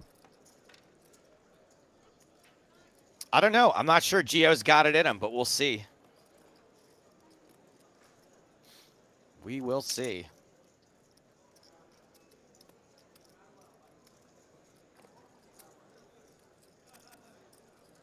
Wow. Not even a peel from King Queen on the button. That is respect. That is respect. Macho at another terrible spot now with ace high, the best hand, but is definitely going to get c-betted all the live long day. A third of the pot from Gio. I mean, you can peel, right? Like, you'd be like, I have the best hand, I have ace high, but what do you do on future streets? Yeah. Do you really want to go out next? You got Mythos with 7 million. You've got 10 million. And we're going to break. We are indeed. So we finally burst the final table bubble about 25 minutes ago, and since then we've seen 2 eliminations, leaving us with 7 players. From the 11,593 entries that we had in this week's PKO edition of the Sunday Million, and right now it is Gio Gonzalo who is in control of proceedings, a stack of 56 million, the second biggest stack being 12 million. So it will be interesting to see, Joe, what kind of dynamic we see when we come back with the blinds about to go up again, and whether Gio just decides, I'm going to put these guys under maximum pressure, just going to start open jamming and see who's playing the laddering game. Yeah, I think it's going to get pretty whack. I brought this up the last bunch of times we've seen a dominating chip stack at a final table. It's been a long time since we've seen somebody just rampage their way through with a big stack. Every single sort of event we've covered the last few weeks has had some kind of eventual give up of that lead. And we saw a few even comebacks from really short stacks coming back to win the whole thing or to finish second or third. I kind of feel like this is the one. This is the one where we are going to see this 50 million chip stack, I think, is just going to continue. I think that Gio is playing just the right amount of aggression, and everyone else is just the right amount of cautious. I think they're just going to keep stacking more and more onto that chip stack. And even if a couple other stacks consolidated right now, they're still not going to have as many chips as Gio. Yeah. It's just one of those situations where, on the one hand, I look at it and say, it's a case of when rather than if Gio Gonzalo wins this. But then I look at it and think, we've been here before. We've seen players with this dominant chip lead, and as the blinds get big and the stacks get shallow, it's not beyond the realms of possibility that Gabriel doubles up a couple of times and then they are in the driving seat. Yeah, anything could happen, obviously, as we know, it almost always does. It's just been so long since we've seen that not happen, if that makes sense. It's been so long since the way we all assume it's going to shake out does shake out, and I think this is the one. I think this is the time. And I'm really loving this Sunday Million after W Coop, after seeing a very specific type of player basically filling every seat of every final table that we covered for a month, more or less. It's really cool to see some new names here and some varying styles and strategies at this final table. And I'm sure some of those folks are peeking in on this right now. They're probably tearing their hair out at some of the moves that were being seen made. But that's one of my favorite things about covering the Sunday Million, is it does play a lot more like just a regular poker game. You know, it's almost achievable. You see yourself here and you're like, yeah, I could probably run with these guys, as opposed to W Coop, and you're like, I have just no shot. Yeah, it's a very different dynamic as well. I mean, personally, I just love the fact that you come back, and I guess having just covered the W Coop main event, it seems quite daunting, right? You think, oh my God, we're coming back with 70 players. How long is this going to last? And you remember, okay, it's 30 big blind average, 15-minute blind levels. Actually, it is quite a refreshing change from a deep stacked final table, which has 30-minute blind levels. And that delivers a different type of poker. It delivers very good poker with lots to analyze. But there's something quite fun about this. Yeah, absolutely. And I think that I find this kind of fun, especially as the blinds go up. There's going to be some carnage, I think, that we're about to see. And we don't really get to that stage. And I think in W Coop style events, and also I think for most of us watching, right, me, you, most of the audience, we're amateur players.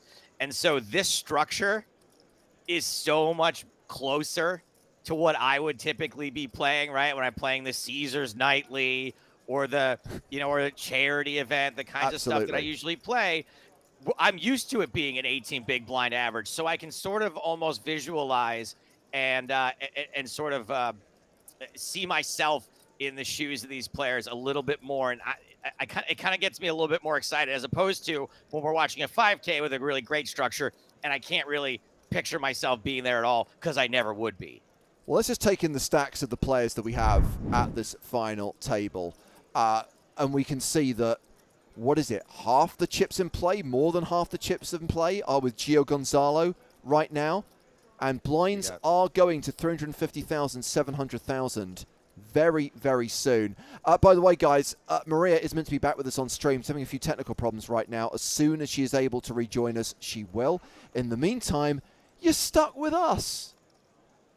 I mean, Gio, I think almost exactly has half the chips in play. Just for a quick little add up I did around the table. Interesting limp here from Rita.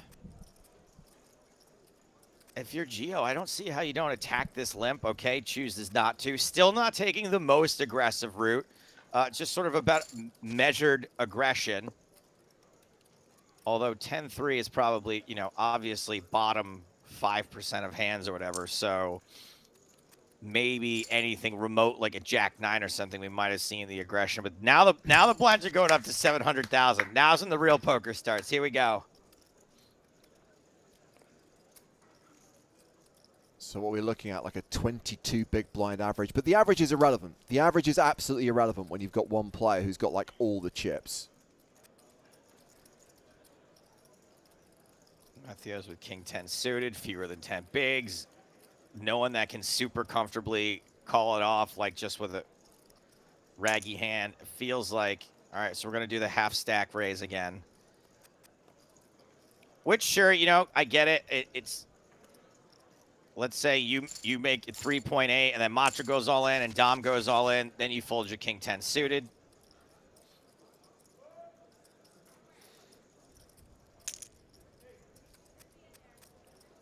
Good point from Tom here. Not saying they're playing perfect, but when I see the same person say every hand, that's a jam. After a while, it's just, no, it's not. I agree.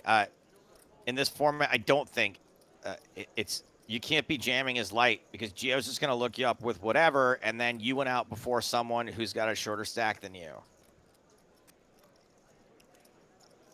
Yeah, I don't think we can necessarily expect game theory optimal analysis from the audience.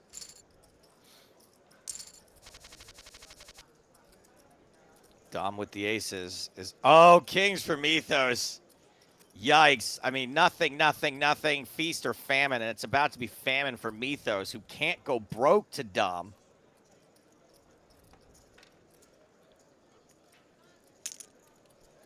Maybe. Can get hurt real bad. Maybe Maria's setup broke because she was cranking it. Because look at this. Kings and aces. In fact, the good news is Maria can join us just in time for this collision, just in time for this car crash. Maria, are you to blame for this? I mean, somebody had to do it. We had somebody folding sevens off the short stack. I had to get things going, guys. Well, that is a double up for Dom Professor, and it leaves Mythos in the extreme danger zone, a little over one big blind, and it's going to be pretty much forced all in on the next hand.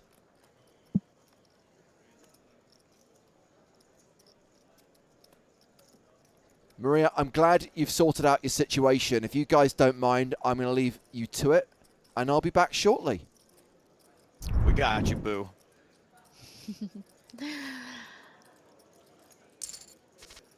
Bernardo taking 3 off with ace-6, dominated and flopped dead. Oh, no, sorry. 0.6% of a chance. Hey, I've seen it before. We have all seen it. But you can't win if you fold. Mythos, more or less all in, certainly will be calling with the last 100K behind. Is Gio going to get in there with 5-3? Yeah, I mean, yep. Gio wants that bounty. That's for sure. It's a nice bounty. Live cards. There's a 5 and a 3. Mythos with some life on the turn, but does not connect with the river. And there goes Meet Those Street. Time to hit the road.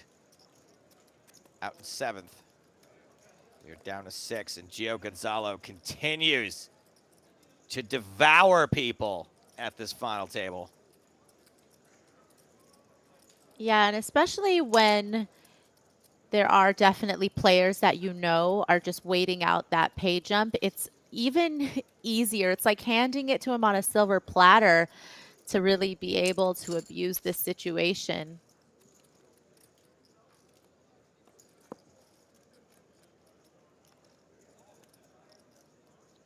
And once again, Macho in a bad spot against Gio Gonzalo. We've seen Macho fold the best hand multiple times after not connecting, and this time, if they get to showdown, Gio Gonzalo's going to win anyway.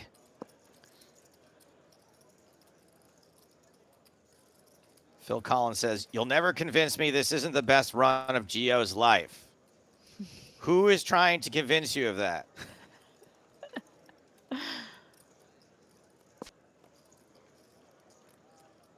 Eight, 9, 10, Jack, Queen. That's a straight.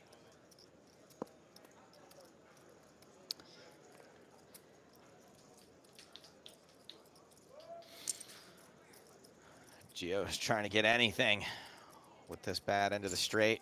And of course, Macho cannot call or bluff.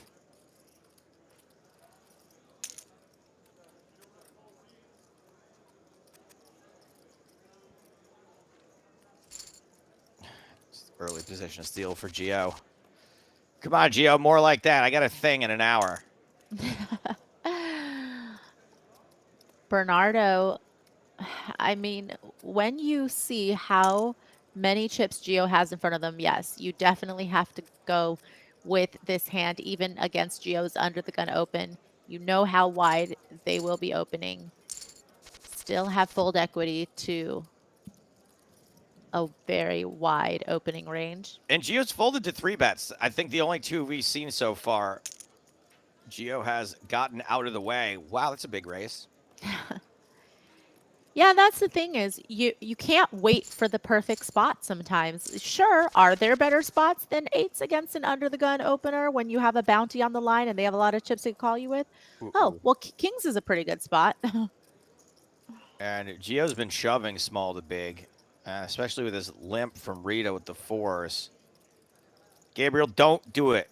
You know what's going to happen if you limp into this pot. You're going to get squeezed. I think Gabriel might be considering shoving. Just wondering if Rita has some traps here. Wow, okay. I mean, listen, if there was a wild card, it was Gabriel. So you never know what Gabriel's going to do. So Gio elects for the aggressive but not nuclear option. 2.1 million. Rough spot for ace 10, who does make the correct fold. Back to Rita now. Rita decides to go set mining and does not catch a 4. But potentially might think 4s are good here if you're playing against. Okay, gets away.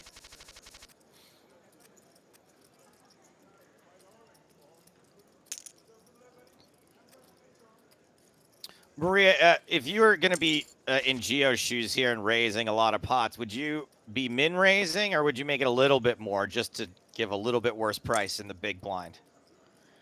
Yeah, I mean, I think that there's an argument that could be made for making it a little bit more so that maybe they're not willing to defend as wide. Certainly it depends on what their stack size is, of course, but all things considered, I think most players don't really have a stack size that they can be messing around too much pre. Gio again raising with any 2 cards. I mean, it's pretty nice to be in a ATC territory. Okay, Dom Professor, the first player we've seen play back at Gio for the whole stack. We've seen some 3-bets, but first person we've really seen go with a medium pocket pair.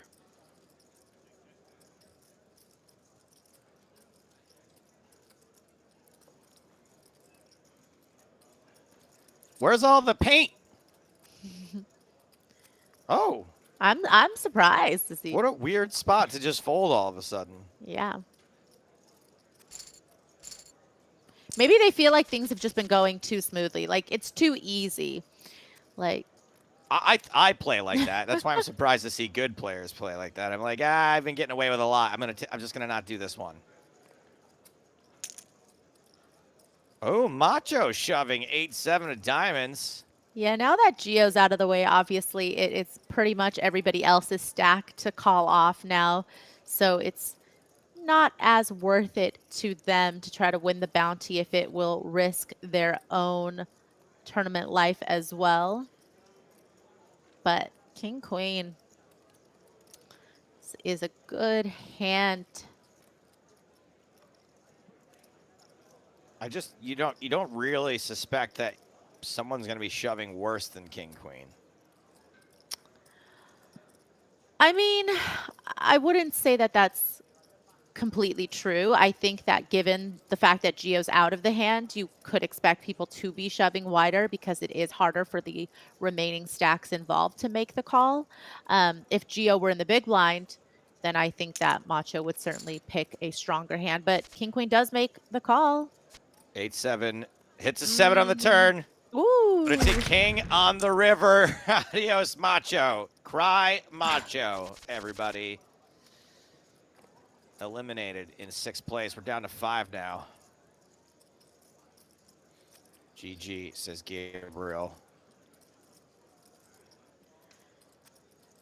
And Rita, the only player at the table that can even do some damage to Gio Gonzalo, although Dom only has a few million less. Yeah, and I think if this is a blind versus blind situation and I'm staring at that bounty, I would make this call as well with the King 5. Gio's going to need a 5. And Gabriel doubles up. Bernardo's like, me please, next dealer. Right? Like, we all want to take our turn to double through. Not going to lie, I like seeing chips in Gabriel's stack because Gabriel has certainly been an entertaining player to watch throughout this final table and even before. Gio shoving on Bernardo. Gets a better hand to fold.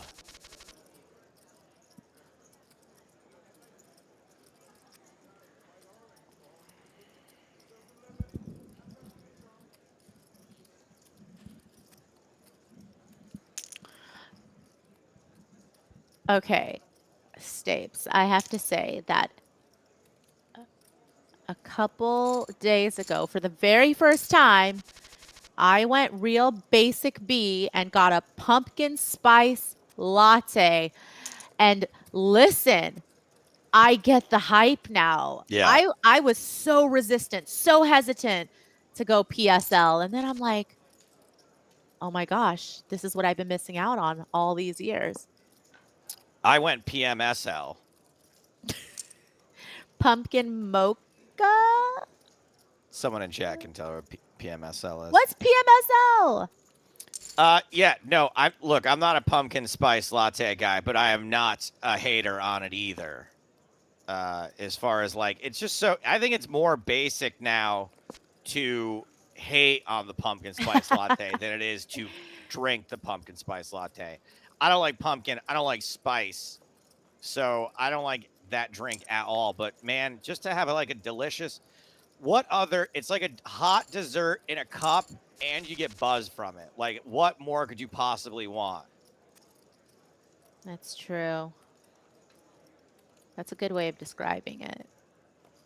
Bernardo with pocket nines. Gonna do the half raise again. Yep, half stack raise.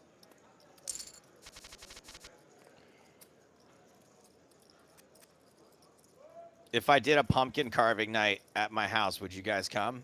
Sure. I've never ever carved a pumpkin. I've never made a jack-o'-lantern before. I am awful at it. really, really bad, but my lady friend really wants to do it. And I said I would host it and I would show everyone a good time. But every single family event, let's see if Bernardo plays back. There's only one way to go here, Bernardo. There it is. You're going to get it. You're going to get the 2.1 million. Anything wholesome or family in my childhood, Kings now for Bernardo, would end with my father screaming at us and us all crying. So I don't have good memories of pumpkin carving night. I don't want to do it. So I'm assuming that for your house, you guys are going to go all out with the Halloween decor, though, if it sounds like your lady friend is into the holiday. I think so. She just said that she wants to, but here's what happens with my lady friend a lot of the time. Is she'll go, we should do these, we should go all out for Halloween this year. And what she means is that I should go all out for Halloween this year. And when I say you're more than welcome to do whatever you like, in fact, I will even pay for most of the stuff you'll need, but you, and then she'll go, oh, I don't know, maybe not, once she has to do something. So we'll see what happens. We'll see how motivated she is. Deuces for Gio. Yeah, Gio can certainly put max pressure on all stacks behind them just by going all in effectively, you know, putting everybody in for 20-ish bigs, but does opt to raise. Oh, ouchie. Rita Mutsuko, very likely to Rita Mutsuko go out the door of this tournament. I don't see any way that this does not end in Mutsuko being eliminated unless there's a king on the river. Yeah, the queen's not a great card, of course, because Gio certainly could have c-bet some of their Queen X holdings that they would open with, but also you can't give Gio too much credit just considering the way that they have been playing, how aggressive they've been. That's right. It could be a king or a queen on the river. It was neither of those cards. Rita with just about pot left behind. Yeah, and Jack of Clubs is a scary card for Rita, but they do have the 10 of clubs in their hand, which is pretty key considering it blocks the straights, some of the better flushes, but quick getaway, That is nitty by nature right there. Rita folds top pair. Somehow avoids going out in fifth. You know why? Because Rita probably also believes that blockers aren't real. Yeah, I got the 10 of clubs in my hand. Doesn't mean there's no straights out there. Doesn't mean there's no clubs out there.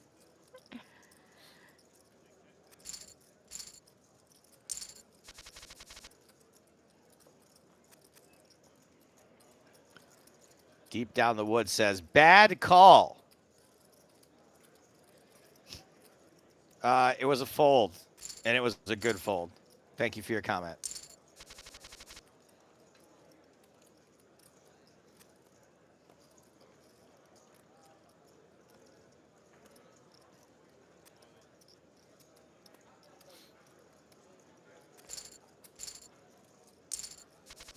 Was that a walk for Bernardo? That's got to feel good at this stage. Deuces for Dom now. Ace-Jack for Rita.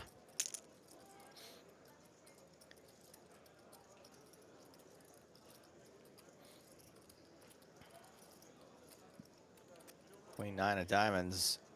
A very pretty looking hand, but you can't get involved right now. Dom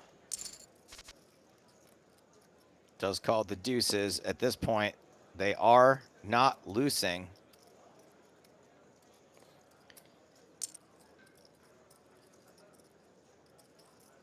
Yeah, kind of tough to get to showdown with those deuces on this board. So gonna have to fold. Gabriel under the gun. Ace deuce suited for Gio.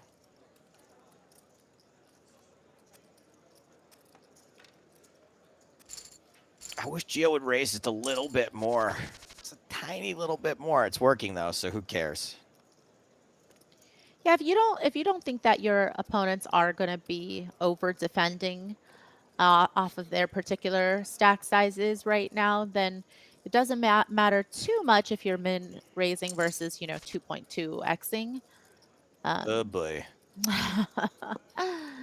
you know, Another flop 2 pair for Geo. it's like they just want these people to get into trouble against the chip leader. Gabriel with a hand that's going to be pretty tough to fold.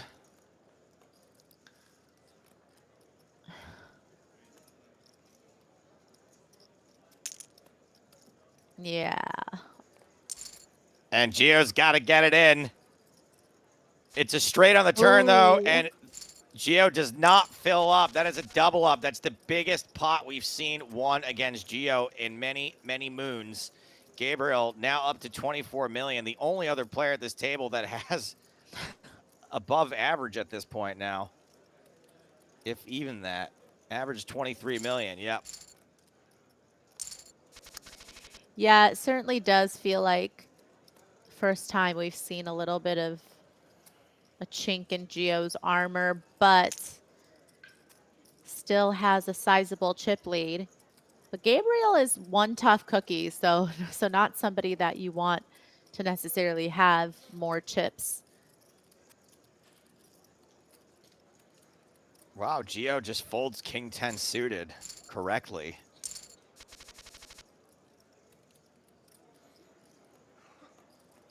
Read it with Jack 10. Folds. And what is Geo going to do with Jack 9 on the bouton?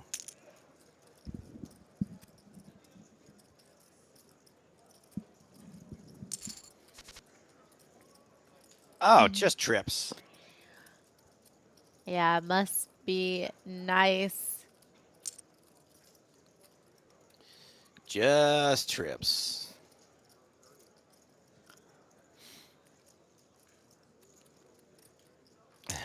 Nice little. Oh, it worked. Ooh. Induction induced. Yes. Whoa. And you know what? If you check raise there and you turn more equity with this backdoor flush draw, Yeah. it's like you have about pot back, feels like it's ripe for a lot more chips to be going in.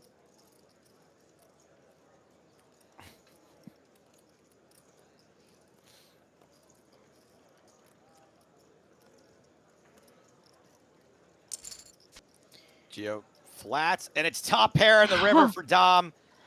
You're really going to feel like you got there with this card, I think, but also you got to wonder what Geo flatted you with twice, right? Yeah, I think if Dom didn't think that Geo had such a wide opening range, then maybe they would give them a little more credit in this scenario. But at this point, I think that Geo has probably lost a little bit of credibility. So certainly feels like kings and jacks could very well be good.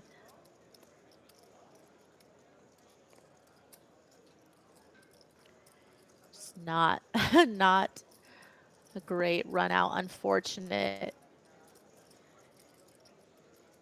Geo certainly going to put all the chips in, just about half pot left in Dom's stack. 8 million. All in to call. Yeah, such a tough spot, right? You definitely put the chips in on a semi bluff and now hitting your king. Yeah, I mean, Dom Professor makes the call. And you can say goodbye to tenure, Dom Professor. Out in 5th place. $16,350 in total. Excuse me, not in total. That's without bounties. Another 3,400 in bounties for Dom Professor. And we're down to 4. Everyone guaranteed over $20,000 now, over $22,000 now.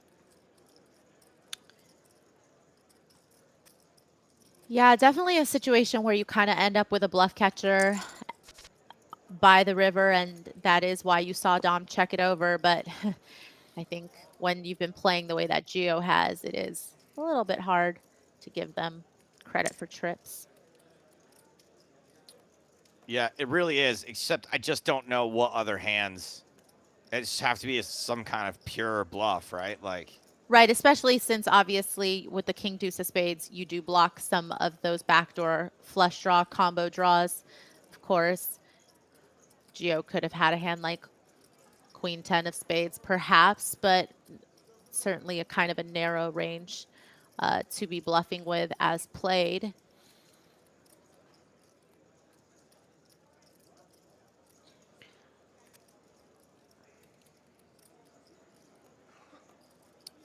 Gabriel elects not to raise from the button. Bernardo gets a walk.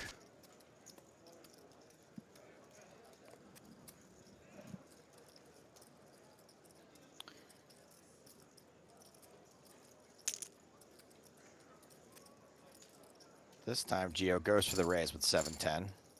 Picks up the pot. Under the gun with 10-7 this time. Not 7-10, 10-7. Yeah, still keeping their foot on the gas.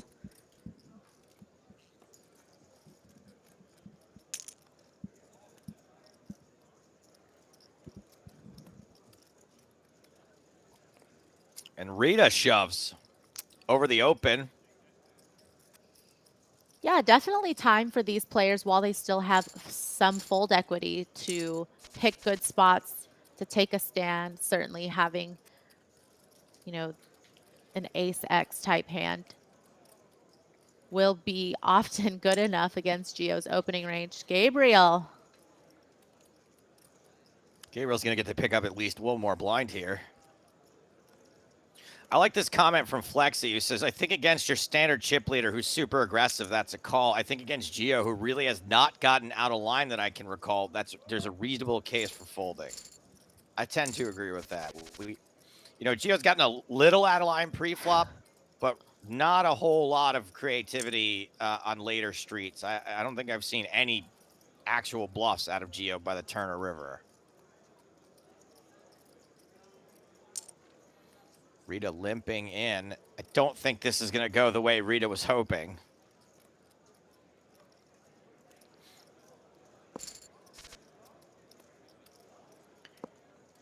Yeah, but credit to Rita for definitely trying to give Gio all that rope to have potentially gotten out of line pre-flop. And since there was no raise pre, I think that this ace doesn't really make Rita feel very uncomfortable at all about where they stand with the jacks.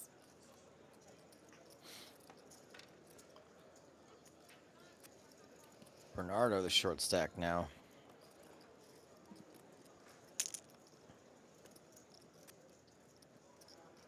And everyone but Gio is about to be the short stack in the next 3 minutes. When it's a 1 million chip big blind.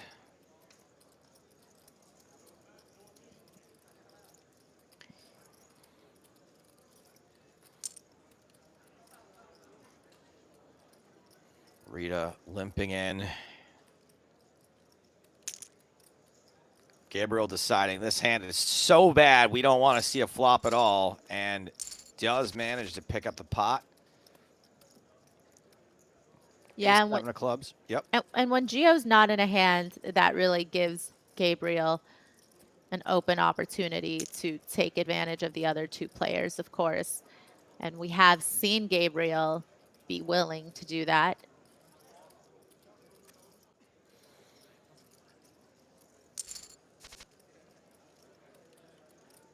Gio decides to take a flop with 5 deuce and hits a 5.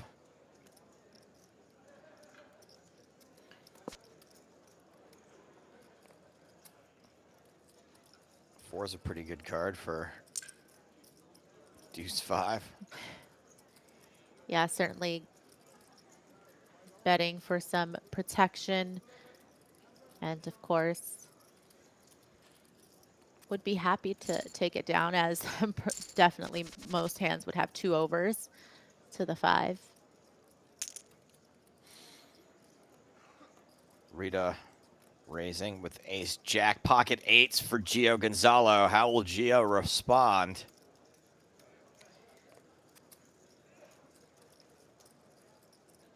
Yeah, fairly easy get in here, and I just don't think that, even though with Bernardo shorter than Rita, it just seems like Gio could be willing to do this exact move with worse. It's going to be a big old flip for Rita Mitsuku if they call, but does not. Errors on the side of safety. Yeah, of course there is the ICM consideration, but really, at the end of the day, you will find yourself ahead of Gio's range. I think Gio will put it in there with worse ace-X's. All right, my babies, here we go. Blinds are 500,000, 1 million.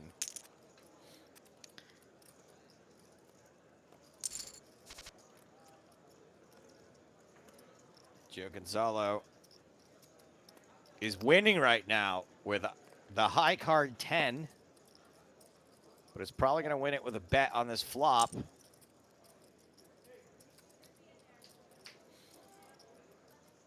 Gabriel really shouldn't have an ace all too often.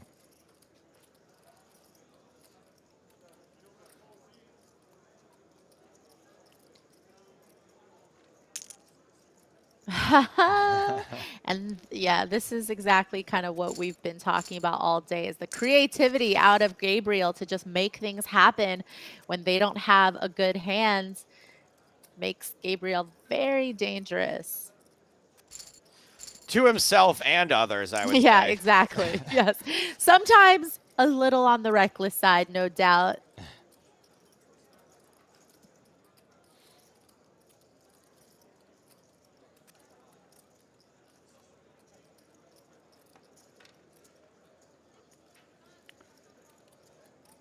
Uh-oh. Mm-hmm. Bernardo, the shortest stack. Yeah, and I think that being the shortest stack, you have to make this call with King 5 suited. Yeah. You got to take your chance. King high flop. Club's now a factor. Safe never for Bernardo, who doubles up. Yeah. Never easy, but does hold.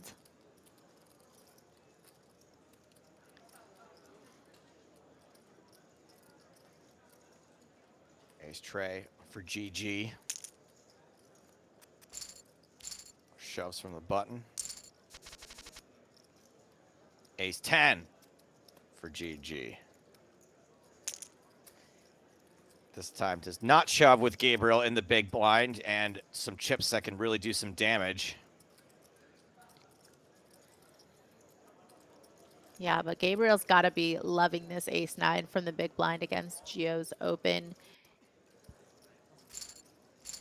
Wow. Oh No my no what defense? the heck is happening? What, like, are we in the Matrix? Like, this is so weird. Did Gabriel just sense You're that? just using the force, right? You're just like, and I'm going to fold it this time.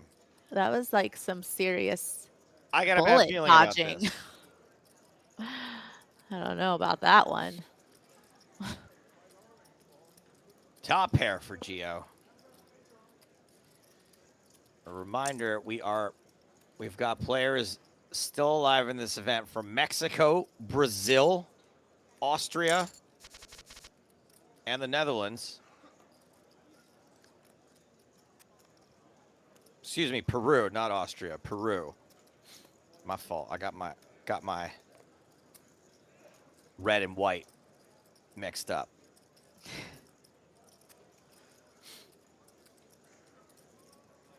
And Gio shoves on Bernardo again. Has to fold 5 high. I mean, it's truly a testament to what a great position you're in to have this many chips at the final table. I think he's doubled up everyone at some point and is still the dominating force here. And that's why it's such a power position and power move to put people in, because they're like right now, Rita has to have the decision 9 on the flop. Oh, nice double Up for for Rita. Rita. Bernardo right back in the extreme danger zone. 7 bigs. Yeah, because you're putting people to the test, right? And so far we have seen people willing to call off for their tournament life appropriately when they are the shortest stack, of course, and have the least to lose in terms of ICM.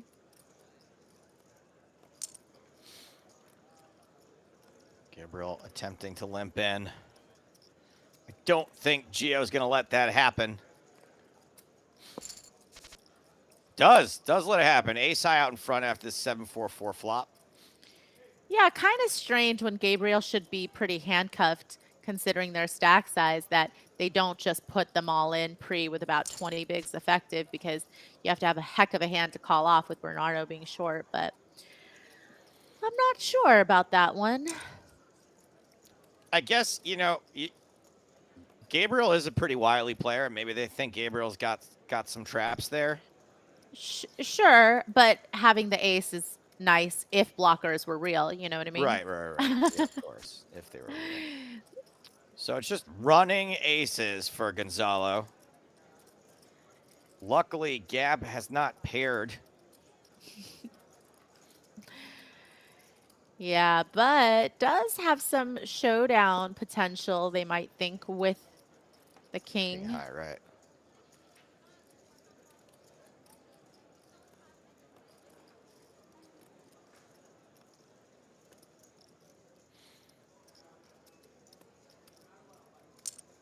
Floodlord says, Ace-9, worst hand in poker. It's pretty bad. Not my favorite. Definitely not the worst. I mean, it made a boat in this case, so we'll just play results and say that it's a decent holding. I mean, it's better than Ace-6.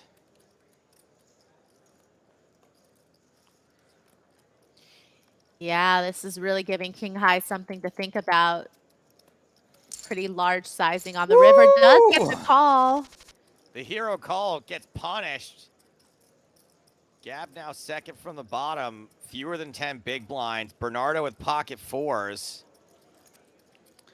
It's just sick when Gio shoves into the fours and it's a flip with 10-5. Tournament life on the line for Bernardo. Ooh. Up and down for Gonzalo. But fours hold. Another double up for Bernardo.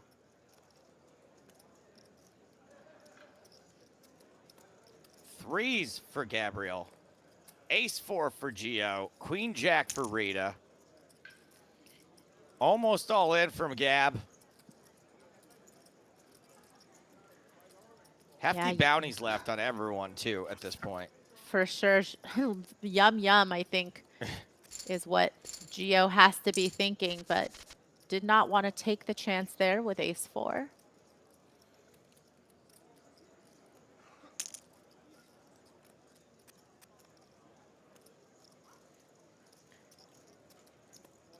Gio raising with 7 deuce. It's somehow the best hand. Like, hey, let's just win the blinds. These people can't do anything. Sixes for Bernardo. All in. 13 bigs. You can't do it, Gio.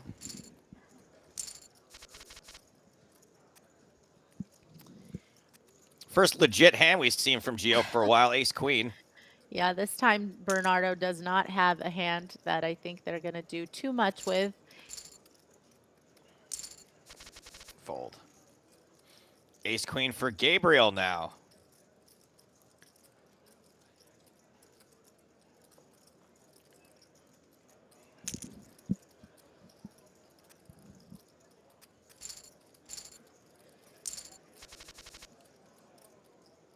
Queen tree for... Tree? Did I say tree? I'm channeling Finton. Queen tree. Queen tree. Good enough. Doesn't matter. Wins. Do you shove Queen 10 small to big here, Maria? I would. Blinds. Yeah. I would. but again, you're the shortest stack, as Gabriel have the least to lose in terms of ICM, should be ahead of Geo's Walked random it. 2 cards in the big blind. Obviously, you know you lack fold equity, but still. Oh, wow. Of the 4 hands, the second worst one shoves, gets a better one to fold, gets 2 better ones to fold.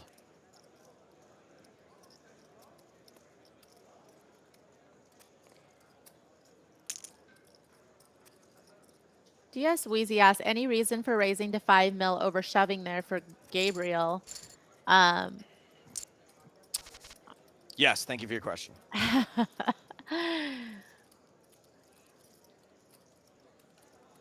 If there are people to act behind, then certainly, okay, here we go. Somebody's gonna go with it. Rita folds the 5s, 10s out in front.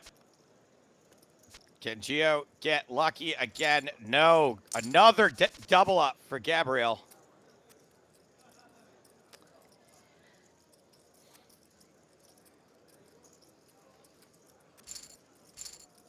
Yeah, when you see players effectively signaling in a way that they are committed to the hand, but not putting all the chips in the middle, it's because in case there are fireworks behind them, they can still get out of the way and make that pay jump. But certainly when it's just 1v1, I'm not sure where that edge is. Should be an easy call here for Bernardo. Folds ace-4, huh? Now, I did see some time bank problems there. Yeah. So maybe that had something to do with it.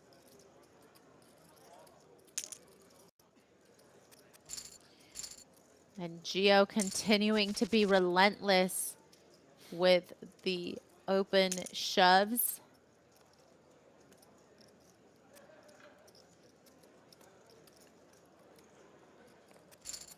Gabriel does not call with the ace either. Does not get it in with the ace. Ace-5 for Gio Gonzalo. Ace-queen for Rita.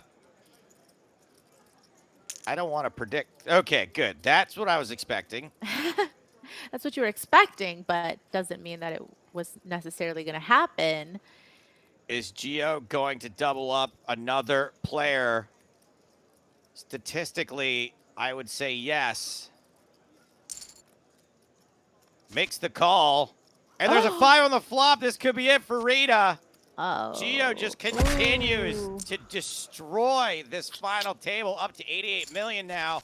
We're down to 3 players, which is when we like to enact our world-famous 1-to-1 player-to-commentator ratio. Threads up, my babies. Boom. I love it. The perfect commentator to player ratio. And guys, I have to give credit to Gio. And Maria, correct me if I'm wrong, but for the most part, Gio hasn't got carried away. I feel the aggression has been controlled. I mean, okay, here's an example. 7-6 into 8, and Bernardo's going to get another double up probably. But generally speaking, Gio hasn't been forcing it. No, and you could see that they understand there is a lot of situational awareness, right? The opening when Gabriel has 25 big blinds instead of just shoving. But when Gabriel folds and the other 2 stacks have about 10 to 13 bigs effective, then Gio is more liberal in open shoving. So that shows an awareness of what is going on. Well, blinds are going up in 2 minutes' time, which will make the other 2 players even shallower than they already are.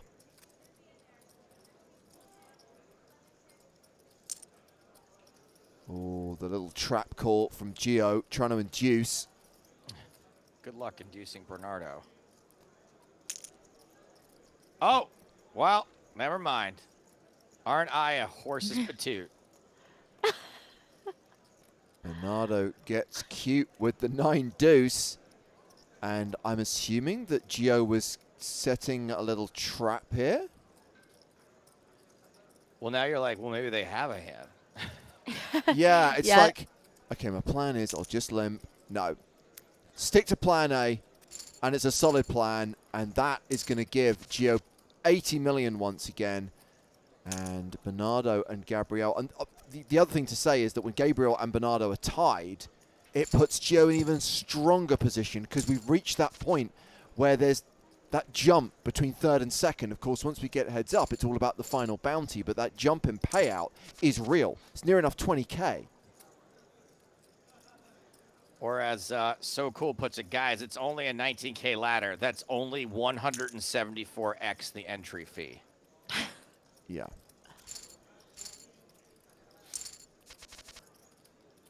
Yeah, and of course, that's the difference between, you know, the Sunday Million and then a lot of these high roller type buy-ins is when you finish in the top 3, the top 5, you are making a lot more on your original investment.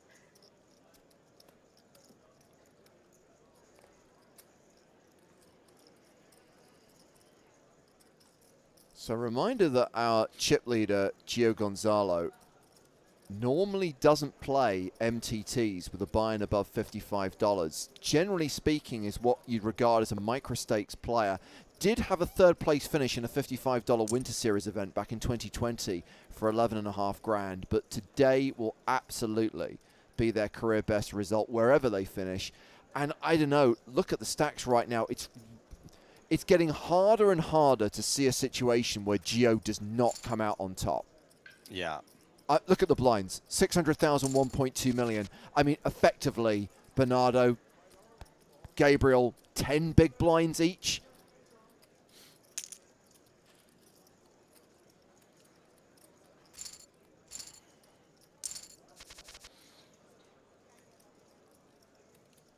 Gio Gonzalo is going to be, regardless of what happens, whether he wins or not, that's a lot of Sunday storms. If you're a $55 player, you're pretty much set for life.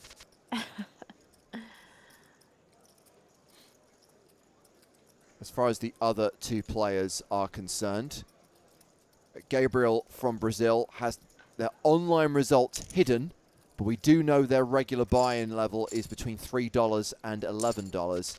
And Bernardo C6 has had some decent online scores, $200,000 in online winnings on stars alone, and a win in the Bounty Builder last year worth 29K. That also was a 109 buy-in.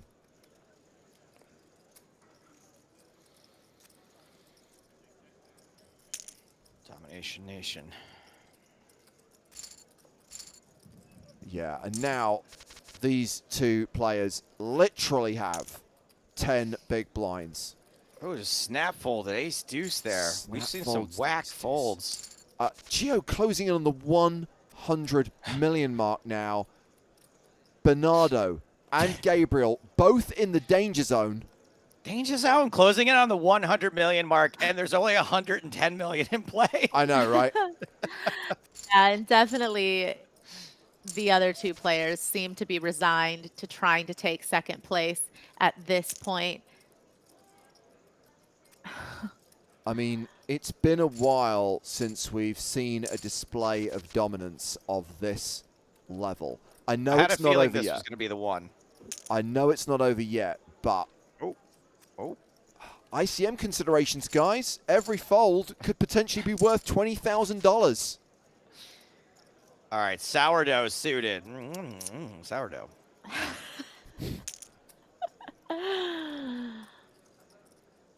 9-7 suited could have been consideration given the bounty, but I can see why Gio is kind of happy to keep this configuration going as long as they keep folding when Gio's the one shoving.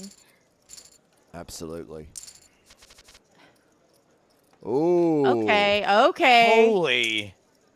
Ace 9 all in. Bernardo calls all in, and what a spot for Gabriel. So Gabriel can call all in and will have Gio dominated and basically be flipping against Bernardo.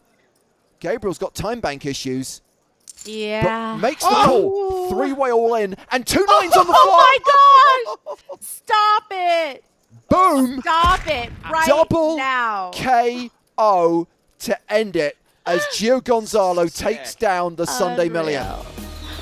That was awesome. 2 players eliminated on the final hand, and Gio Gonzalo wins it for a total of $88,000 in prize money, 37,000 of that bounties.